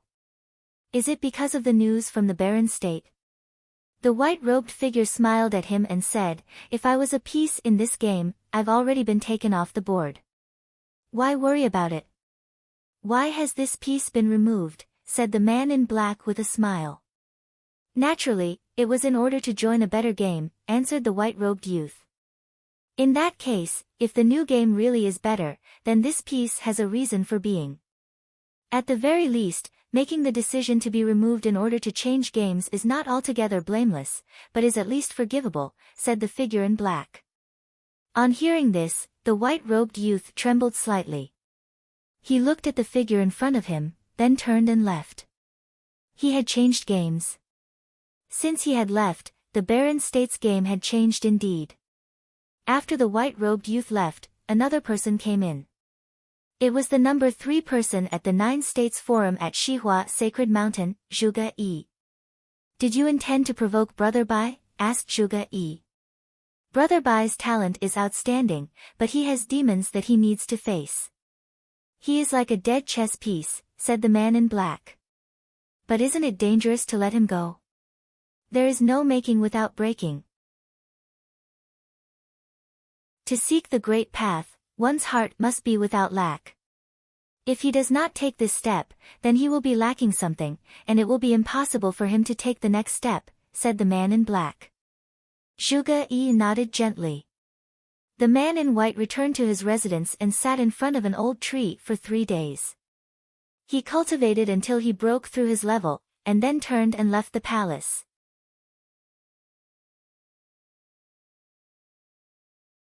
Chapter 969, Chapter 969, Storm in the 9 States. Chapter 969, Storm in the 9 States. Moon Saint from the Moon Clan came to pay a visit on the Yi clan in the Summer State.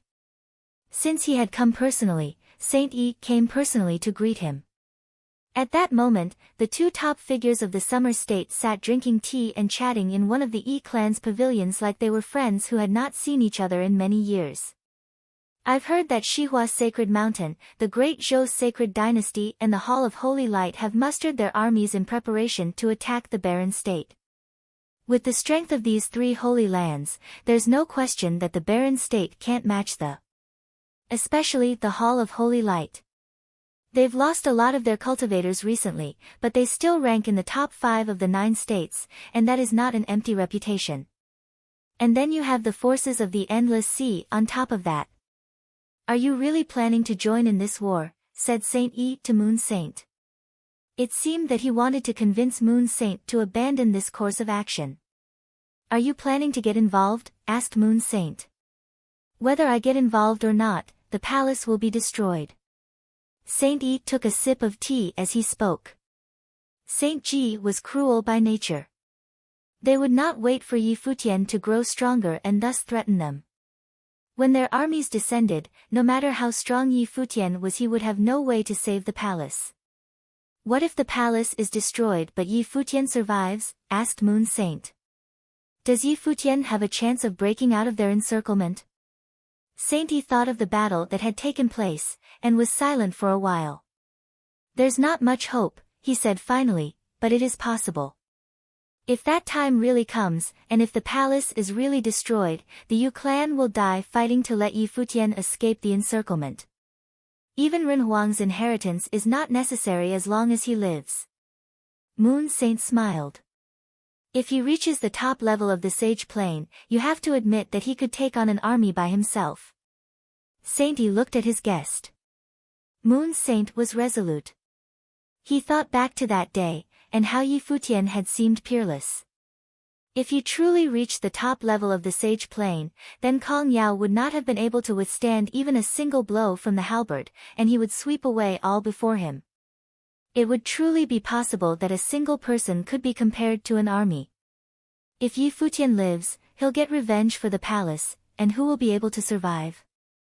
Moon Saint took a sip from his cup and then put it down. Speaking of which, even though you shot a few arrows at him that day, this is no great problem. If you just stand by idly and send someone to make your apologies, Yi Futian will not count it against you. No matter what kind of storms rage in the 9 states, as long as the Yi clan stays out of the way, what danger will come to them? After all, even if you had gotten Ren Huang's inheritance, could you even have kept it away from Saint Ji? You know what he's like. If the 9 states falls into chaos, non-action is the best strategy.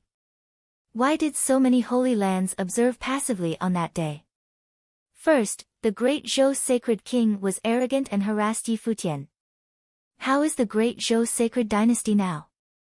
Their power has been declining continuously. And how about Jisheng Cliffs? Now that Saint Ji and Saint Shihua have entered the game, can they guarantee that they will force Yi Futian into total retreat? And the Qi clan is watching them like a hungry tiger, just waiting for the Hall of Holy Light to fall.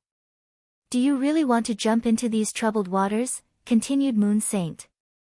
A thoughtful look came over Saint Yi's face. What Moon Saint was saying made sense. He also knew that if they could have really killed Yi Futian that day, the various holy lands would not have hesitated to kick him while he was down. After all, Ren Huang's inheritance had been there. If they didn't try for it, how could they know what the result would have been? Now were Yi Futian and the Holy Ji Palace in a hopeless situation. Since you know that non-action is the best strategy, why are you getting involved? Saint Yi stared at Moon Saint. Moreover, he had aided Yi Futian when all the 9 states had been against him. Now he had come to persuade him to stand by passively. You must know that before this affair there was friendship between Yi Futian and the Yu clan. Moreover, with his outstanding talent he may one day reach beyond even the Saint Plane. In any case, at that time it was better to assist him than to try and wrest Ren Huang's inheritance away. And now that we've gotten involved, we can only see things through. Moon Saint smiled.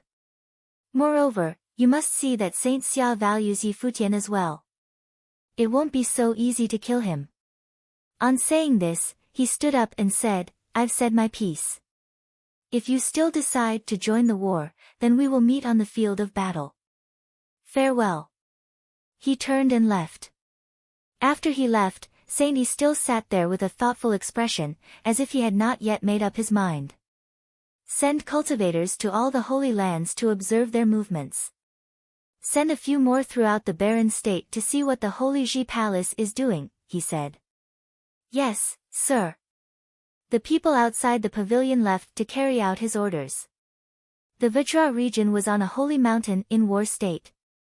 It was known as the strongest of martial holy lands. The cultivators of the Vajra region cultivated Buddhist combat techniques.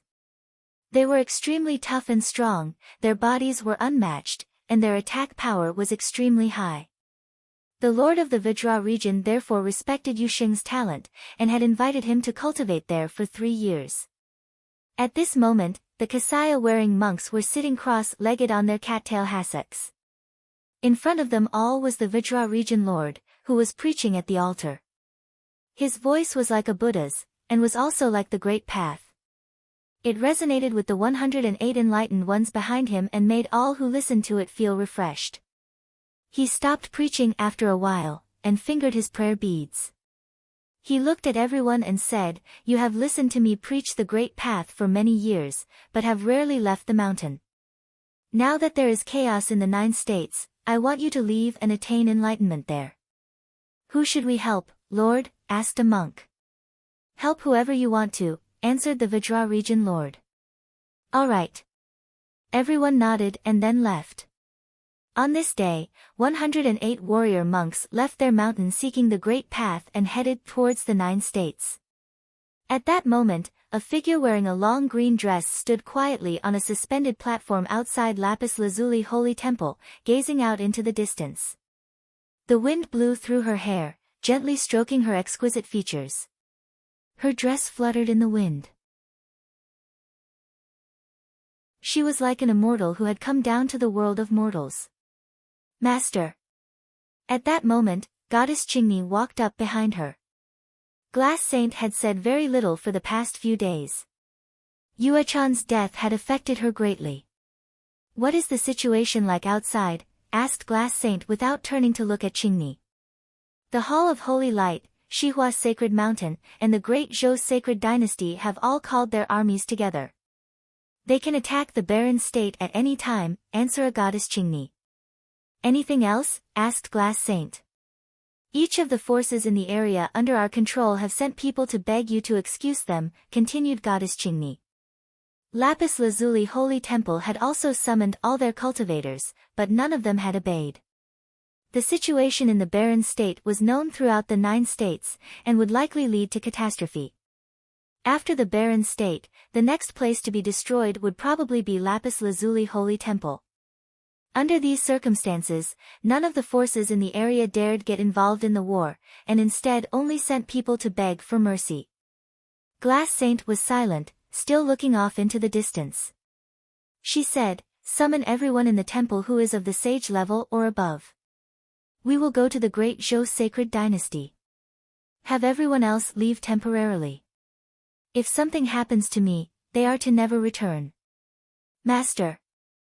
Goddess Qingni's heart trembled slightly. "Do as I say," said Glass Saint.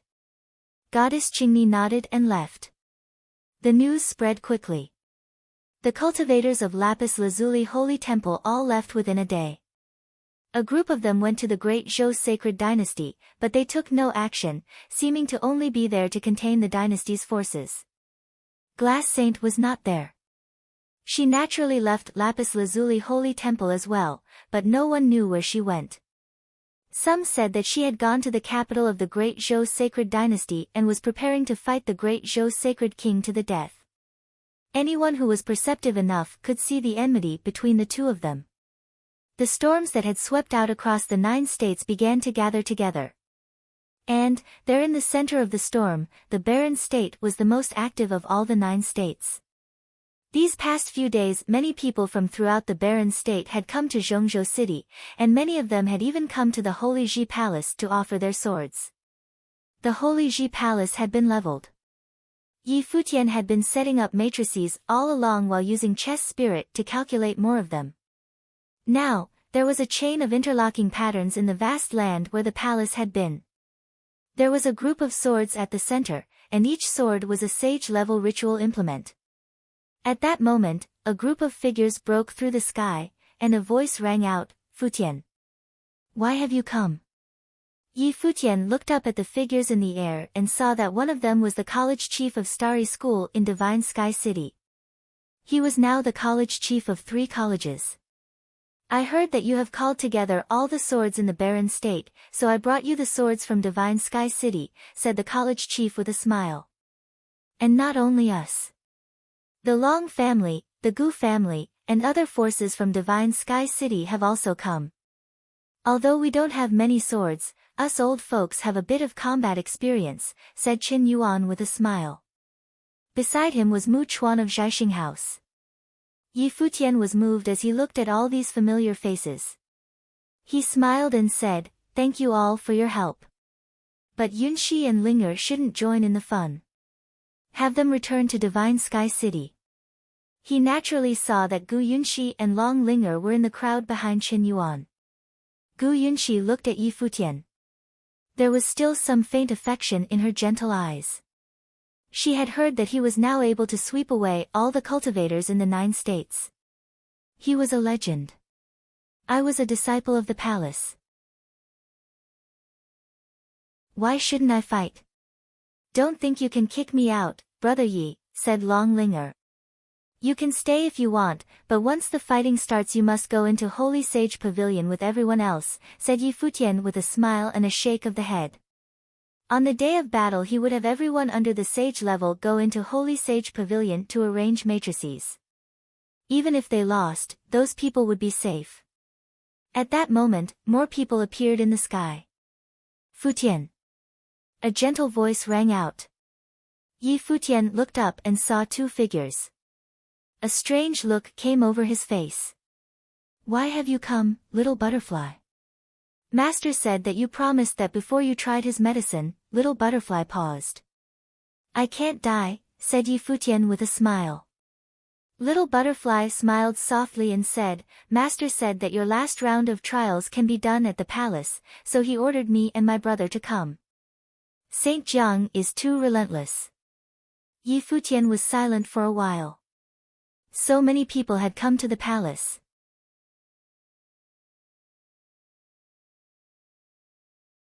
Chapter 970, Yi Futian had already experienced 2 rounds of medicinal trials in succession, so he knew that if the testing was successful it would greatly progress his own strength, whether physical or spiritual in will. Yi Futian had already experienced 2 rounds of medicinal trials in succession, so he knew that if the testing was successful it would greatly progress his own strength, whether physical or spiritual in will. In the previous trial process, he had even comprehended the rule of particles. Now that the Holy Ji Palace was facing a great calamity, going to the 9 State College was clearly out of the question for him, so Saint Jiang had sent Little Butterfly to the Holy Ji Palace personally. However, this last round of trial was the most dangerous. At the time Saint Jiang had reminded him to go to the 9 State College after he was at least a mid-level sage. However, he was still only a lower-level sage, so he wondered whether he could bear it. But under the current circumstances, he had to give it a try no matter what. As long as the trial was successful his strength would rise to another level so that Kong Yao, who ranked 9th, could be crushed. Yi Futian saw that Su Chehan was behind Little Butterfly, and he offered a faint smile. Su Chehan looked at him indifferently, I just came by the command of the master. Yi Futian smiled and said nothing. This guy used to guard him like a thief in the herb garden. Little Butterfly. A laughter was heard, and it was Hua Jieyu coming over. Jieyu. Little Butterfly also responded with a smile, then walked over to the direction of Hua Jieyu and the two chatted.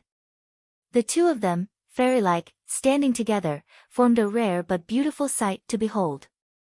Chief and uncles, I will not be entertaining you then. You have seen the situation here at the palace. I can only beg your indulgence. Yi Futian said with a smile, Linger, you are a disciple of Holy Ji Palace, so you are almost a host too. You should take everyone on a walk around. Long Linger pouted and mumbled, Beauty has made you forget your duties. You are asking for it. Yi Futian rubbed the head of Long Linger. Seeing so many old friends coming before the time of war for the Holy Ji Palace put him in a much better mood. When he ventured into the Holy Ji Palace, help came from all directions. Today, the situation was completely different from before.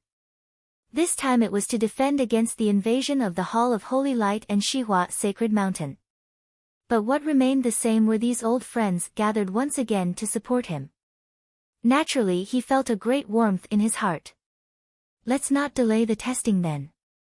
Yi Futian said to Little Butterfly and Su Chehan. The war was just around the corner and the testing would not been done in a single day, so the earlier the better. Little Butterfly nodded, and then several of them stepped away. Watching them leave, Gu Yunxi bowed her head slightly, and there was a slight sense of loss reflected in those beautiful eyes of hers, but then she had a bright smile on her face. He was now the lord of Holy Ji Palace and the fate of the palace, and even that of the barren state was tethered on him. So how could he find time to chat a word or two with her? Seeing that he was now getting more excellent by the day, she should be happy for him, and hope that he could sail through this coming calamity. That girl has no filter, don't hold what she said to heart. The four of them walked and he caught up with Little Butterfly and Jieyu, with Su Chehan behind. Not at all. Little Butterfly gently shook her head. Hua Jieyu smiled at Yi Futian. But maybe Linger was right. Yi Futian blinked his eyes, and Little Butterfly blushed and said, Jieyu, don't think so much. Little butterfly, you don't know this guy. He's tempted when he sees pretty girls. Especially you, so you must be careful around him. Hua Jieyue said to Little Butterfly, smiling. Little Butterfly's face was a little redder, and Yi Futian was on the verge of tears. With a wife like this, who needed enemies? Jieyu, if you continue like this, someone behind me will probably poison me. Yi Futian joked. Su Chehan looked at the three who were chatting in front of him and could not quite get the meaning right away. Senior brother wouldn't do that. Little Butterfly said. You didn't know that when I was in the herb garden your senior brother threatened me to watch my step? Yi Futian smiled and responded. Su Shihan's footsteps slowed and he gave Yi Futian a frosty look. Because of his cultivation, that is the temperament of my senior brother. Don't take it to heart. Little Butterfly did not look at Su Chehan, but just explained it. Yi Futian nodded, then stopped to wait for Su Chehan to catch up. Little Butterfly turned to look at the two men. Jieyu pulled her hand and said, we'll go first. Even if great teacher Su wants to kill me now, I'm afraid it won't be easy. Yi Futian smiled and looked at Su Chehan. Su Shihan's gray pupils looked at Yi Futian, and a faint coldness exuded from him. He had heard of the Battle of Zhongzhou City. In the past few years his strength had improved greatly, and he had already become a high-level sage not long ago. However, Yi Futian killed 4 great sages in the siege, so defeating him wouldn't be easy. You can try. Su Shihan's voice was still cold. I know that great teacher Su is an expert at poison, but I have already experienced 2 rounds of trials, and am resistant to poison. Moreover, great teacher Su is our guest, so why the long face? I will not be inhospitable like great teacher Su. Yi Futian, referring to the time when his visits were rejected. Su Chehan gave Yi Futian a look. If you didn't have a wife, I wouldn't mind if you pursued Little Butterfly. But if you want Little Butterfly to be your concubine, you have another thing coming to you. You are so boring. It is much more fun to be with Little Butterfly. Yi Futian patted his shoulder and then accelerated to catch up with Hua Jieyu and Little Butterfly in front. Su Chehan stiffened a bit, watching Yi Futian move forward and quickening his steps to catch up to the others. Yi Futian and the others were at the medicinal pool in the Holy Sage Pavilion, and this time it was an enclosed space. When Yi Futian entered the medicinal pool, Little Butterfly and Su Chehan were sweating. Yi Futian and Hua Jieyu went together inside, and there was a terrible storm hovering above the medicinal pool in front of them. There was lightning that was constantly flashing, emitting a suffocating pressure.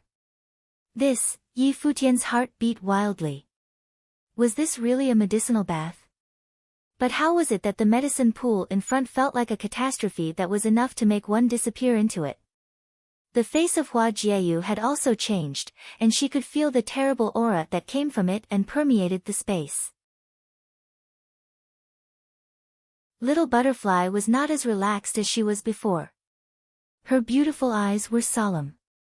Before she deliberately tried to appear relaxed in an attempt to relax herself. But in fact, she clearly knew that the medicinal bath that her master had personally prepared this time was truly terrible. Hua Jieyu's dainty hand that was holding Yi Futian sweated, and exerted a little force as if she did not want Yi Futian to try. Before she had just heard about it, but she did not think that the medicinal trial would be so terrifying. The master said that this round of trials should have started when you become a top-level sage, or at the very least a mid-level sage. Considering your current plane, the master has reduced the potency of the medicinal bath. Little Butterfly looked at Yi Futian and said softly. Got it. Yi Futian nodded and walked forward, but the hand that held the hand of Hua Jieyu did not loosen, still holding on tightly. Turning his head, Yi Futian smiled at Hua Jieyu. It was the same as the 2 previous trials. I just have to tough it out, and all will be well. Hua Jieyu looked at Little Butterfly, and Little Butterfly squeezed out a smile. It should be fine. It was only then that Hua Jieyu released her hand and helped Yi Futian to take off his coat. Yi Futian looked at Su Chehan. Could great teacher Su step aside? I am not used to being watched by a grown man. Su Chehan gave Yi Futian a cold look and then went away. I will go out too. Little Butterfly whispered. Little Butterfly, stay and help. I am afraid of any unexpected situations. Hua Jiua said to her, so that Little Butterfly nodded as an agreement. On the body of Yi Futian there was a dazzling brilliance, and there were the sounds of dragons and apes coming out from his body. Even the faint shadow of the rock seemed to have appeared. At the same time, keeping a tight hold to his spiritual will, he stepped into the medicinal pool. In the Great Zhou Sacred Dynasty, Great Zhou Sacred King sat in the Great Hall and listened to a messenger's report. The cultivators of the Lapis Lazuli Holy Temple had appeared in the territory of the Great Zhou Sacred Dynasty. Their whereabouts were unknown, and it seemed they had broken up into cells, and many may have already infiltrated the holy capital. The Great Zhou Sacred Dynasty mobilized many cultivators to search and had made several arrests, but on the same token, some also died. The Lapis Lazuli Holy Temple seemed to have them pegged. It was said that the Glass Saint had disbanded the Lapis Lazuli Holy Temple, and now there was no one left at the temple.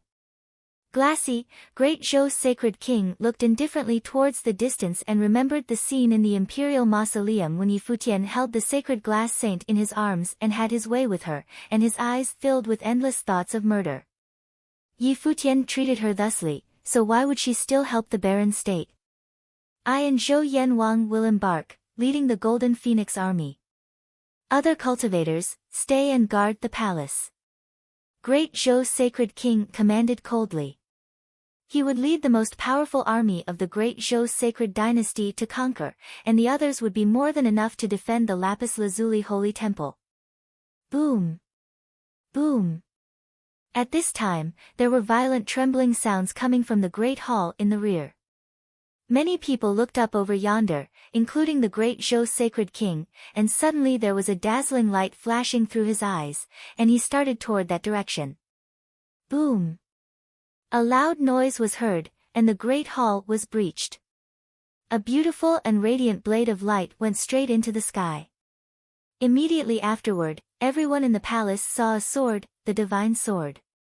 This divine sword went straight through the air, as if with a life of its own. Great Zhou Sacred King was extremely fast. In an instant, his palms extended, and a terrible golden phoenix appeared between heaven and earth.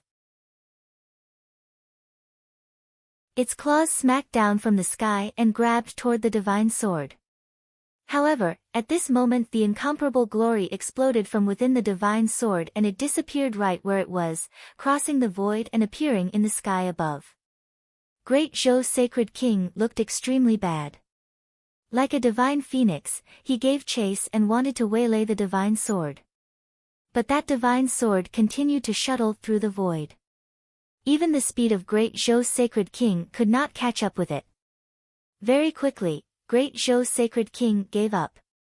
He stood high in the sky, and a horrible air emitted from him, its power threatening the world. At the time, they used the life of Dozhan in exchange of Zhou Huang, the others, and also this divine sword. Now, the divine sword had taken flight on its own and disappeared. Clearly, he had been had. This divine sword had a spirit and could stay and go on its own. However, who was controlling the divine sword? And, where did the divine sword go on this day? In the land of Eastern State, many who were levitating in the sky saw that above the void there was a sword in flight on its own, continuing to cross the void until it disappeared at the edge of Eastern State.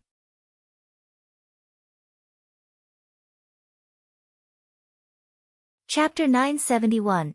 At the end of the year 10016 of the Divine Prefecture calendar, 9 states did not have the holiday atmosphere of past years. At the end of the year 10016 of the Divine Prefecture calendar, 9 states did not have the holiday atmosphere of past years. In the barren state outside of Zhongzhou City in the endless sky there was a black eagle flying about, wings widespread as if it were patrolling.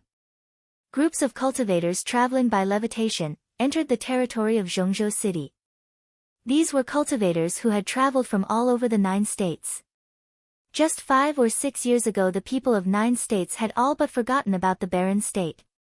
There was no value in the holy land of the barren state, so it was even excluded from 9 state forum. But today, this city at the center of barren state had become the eye of the storm in the 9 states. Countless powerful people came from far away in the past several months just to witness the battle that was forthcoming in Zhongzhou City. The 9 states had not had such a battle of this level for 100 years, so how could it not attract this kind of attention? It was rumored that the Hall of Holy Light, Shihua's sacred mountain, and the great Zhou sacred dynasty had all assembled an enormous army, but they did not immediately set off. According to some, the Hall of Holy Light had dispatched saints to the 3 holy lands of Endless Ocean and urged them to send great armies in support and had agreed upon a time of action. As if they had reached some kind of agreement, the 3 holy lands of the Endless Ocean also started calling in the powers of the islands in the territory, ready to make war with the barren state. Because several holy lands had agreed to send troops at the same time, it also caused delays for some time. After all, the strength of the Holy Ji Palace at the barren state, along with the backings of the Yu clan and the Lapis Lazuli Holy Temple, made even a principality as strong as the Hall of Holy Light dare not to challenge them alone. If only one force arrived, it was highly possible that the Holy Ji Palace would welcome the fight straight away, and the ending would be highly unpredictable. Finally, on the first day of the year 10017 of the Divine Prefecture calendar, the conglomerate of the great armies from the 6 holy lands of the Hall of Holy Light, the Shihua Sacred Mountain, the Great Zhou Sacred Dynasty, the North Deep, the Ocean Palace, and the Celestial Cliffs, departed almost at the same time, clearly launching a pre-planned joint attack. In 9 states, the turbulence had started. As for the other holy lands, the speculation was that currently Zhongzhou City must be filled with people who were gathered from all the holy lands in 9 states, it was just that they had not revealed their identities. In addition to the great armies from the 6 great holy lands, Saint Ji of Jisheng Cliffs and Kong Yao had been staying at Zhongzhou City. At this time, in a wine cellar in Zhongzhou City, there were a few people sitting quietly, drinking. Among them, there was an extraordinary elder who looked about 50, full of spirits and enthusiasm. His eyes were bright and alert, but full of gentle smiles that gave him a very comfortable presence. "Master, will the battle of the Holy Lands break out?" a young man asked the old man in front of him, who was another saint from the Yu state, Stone Saint. Stone Saint kept an extremely low profile, almost never interested in what went on in the outside world. In the Yu state, the Jisheng Cliffs had always been known as its first holy land. Although Stone Saint was also a cultivator of the Saint Plain, he was not well known. Many said that the Stone Saint had no quarrel with the world, just concentrating on cultivation. The saints of Holy Ji Palace have been evading the conflict, otherwise the great Zhou sacred king would have already made his move.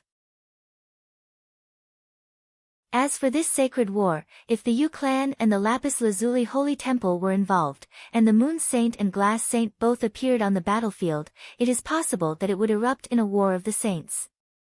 Stone Saint said calmly. If the sacred war really broke out, it would not be the fall of only 1 or 2 people, but the destruction of large scale of cultivators. In that environment, even the cultivators of the Saint Plain would not be able to suppress the need to get involved. "Does the master not have any thoughts on this?" the young man asked again. "Gods fighting, what more is there to think about? To participate as cannon fodder?" Stone Saint gave his disciple a harsh stare, and suddenly the young man gave a surrendering smile. Indeed, in a fight of this scale, if they rushed into it, no matter which side one decided to take on, they would all be cannon fodder.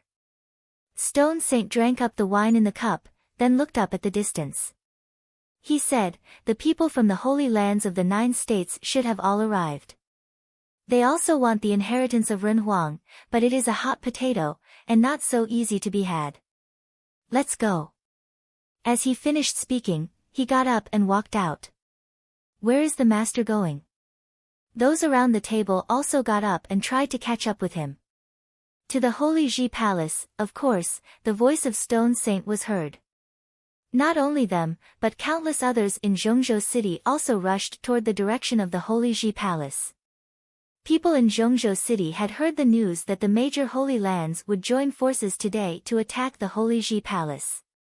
Outside of Zhongzhou City there were demonic beasts patrolling every direction. At this time, along the border of Zhongzhou City in the westerly direction, a mighty army descended. This legion of tens of thousands were all riding upon divine implements, with the saints personally spending their power to control the implements to lead the way. Otherwise it would be totally impossible for this army to arrive at the Holy Ji Palace in just one day. The person leading them was Saint Ji. At this time, Saint Ji looked up into the sky. The other Holy Lands must be coming soon. Wait here. Saint Ji ordered. The 6 great Holy Lands had agreed to the time to move toward the Holy Ji Palace at the same time. Now that they had already entered the Zhongzhou city there was no need to worry, just wait for the appointed time and they could march directly toward the Holy Ji Palace. After some time, a beam of light shot from a distance with extreme speed, and it arrived in a blink of an eye. It was a cultivator of the Saint Plain. What is so urgent? Saint Ji saw the person who came and frowned. The saint who had arrived was the cultivator of the Hall of Holy Light. A large number of cultivators from the Qi clan came to the City of Holy Light, just in the area below the Hall of Holy Light, seemingly to box us in, the messenger replied. Upon hearing these words, Saint Ji's eyes became sharp with a terrible coldness. Qi clan of the Qi state, how dare they? Was there any exchange? Saint Ji asked. Yes, the messenger nodded, but the people of Qi clan denied that they were boxing us in. They just said that the cultivators of Qi clan have long admired the cultivators of the Hall of Holy Light and have come to our hall to visit the disciples of the Hall of Holy Light. Saint Ji's eyes revealed great viciousness that was pure cold murder. The Qi clan admiring the Hall of Holy Light for a long time. To pay tribute to the disciples of the Hall of Holy Light. This was a pile of nonsense. This was a naked threat from the Qi clan, plain and simple. They did not send people directly to participate in the battle, and they did not want to make enemies with the Holy Lands at the same time, so they came up with such a plan to go for the quick. To distract the attention of the Hall of Holy Light from the battle.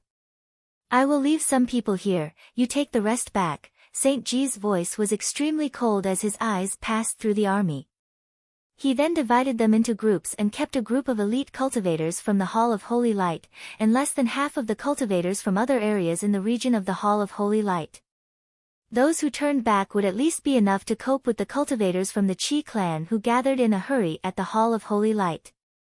Saint Ji believed that the Qi clan was more of a threatening force rather than one intent on attacking the Hall of Holy Light, otherwise it would have already happened.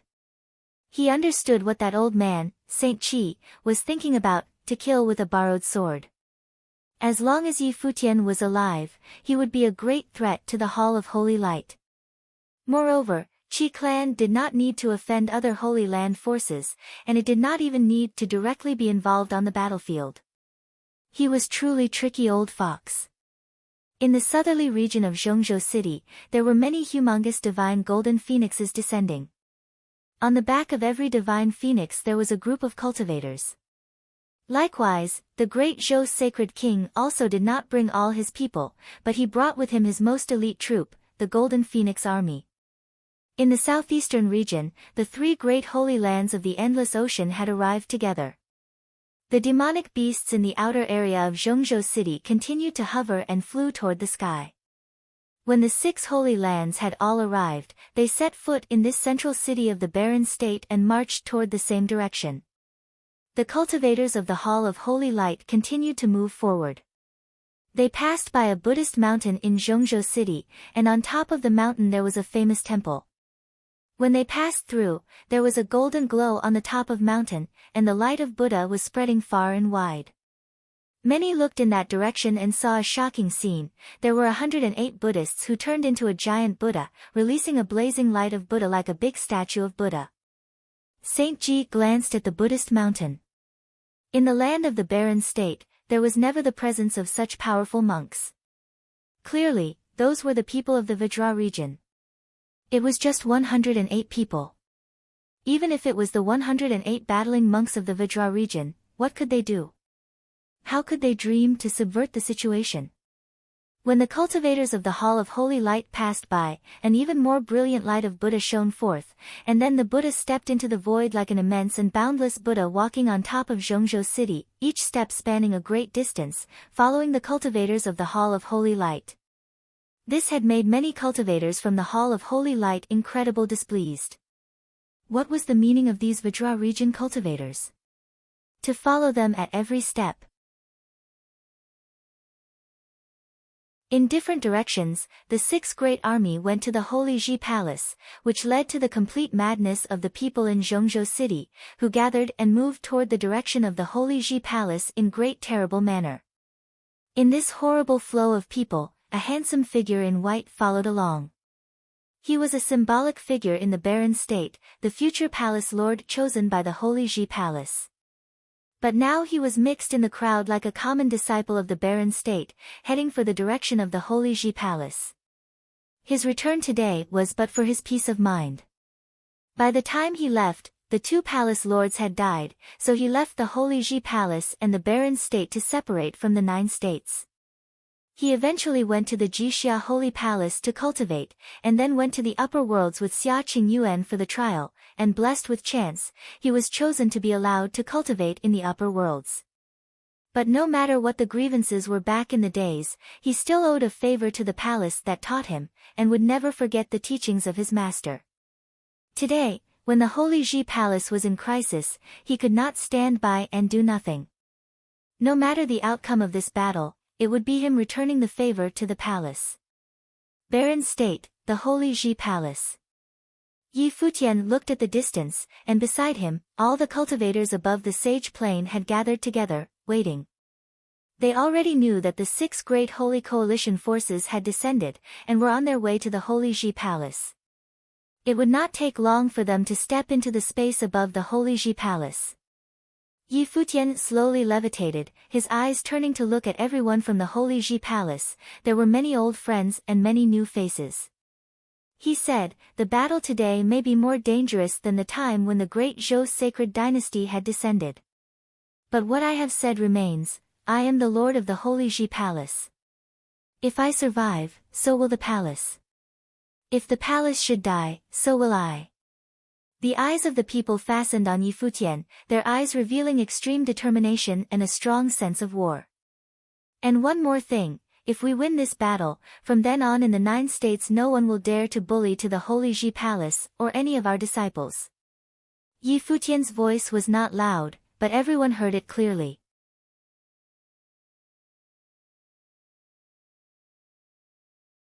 Chapter 972. All eyes were on the young man who was hovering in the air at the Holy Ji Palace.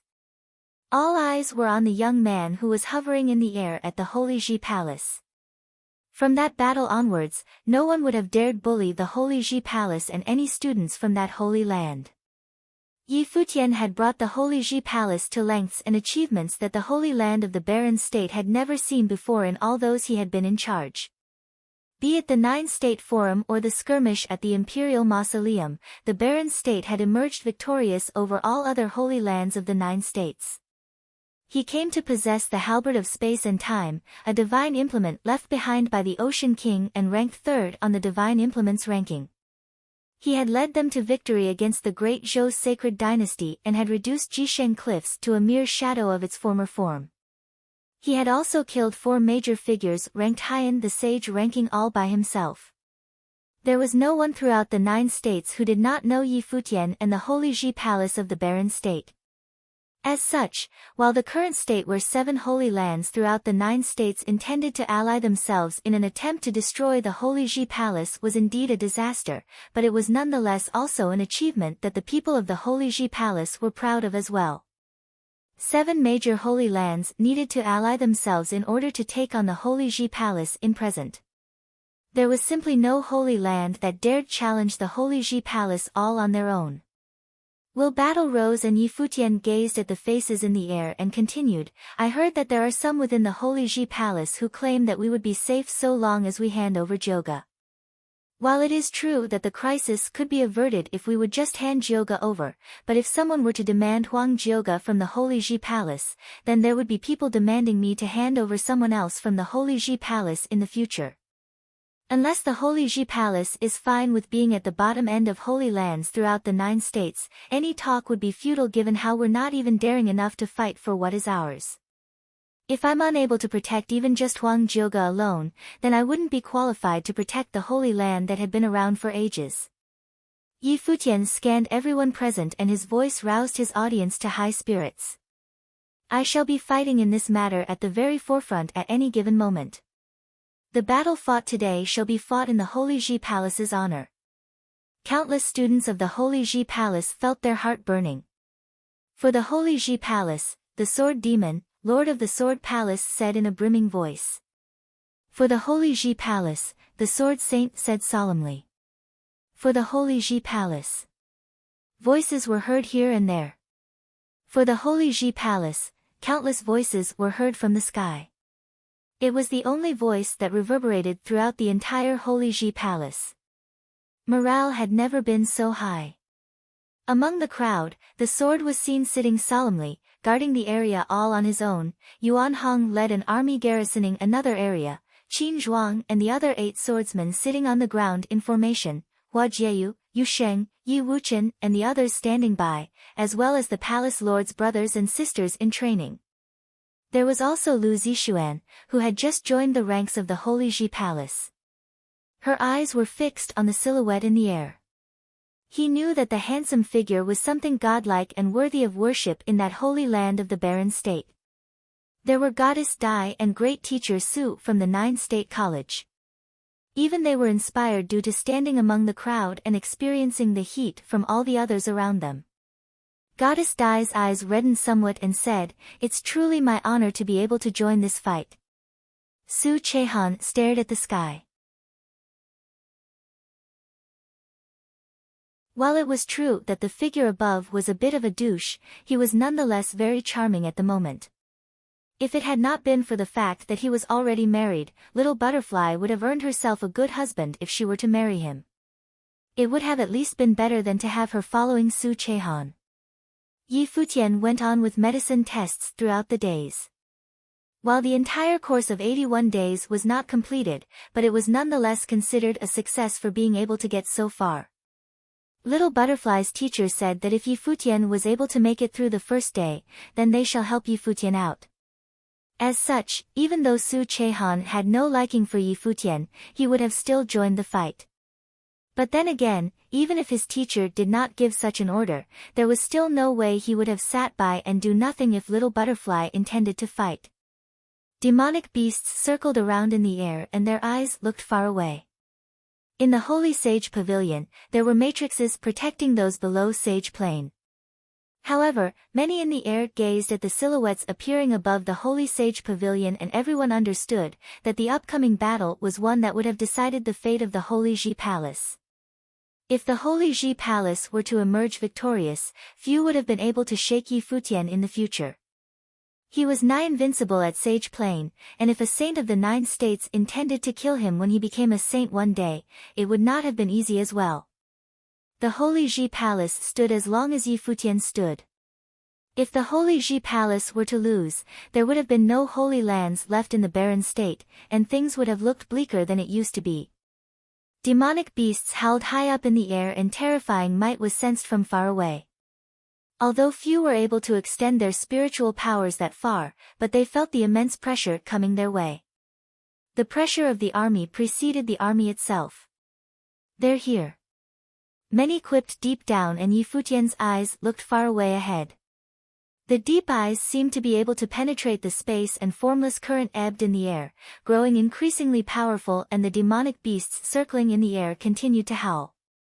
They were very restless and Yi Futian was able to feel what they were feeling clearly.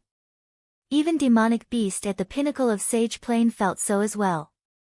They were about to face a 60,000 strong army, and things would have no longer been like how it was back in the Imperial Mausoleum, where there were only a handful of top-notch figures from a myriad of holy lands. Eventually, brilliant shimmer was seen.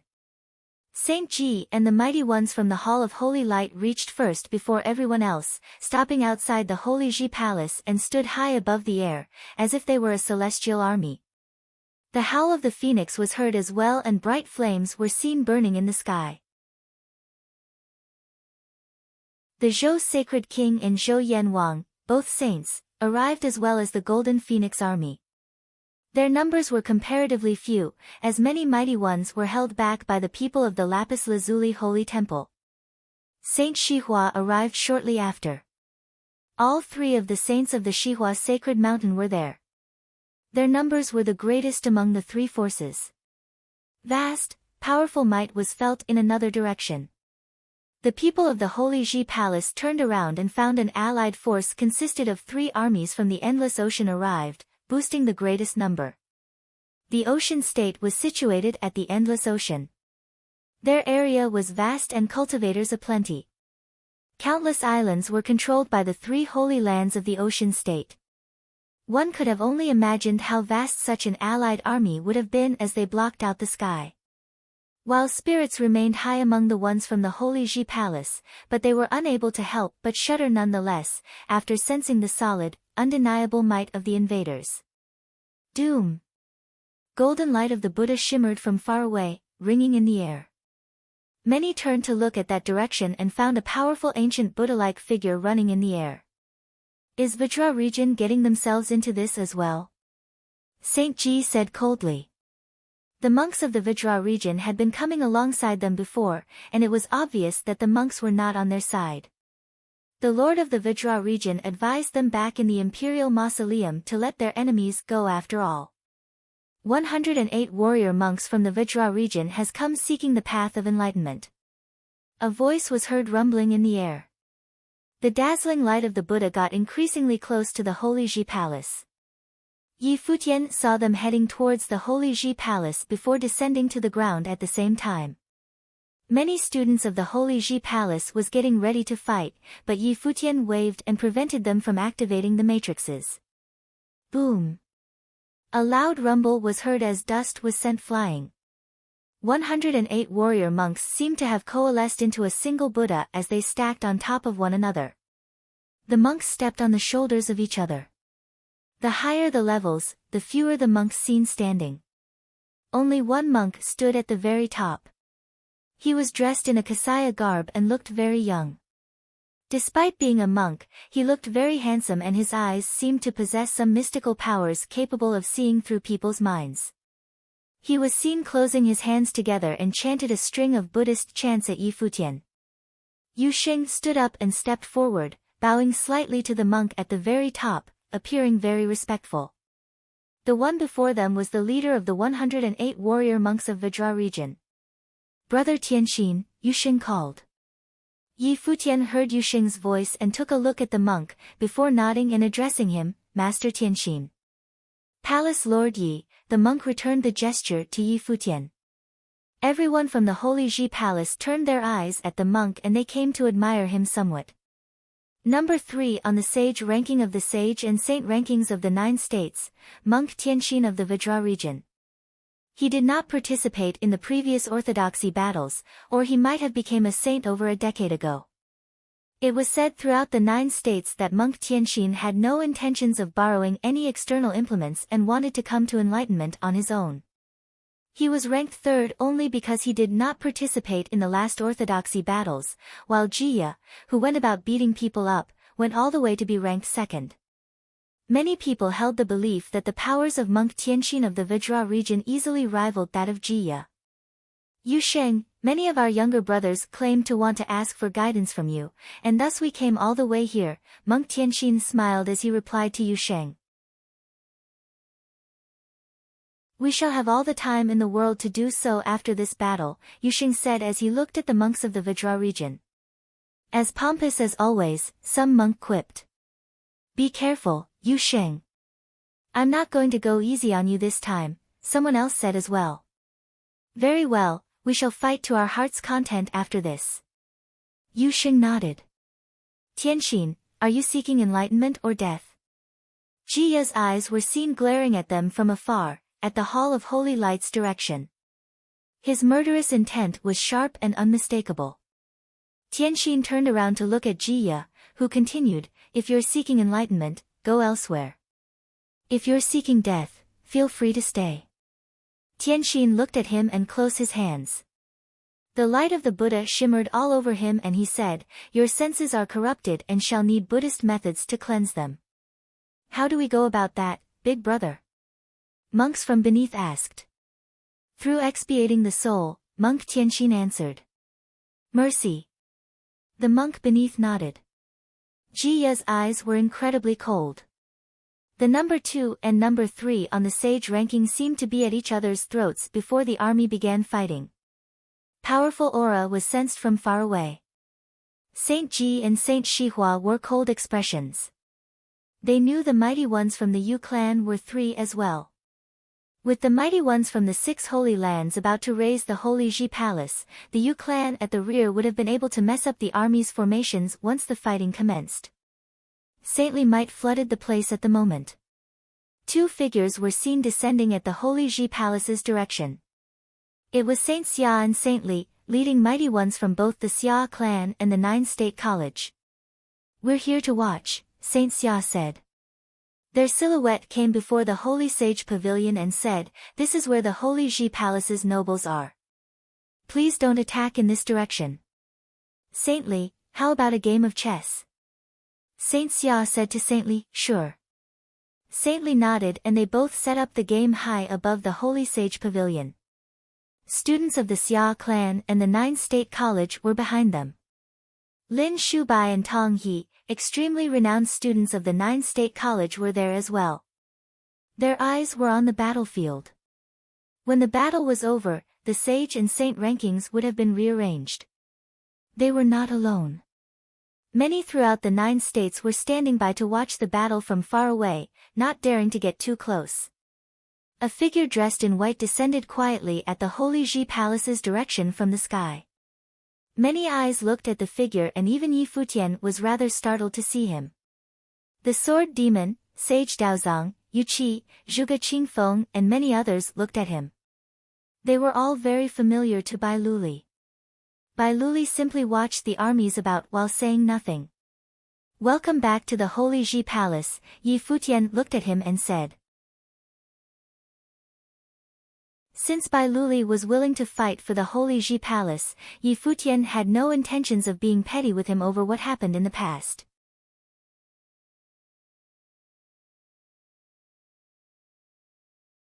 Chapter 973, Saint Ji, Saint Shihua, the Sacred King all took the respective corners, at the front of the 3 armies they led. Saint Ji, Saint Shihua, the Sacred King all took the respective corners, at the front of the 3 armies they led. They knew that the mighty ones of the Yu clan were at their rear, but they did not care. They took the same attitude with those from the Vajra region. As for Bai Luli, few even paid any heed to him. The power of one individual was utterly insignificant in a sacred war at such a scale. Only the likes of Yi Futian would have been able to somehow affect the battles. However, if the power difference was too great, he still would not have been able to change anything. The battle that time was to be the true sacred war. Furthermore, one that had 10 holy lands involved just from the surface alone. The scale was simply terrifying. In such sacred wars, the power of one was insignificant unless said one was a saint. "Get into formation," Saint Ji said. The armies of the Shihua Sacred Mountain and the Great Zhou Sacred Dynasty had all gotten into formation, and there were a lot of battle matrices used. The Hall of Holy Light and the Shihua Sacred Mountain were not the only forces available within their state after all, there were also other top forces within their territory. The allied forces of the 3 holy lands of the Ocean State had gotten into formation after all. At that very instant, the Holy Ji Palace of the Barren State felt as if they were going to be drowned. The stifling pressure made the place difficult to draw breath. The battle matrices of the 6 major holy lands moved in the Holy Ji Palace's direction. While they had blind confidence of being able to come out on top in that battle, they dared not underestimate their opponents nonetheless. All holy lands were on their guard, as it was a battle with one's life on the line. Any mistake could have easily cost them huge casualties. They intended to win with little to no casualties after all. What they set out to do was to wipe out the Holy Ji Palace with the least cost incurred. Activate the matrix, Yang Xiao said loudly. Mighty Ones activated the matrices in all different directions as soon as he gave the order. Brilliant light burst from the ground of the Holy Ji Palace in an instant. Boundless patterns appeared, devouring the spiritual chi around in a frenzy and converting them into power of rules, merging with the matrix diagram. The mighty ones from the Holy Ji Palace took the upcoming fight with utmost seriousness. The stifling pressure grew increasingly strong. The ones from the 6 major holy lands came above the Holy Ji Palace. One battle matrix after another lit up. Boundless light glimmered before the mighty ones of the Hall of Holy Light at their direction.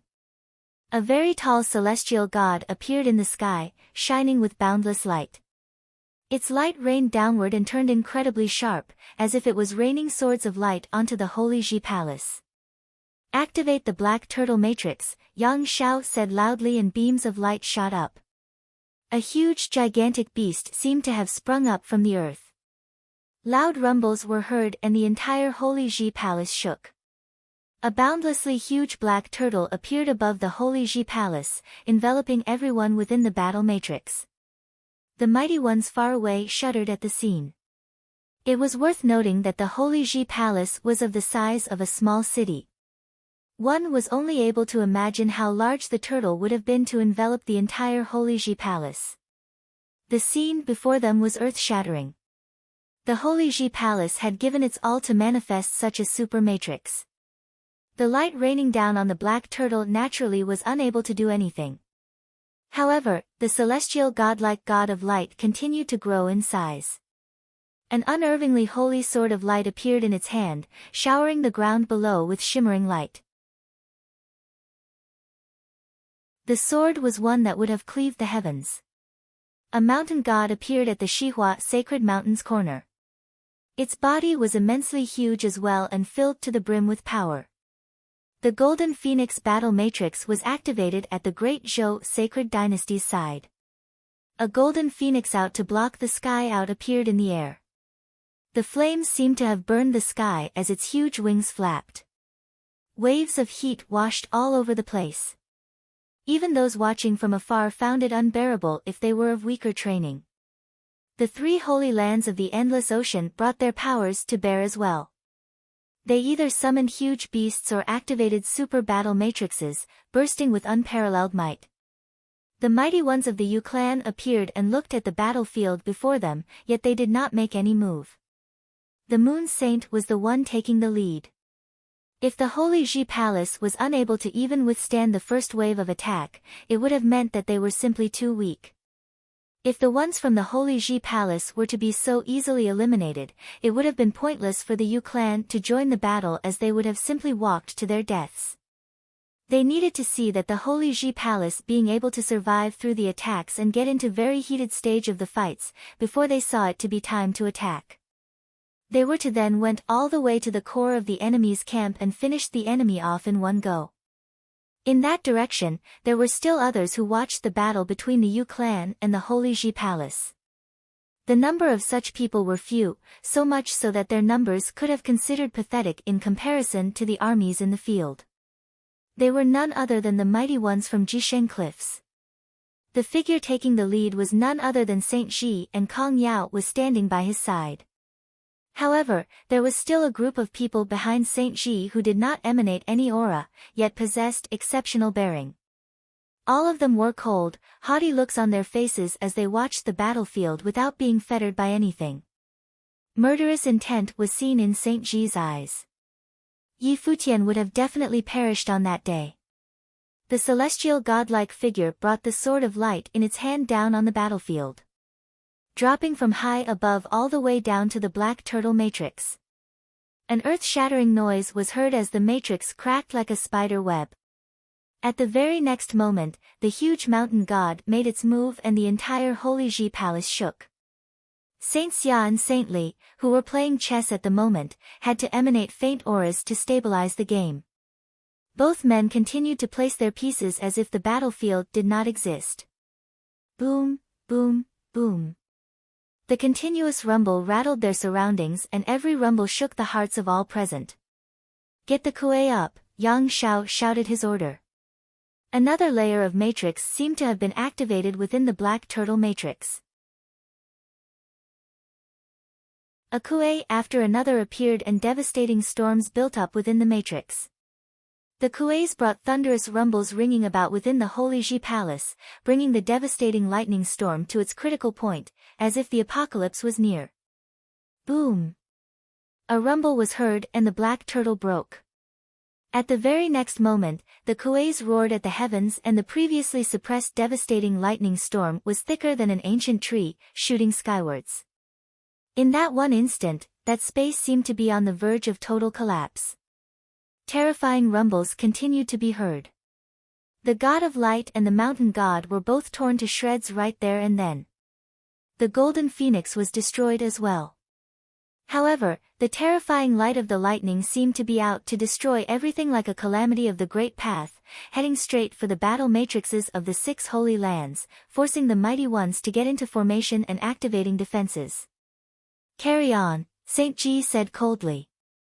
Since the Holy Ji Palace had matrices laid in place, then all they had to do was simply to bring their armies to bear, destroying the matrices.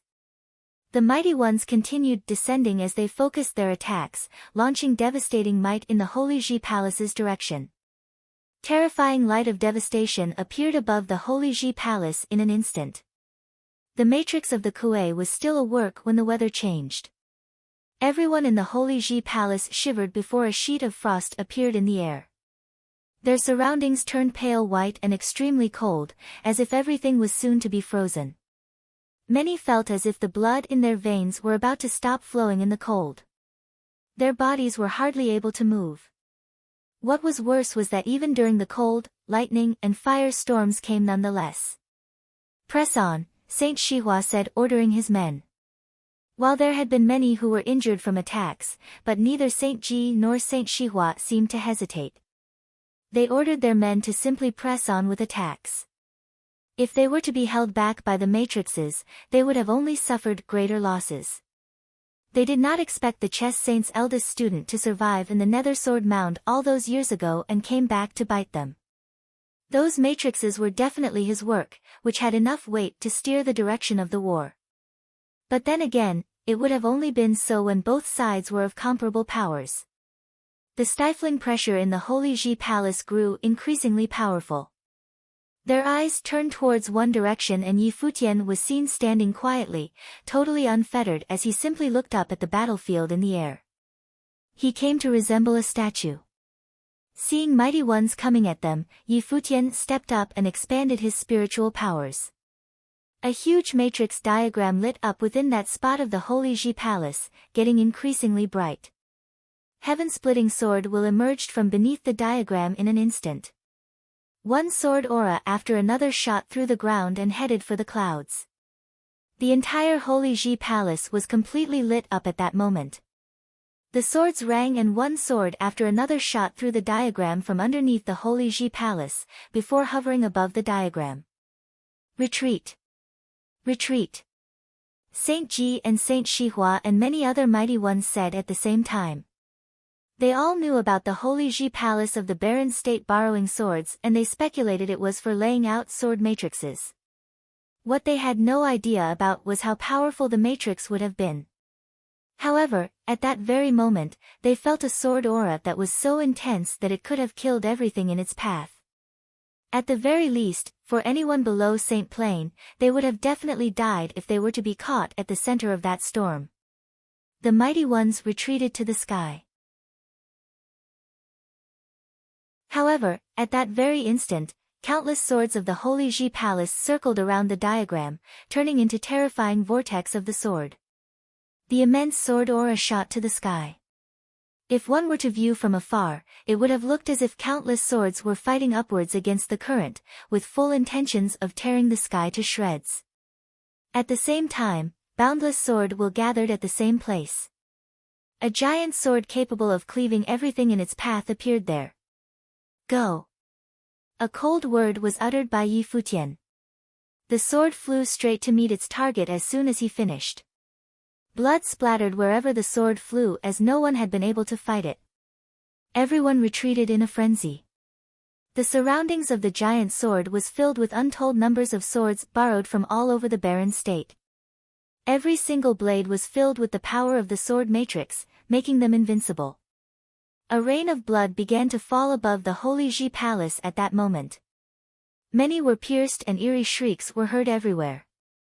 Regardless of plane, even if one were to be at the pinnacle of Saint Plane, there was only one slash from the swords required if one were to find themselves at the center of the storm. Yi Futian slowly took to the air. The halberd of space and time appeared in his hand, emitting terrifying killing light. Kill, Yi Futian said as he turned into a beam of light, heading straight for the heavens.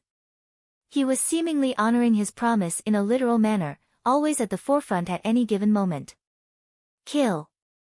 Thunderous noises were heard as the mighty ones of the Holy Ji Palace took the sky.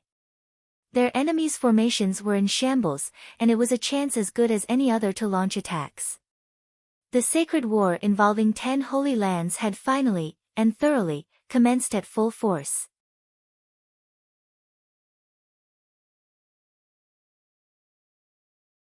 Chapter 974, Yi Futian rode hard with the halberd of time and space in his hands emitting glorious radiance, smacking the powerful cultivators whose formation had been disrupted in the void. Yi Futian rode hard with the halberd of time and space in his hands emitting glorious radiance, smacking the powerful cultivators whose formation had been disrupted in the void. However, at the same moment Yi Futian took action, shadows levitated alongside him, following closely behind, vaguely suggesting a winged formation with Yi Futian out in front and people on both sides of him guarding his flanks. The two closest to him were Hua Jieyu on the left and Yu Sheng on the right. Behind them were Huang Jioga on the left and Sword Saint on the right. Further back there were two battle matrices, Qin Zhuang and the 9 swordsmen, who were experts in offense, and the Lord of the Ice Temple, who was excellent at control, were manning the sorcerer's battle matrix and were responsible for attacks and guarding Yi Futian. No matter how great Yi Futian's personal strength was, this was a battle between great armies. In any case, nothing could happen to Yi Futian. If any mishaps should happen to Yi Futian, the morale of the army of the Holy Ji Palace would disintegrate immediately, and what awaited them would be an apocalypse. At this time, an illusion of a saint faintly appeared behind Hua Jieyu. Gold-beating whip in hand, her alluring beauty appeared in the battlefield like a unique landscape. But at this time her body exuded an extremely dangerous atmosphere, so that wherever she passed everyone felt that their spiritual will was extremely threatened. Behind Hua Jieyu a brilliant glory was upon the body of Huang Jioga, and behind him the life spirit of Ren Huang bloomed so that his element increased tremendously. With the Ren Huang bow in hand, wherever the arrow pointed to those in the void felt that they had been locked onto. As for the other side, a great demonic power was permeating into the bodies of Yu Sheng and Sword Saint, sweeping through the sky and the void. The group moved swiftly and drove into the army of the opponent in an instant. Numerous cultivators formed a frightening mass, enough to cause fear in many of the beholders. However, under the observation of countless people Yi Futian rushed toward it without hesitation. The glory of the halberd of time and space shrouded the vast void, and the halberd in Yi Futian's hands pierced toward the sky. At this moment, the time and space of heaven and earth seemed to be imprisoned and the expressions of many changed slightly. Soon after, the void ruptured and the halberd pierced through the space, and wherever passed the bodies of cultivators were pulverized and exploded, opening a passage of blood by the halberd of time and space. Move forward with the formation, they must be killed at all costs. Saint Ji stood above the sky, his eyes surveying the battlefield where Yi Futian was located. Even if he had to sacrifice large number of people today, he would bury Yi Futian here. People rushed into attack from all directions at the same time, and Hua Jieyu followed Yi Futian closely, moving forward step by step, her spirit crown beaming with radiant light just like a goddess. An invisible telekinesis power shrouded the spiritual will of many cultivators. Thunder's mind, heavenly punishment. Hua Jieyu said, and suddenly many felt their spiritual will attacked by a thunder telekinetic power, causing their will to collapse, their bodies to tremble, and their minds stopped working. Buzz. Arrows penetrated the void and directly pierced through the heads of those cultivators. With Huang Jioga's Ren Huang Bao supported by Hua Jieyu's telekinesis attack, its power was extremely forceful. From the side, there were cultivators who came to attack Hua Jieyu and Huang Jioga. These two were also extremely important targets. Hua Jieyu was the wife of Yi Futian, and the Huang Jioga was the reason for this sacred war, who received the inheritance of Ren Huang. As soon as this group was terminated, all this would end. Seeing that many had come in attack mode, the sword diagram appeared between heaven and earth, slaughtering all things. Qin Zhuang and the 9 swordsmen marched forward in the matrix and brought with them the invincible authority of the sacred sword. Great Zhou's sacred king looked bad when he saw this. The sacred sword that was used within Qin Zhuang's matrix was the golden phoenix sword from the great Zhou sacred dynasty.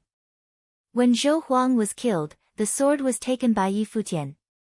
On the right side were the battle-axe of judgment, wielded by Yu Sheng, and the demonic bladed used by Sword Saint. Wherever these weapons passed through, the heaven and earth seemed to have been split open, not to mention with the help of sorcerers such as Yun Shang, anyone who got too close was sealed in ice, affecting their speed. Cultivators who were lowly had their blood solidified, directly turned into ice sculptures. Individual power was insignificant and completely overwhelmed. Great Zhou's sacred king saw this, and the golden phoenix battle matrix turned into an immense shadow of the golden phoenix attacking Yi Futian, intending on intercepting Yi Futian and the others. But a wild and brutal atmosphere came about, and Zhou Mian, who led the golden phoenix battle matrix, saw an immensely large golden ape holding the infinite ruler come towards the void from underneath. Yuan Hong led 1,000 or so martial cultivators from the palace, using the 36 heavenly battle matrices as basis battles, forming a greater battle matrix manned by him, and the infinite ruler swept toward the golden phoenix battle matrix. This divine implement was also plundered from the infinite palace in the great Zhou sacred dynasty. The golden phoenix wings, like the wings from the sky, smashed down with force. Zhou Mian manned the golden phoenix battle matrix and collided directly against the heavenly battle matrix. In the void infinite ruler and the golden phoenix wings collided, and a devastating storm swept across heaven and earth. The void seemed on the verge of being torn apart, and dull sounds were heard. The body of the golden ape was repelled. He leveraged the heavenly battle matrix, and its strength was terrible. However, the Golden Phoenix Army was the most elite army of the great Zhou sacred dynasty, its royal army. At this time, the cultivators of the Golden Phoenix Army were released the natal spirit of the Golden Phoenix at the same time. The scene played out dazzlingly, and it was once again manned by Zhou Mian. One could only imagine how powerful it was. Booming sounds rumbled like suppressed thunder, the humongous body of the golden ape trembling as it was backing up, and the infinite ruler in its hand waved again, gathering the power of heaven and earth as endless shadows of rulers permeated the firmament, sheltering the sky and sun. Yuan Hong took a step and the golden ape let out a roar that shocked the sky. The infinite ruler, employing the stick method, once again slammed down, with the ruler as the stick, smashing with the power that would break the heavens. Boom! Another loud noise, shocking the void, and Yuan Hong was once again repelled, but he seemed unaware, still waving the infinite ruler again and again. The firmament seemed to have been made prisoner of the power that was released from him, hard to breathe. Continuous strokes of the ruler smacked down, and every collision seemed to tear the void into pieces. All that was left in this space was just the shadows of rulers, with the golden phoenix wings chopping down in frenzy, sharper than the sharpest sword, cutting the void, and breaking up the shadows of the ruler, slashing into the body of Yuan Hong. Within the golden phoenix battle matrix and the heavenly battle matrix, many cultivators had been killed outright, and many more cultivators spat out blood, their life signs weak. This was war, a sacred war among the 10 holy lands. In this war, it was unknown how many people would perish. After this war, it would change the future power structure of 9 states. Roar! Another snarl came out, and Yuan Hong's body emitted an extremely demonic atmosphere. His body increased again. The golden ape, like a demonic god, shook the firmament with its steps. The infinite ruler that was in his hands swung wildly, and there was a terrible vortex appearing between the heaven and the earth, like a vortex of the great path. Finally, infinite ruler came down with all the force, enveloping the entire sky and covered the golden phoenix battle matrix within.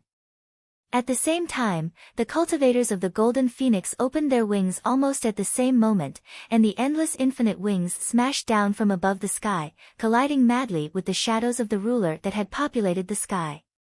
The shocking sound of explosions spread throughout the land, destructive storm raged, and many cultivators spat blood at the same time, and many even fell, so the battle matrix had collapsed. The cultivators within the Golden Phoenix battle matrix were instantly split apart and divided, along with the heavenly battle matrix, which also split apart with all the cultivators disrupted. The battle was shocking to behold.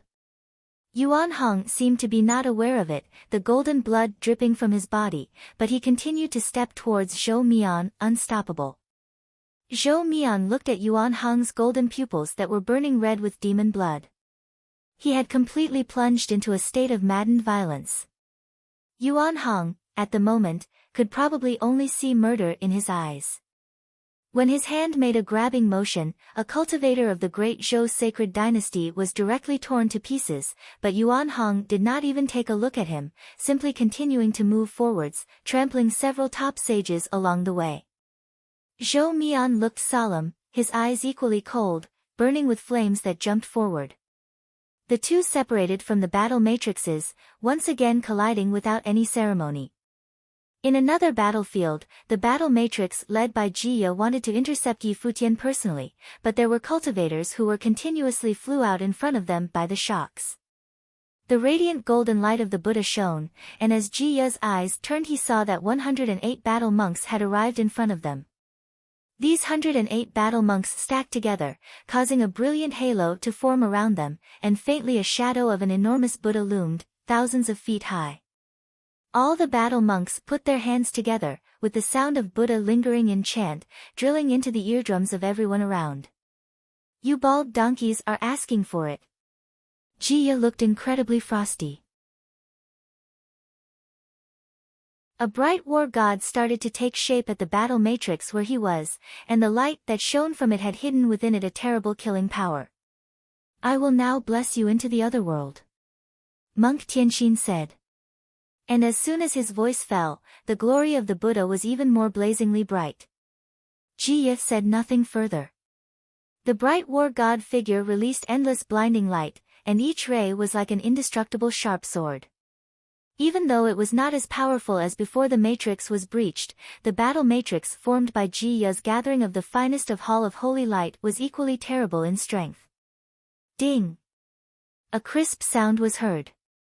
That Buddha, like the ancient Vajra Buddha, turned into a genuine invincible golden body, hands clasped together at the chest, with its head slightly bowed down, eyebrow chakra touching the palm like a special seal of the Buddha, so that when the endless killing light came to assassinate it was impossible to break the Buddha's indestructible body. The reputation of Vajra region was not gained in vain. At the moment, that golden body was the epitome of the Vajra region.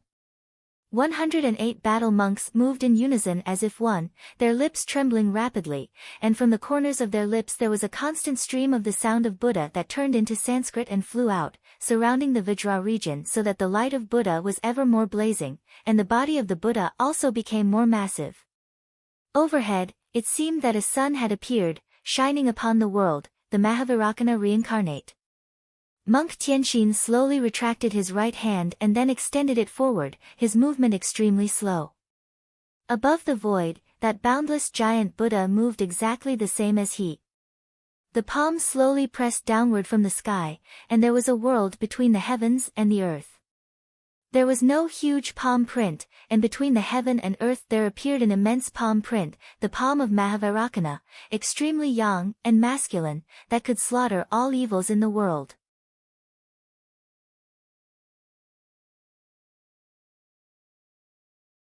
Chapter 975. Upon the palm of Mahavarakana, great rays of sun bloomed and even overshadowed the light shooting out from the body of the bright god of war. The air seemed to be sucked of its moisture, and the palm that was full of yang and masculine energy slammed down to crush heaven and earth.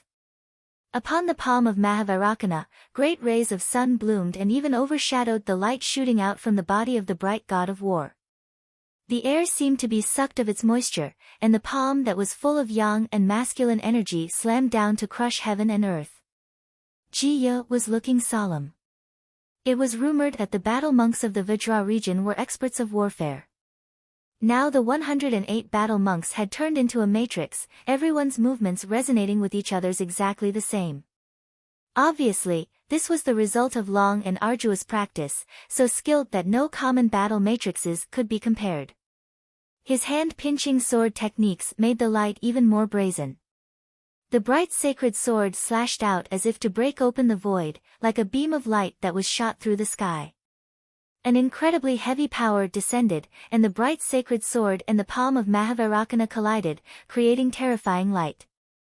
Above the palm of Mahavarakana there was endless golden glory that continued to press down. The bright sacred sword rubbed against the palm print and cracks appeared but did not pulverize it, and instead it flew backward. Fall. Monk Tianxin spat it out, the palm slammed down, and suddenly the Buddha on top acted in sync.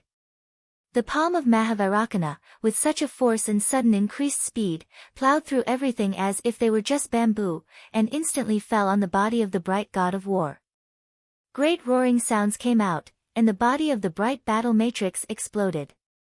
The cultivators who manned the matrix were all shaken off, and many spat out blood.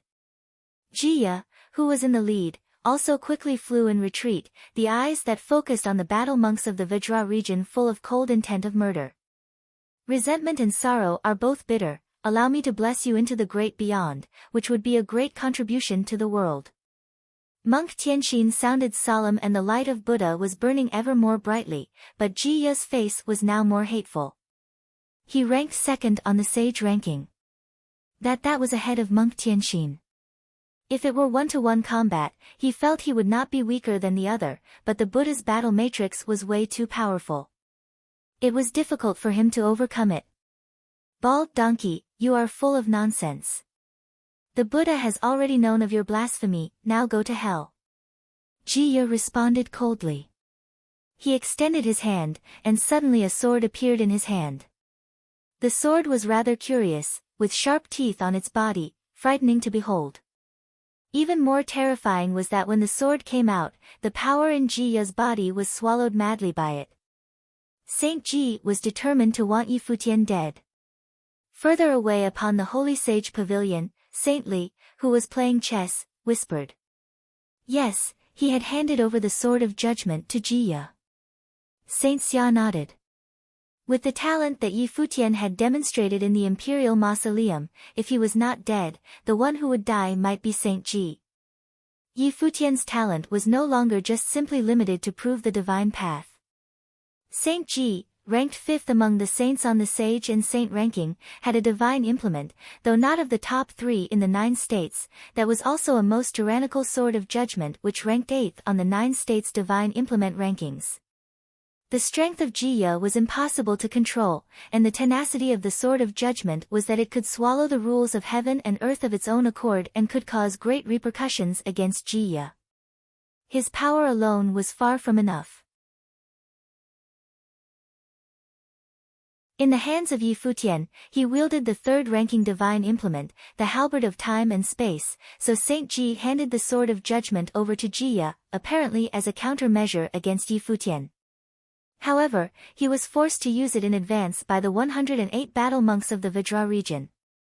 At this time, Jiya's body shivered slightly, and the power of the endless light rushed into the sword of judgment, creating a terrible vortex in the space surrounding it. Not just him, but many cultivators of the Hall of Holy Light gathered together and stood behind Jiya, their look solemn, even pious, allowing their own power to flow into the sword of judgment. The sword of judgment trembled in the void, shooting out endless light as if it could judge all the rules of the great path of the world, and the surrounding area already had a terrible intent of destruction. Seeing this, the monk Tyaxin was no longer looking so relaxed. Once again, he clasped his hands to his chest, Sanskrit chanting came out from his mouth, and endless symbols surrounded him. The 108 battle monks seemed to be psychically connected to each other, and the power of the great path seeped out, and behind the monks and above them, 108 materialized. Chanting the sutra at the same time, they resonated with the heaven and earth with unspeakable prowess. These Buddha reached their hands downward at the same time, and their palms sheltering the sky and covered the sun. However, Jiya seemed to not have seen it, completely ignoring it. The tyranny of Sword of Judgment had its advantages and disadvantages. The disadvantage was that it was extremely difficult to invoke, and it could even consume the power of the holder as its own and cause great harm to the holder. But this disadvantage was also its advantage. For this reason alone, he could borrow the power of the sword and magnify his own, without being limited to his own strength. Furthermore, there were many cultivators from the Hall of Holy Light who were attacking with him. The muscles on Jiya's face were faintly distorted, but his eyes were even more indifferent. With him and the Sword of Judgment as the center, a terrible airflow now manifested around them as if the great path of heaven and earth was also to be judged. Countless palm prints slammed towards him, but wherever they impacted the space where the Sword of Judgment was located, the palm prints collapsed bit by bit until they were torn and pulverized. The Sword of the Judgment chimed and the light that was puffing out from it penetrated the void. Go! Jiya's palm pushed toward the void, and suddenly the Sword of Judgment turned into a light intending to kill, aiming towards the 108 battle monks. Jiya's eyes were filled with rapacious thoughts of slaughter. If these people of Vajra region were seeking death, he would gladly oblige. When the Sword of Judgment was unsheathed, the one who died should have been Yi Futian, but now it seemed that these bald donkeys would die in his place first. The sword chi spewed out far and wide, and people who were battling around it were now flying and backed out from the battlefield. The Sword of Judgment ran through the void to get to the monks. The sound of chanting was now even louder, resonating with the heaven and earth. Monk Tianxin's lips moving rapidly, and the cassock upon his body swayed without wind, and so were the beads hanging about his neck, flying and spinning, bursting with blinding glare. Along with clear sounds, the string of Buddha's beads turned into individual beads, which numbered exactly 108 in total. Each of the beads had an ancient Buddhist symbol carved on it. 108 beads quickly hit the Vajra region that was above the ancient Buddha, and almost at the same time, the Sword of Judgment shot out and hit right on the head of the ancient Buddha. Clearly Jiya had no respect for the Buddha, intending to cut off the head of Buddha.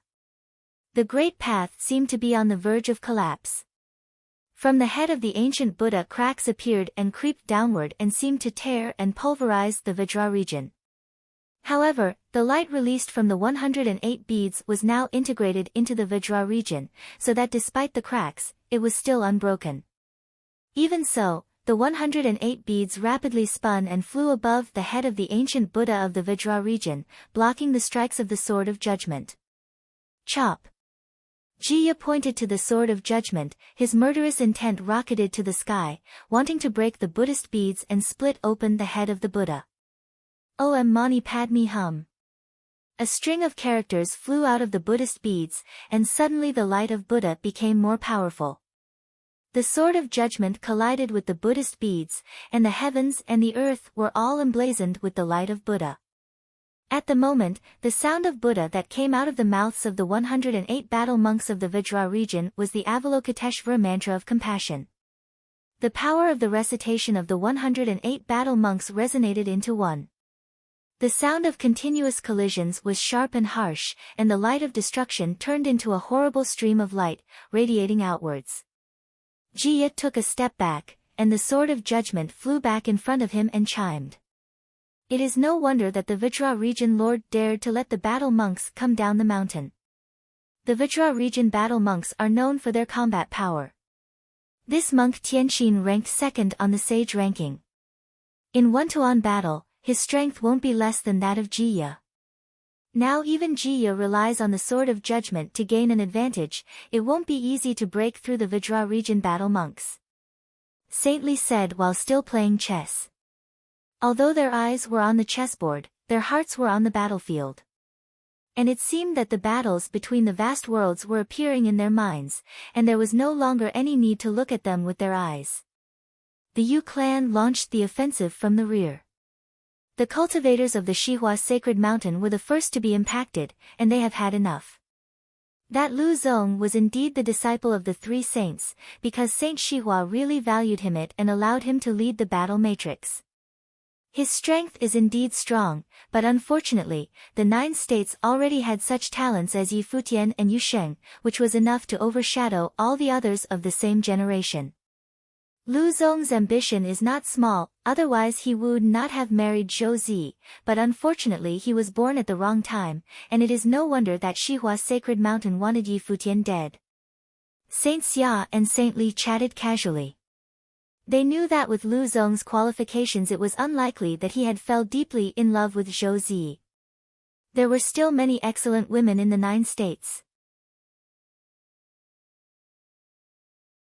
Since he had taken Zhou Zi as wife, it was natural that he had his purpose, and that was to leverage the great Zhou sacred dynasty to serve him. This is indeed the best of times. Yi Futian and Yu Sheng aside, look at the disciple of the palace. Gu Donglu was also someone who had conquered the Jiutian temple.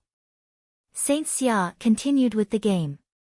At this time, in the battlefield, the cultivators from the Zhuge family, Gu Donglu, and Zhuge Mingyue were all fighting together and had now advanced into the crowd. Gu Donglu, who had already entered the sage plane, with a borrowed divine implement, had strength that was actually not much less than that of Zhuge Qingfeng. Where are these people from? Saint Li asked.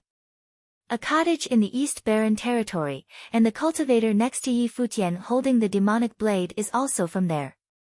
The fat guy in the crowd who summoned the Tree of Emperor using the matrix, and the cultivator who used the books as his life spirit, they were all from there. Saint Xia apparently had investigated Yi Futian's past. Among the crowds, Yi Shaoshi had already taken charge of a battle matrix. Even though his own cultivation was not enough, this sorcerer's battle matrix was led by him and had lent its spiritual power to him, and the godly creation of all things had called out an incomparable giant spirit of the Emperor Tree, possessing extremely strong ability of control. Shui Yi and Luo Fan were at the same place as Yu Qi and the cultivators of the Alchemy City. Around Shui Yi, endless pages of books fluttered and turned into sorcery attacks. In the other direction, although the cultivators of the Sword Palace did not have Sword Demon with them, Yi Wuchen, Su Kei, and the others were able to stand on their own. Along with several top swordsmen assisting, they had also formed a 9-man sword matrix led by Yi Wuchen. The sword that contained the sword will of Ren Huang would taste blood each time it lashed out. Although it was not on par with Qin Zhuang's, it was still very strong. Outside the battlefield, a pure and innocent figure stepped forward, and there was not a touch of dust upon this person, just like a fairy out of this world. Every step that was taken, there were pure and innocent lotuses appearing. There were indeed lotuses at every step.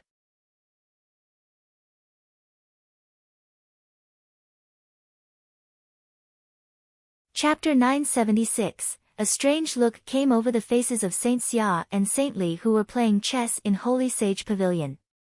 They turned and looked at the woman who was coming towards them from the sky.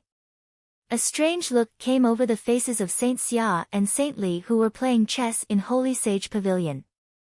They turned and looked at the woman who was coming towards them from the sky.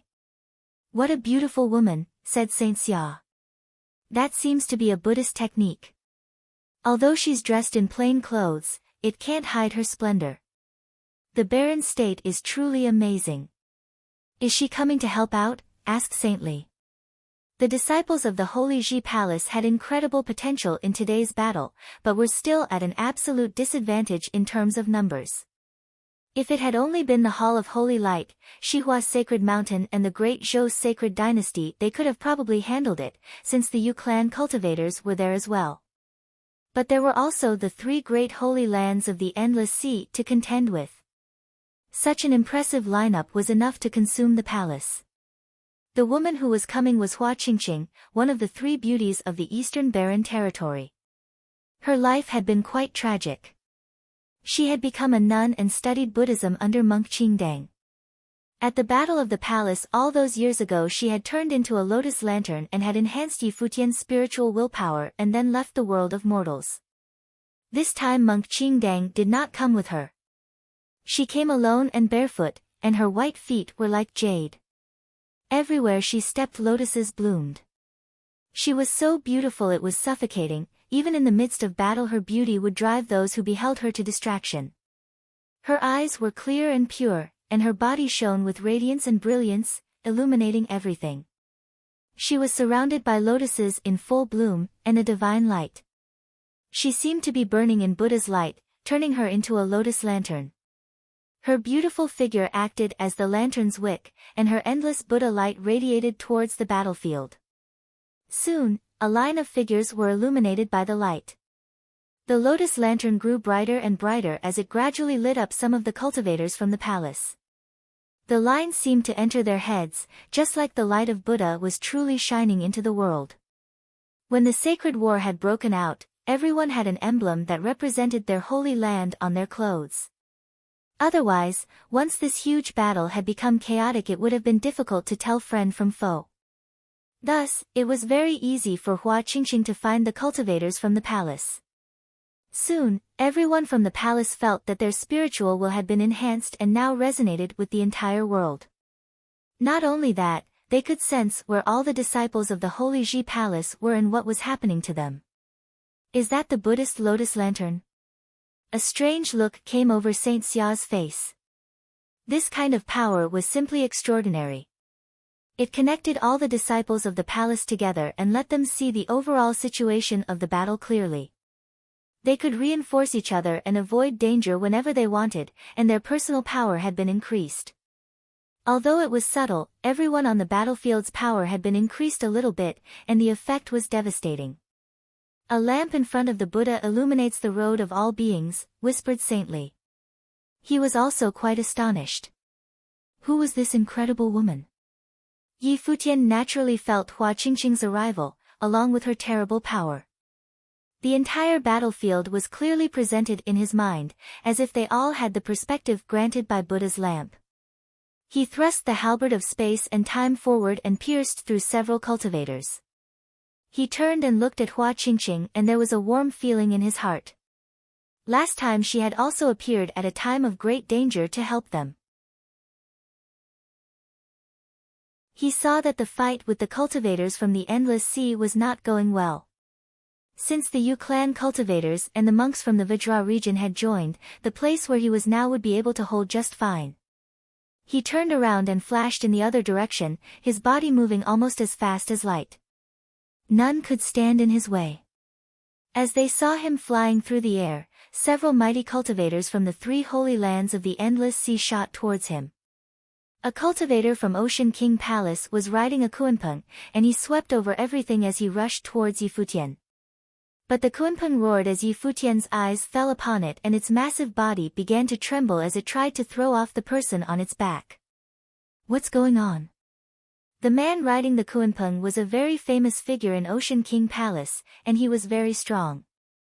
He had taken the beast as his mount, but once it saw Yi Futian it became wild. His beast-taming skills were extremely powerful, and he could feel the beast's mood. Its roar grew louder. A storm shot out from Yi Futian's terrible eyes and entered the kuanpeng's giant eyes, imprinting itself on the beast's spiritual will. It threw off its rider, and then rushed towards the cultivators from the three great holy lands of the Endless Sea. It smashed through more than 10 of them, splattering blood everywhere. Evil beast! A sea god halberd descended from the sky and pierced through the kuanpeng, making it scream. It fell towards the ground, but at the same time, that powerful figure from Ocean King Palace felt a strong sense of danger. He looked up and felt like his body had been imprisoned. He screamed as the halberd of time and space pierced through him. His body burst apart as Yi Futian drove the halberd through his back. Many demonic beasts were taking part in the battle, but even so they were far from enough, and many of them had been slaughtered. The halberd of time and space. The cultivators of the Endless Sea had a special feeling towards this weapon. It was a treasure that had been left in the lost ruins, the weapon of the one who had once controlled the endless sea. But now it was in Yi Futian's hands. Many more cultivators rushed towards Yi Futian, and many attacks came his way. They hoped to bury him under the weight of their assault. Behind him, Hua Jieyu, Yu Sheng, Sword Saint, Huang Jioge, Qin Zhuang, Yun Shang and others followed him all across the battlefield. Countless cultivators had fallen at their hands. The battle was becoming unimaginably chaotic. A destructive airflow raged all around the Holy Ji Palace, killing countless cultivators. The fighting was fiercest around Yi Futian. All of them were very good at killing, and they sent their enemies fleeing in all directions. They were even breaking through battle matrices. The three great holy lands of the Endless Sea were taking heavy losses. Many of the commanders had their attention focused on Yi Futian. They saw him killing endlessly with the halberd of time and space. He was like a god of slaughter. Ao Feng of Ocean King Palace was a cultivator of the sage ranking, and was number 17 on that list, which could be said to be very high. He was incredibly powerful. He fixed his gaze on Yi Futian and said, "Given Yi Futian's strength and the strength of those around him, the three great holy lands of the Endless Sea will send countless cultivators to their deaths trying to wrest the halberd of time and space from him." "Do you have any ideas?" asked a sage from the North Deep. "There." Ao Feng pointed to where two cultivators were fighting, a man and a woman. The man was wearing black and giving off a poisonous aura. Every punch that he threw carried poison sorcery with it which could kill even a sage in an instant. His manner was so cold that it made people tremble to behold. But the woman beside him was completely opposite. She was like a fairy. Countless colorful butterflies flew around her. But they were killing butterflies with wings sharper than knives, and they were highly poisonous. As a disciple of Saint Jiang, Little Butterfly had of course not only studied the healing arts. She was also good at killing people, otherwise she would be in big trouble whenever she ran into enemies. Saint Jiang's disciples, Su Chehan and Goddess Dai. If we take them we can force Yi Futian to hand over the halberd of time and space. If he is really as magnanimous as the rumors say, that he could even give Ren Huang's inheritance to his sworn brother, then he will definitely give up the halberd. Ao Feng looked down at them coldly. And if he doesn't, Su Chehan and Goddess Dai will hate him for it, and may even turn against him. Either way it will be to our advantage. Excellent. The cultivator from the North Deep swept his gaze over Little Butterfly and licked his lips. Such a beautiful woman. We should take her away for some extra cultivation. You'd best put that idea out of your mind. And we can only capture them, not kill them. Otherwise you will die without even knowing how, warned Ao Feng. I understand, said the cultivator from the North Deep. Saint Jiang only had 2 disciples, and he ranked 12th on the saints' ranking. The 3 holy lands of the Endless Sea could not afford to provoke him. If he bore a grudge against them it would be a disaster. Let's go, said Ao Feng, and suddenly he swooped down, along with many other figures, towards where Little Butterfly was fighting. All of the ones who swooped down were extremely powerful. Su Chehan had been by Little Butterfly's side protecting her all along. This scene was a little embarrassing for them. They had originally been following Yi Futian, but as the battle had grown fiercer they had become separated. Such a beautiful woman should be taken away for some extra cultivation, came a cold voice. A hand reached out for Little Butterfly. A terrible force swept out, swallowing up all the flying butterflies. A figure appeared before Little Butterfly. It was Su Chehan. He went up with that devouring force, letting his opponent's vortex pull him in. A poisonous fog poured out from him and was swallowed up by the vortex and his opponent. The cultivator from the North Deep's face changed, turning ashen. Be careful, great teacher Su is an expert in poisons, Ao Feng reminded him. The cultivator from the North Deep suddenly stopped the storm coming from him, and he shot forward like a bolt of lightning, slamming out with his fist. There was no way a cultivator from the North Deep could be weak. There was an arcane secret hidden in his fist. Su Chehan rushed towards his opponent and collided with him without hesitation. Now that he had cultivated to the top of the sage level, he saw himself as worthy to enter the saint ranking. He had cultivated with his master in the medicine garden of 9 States College.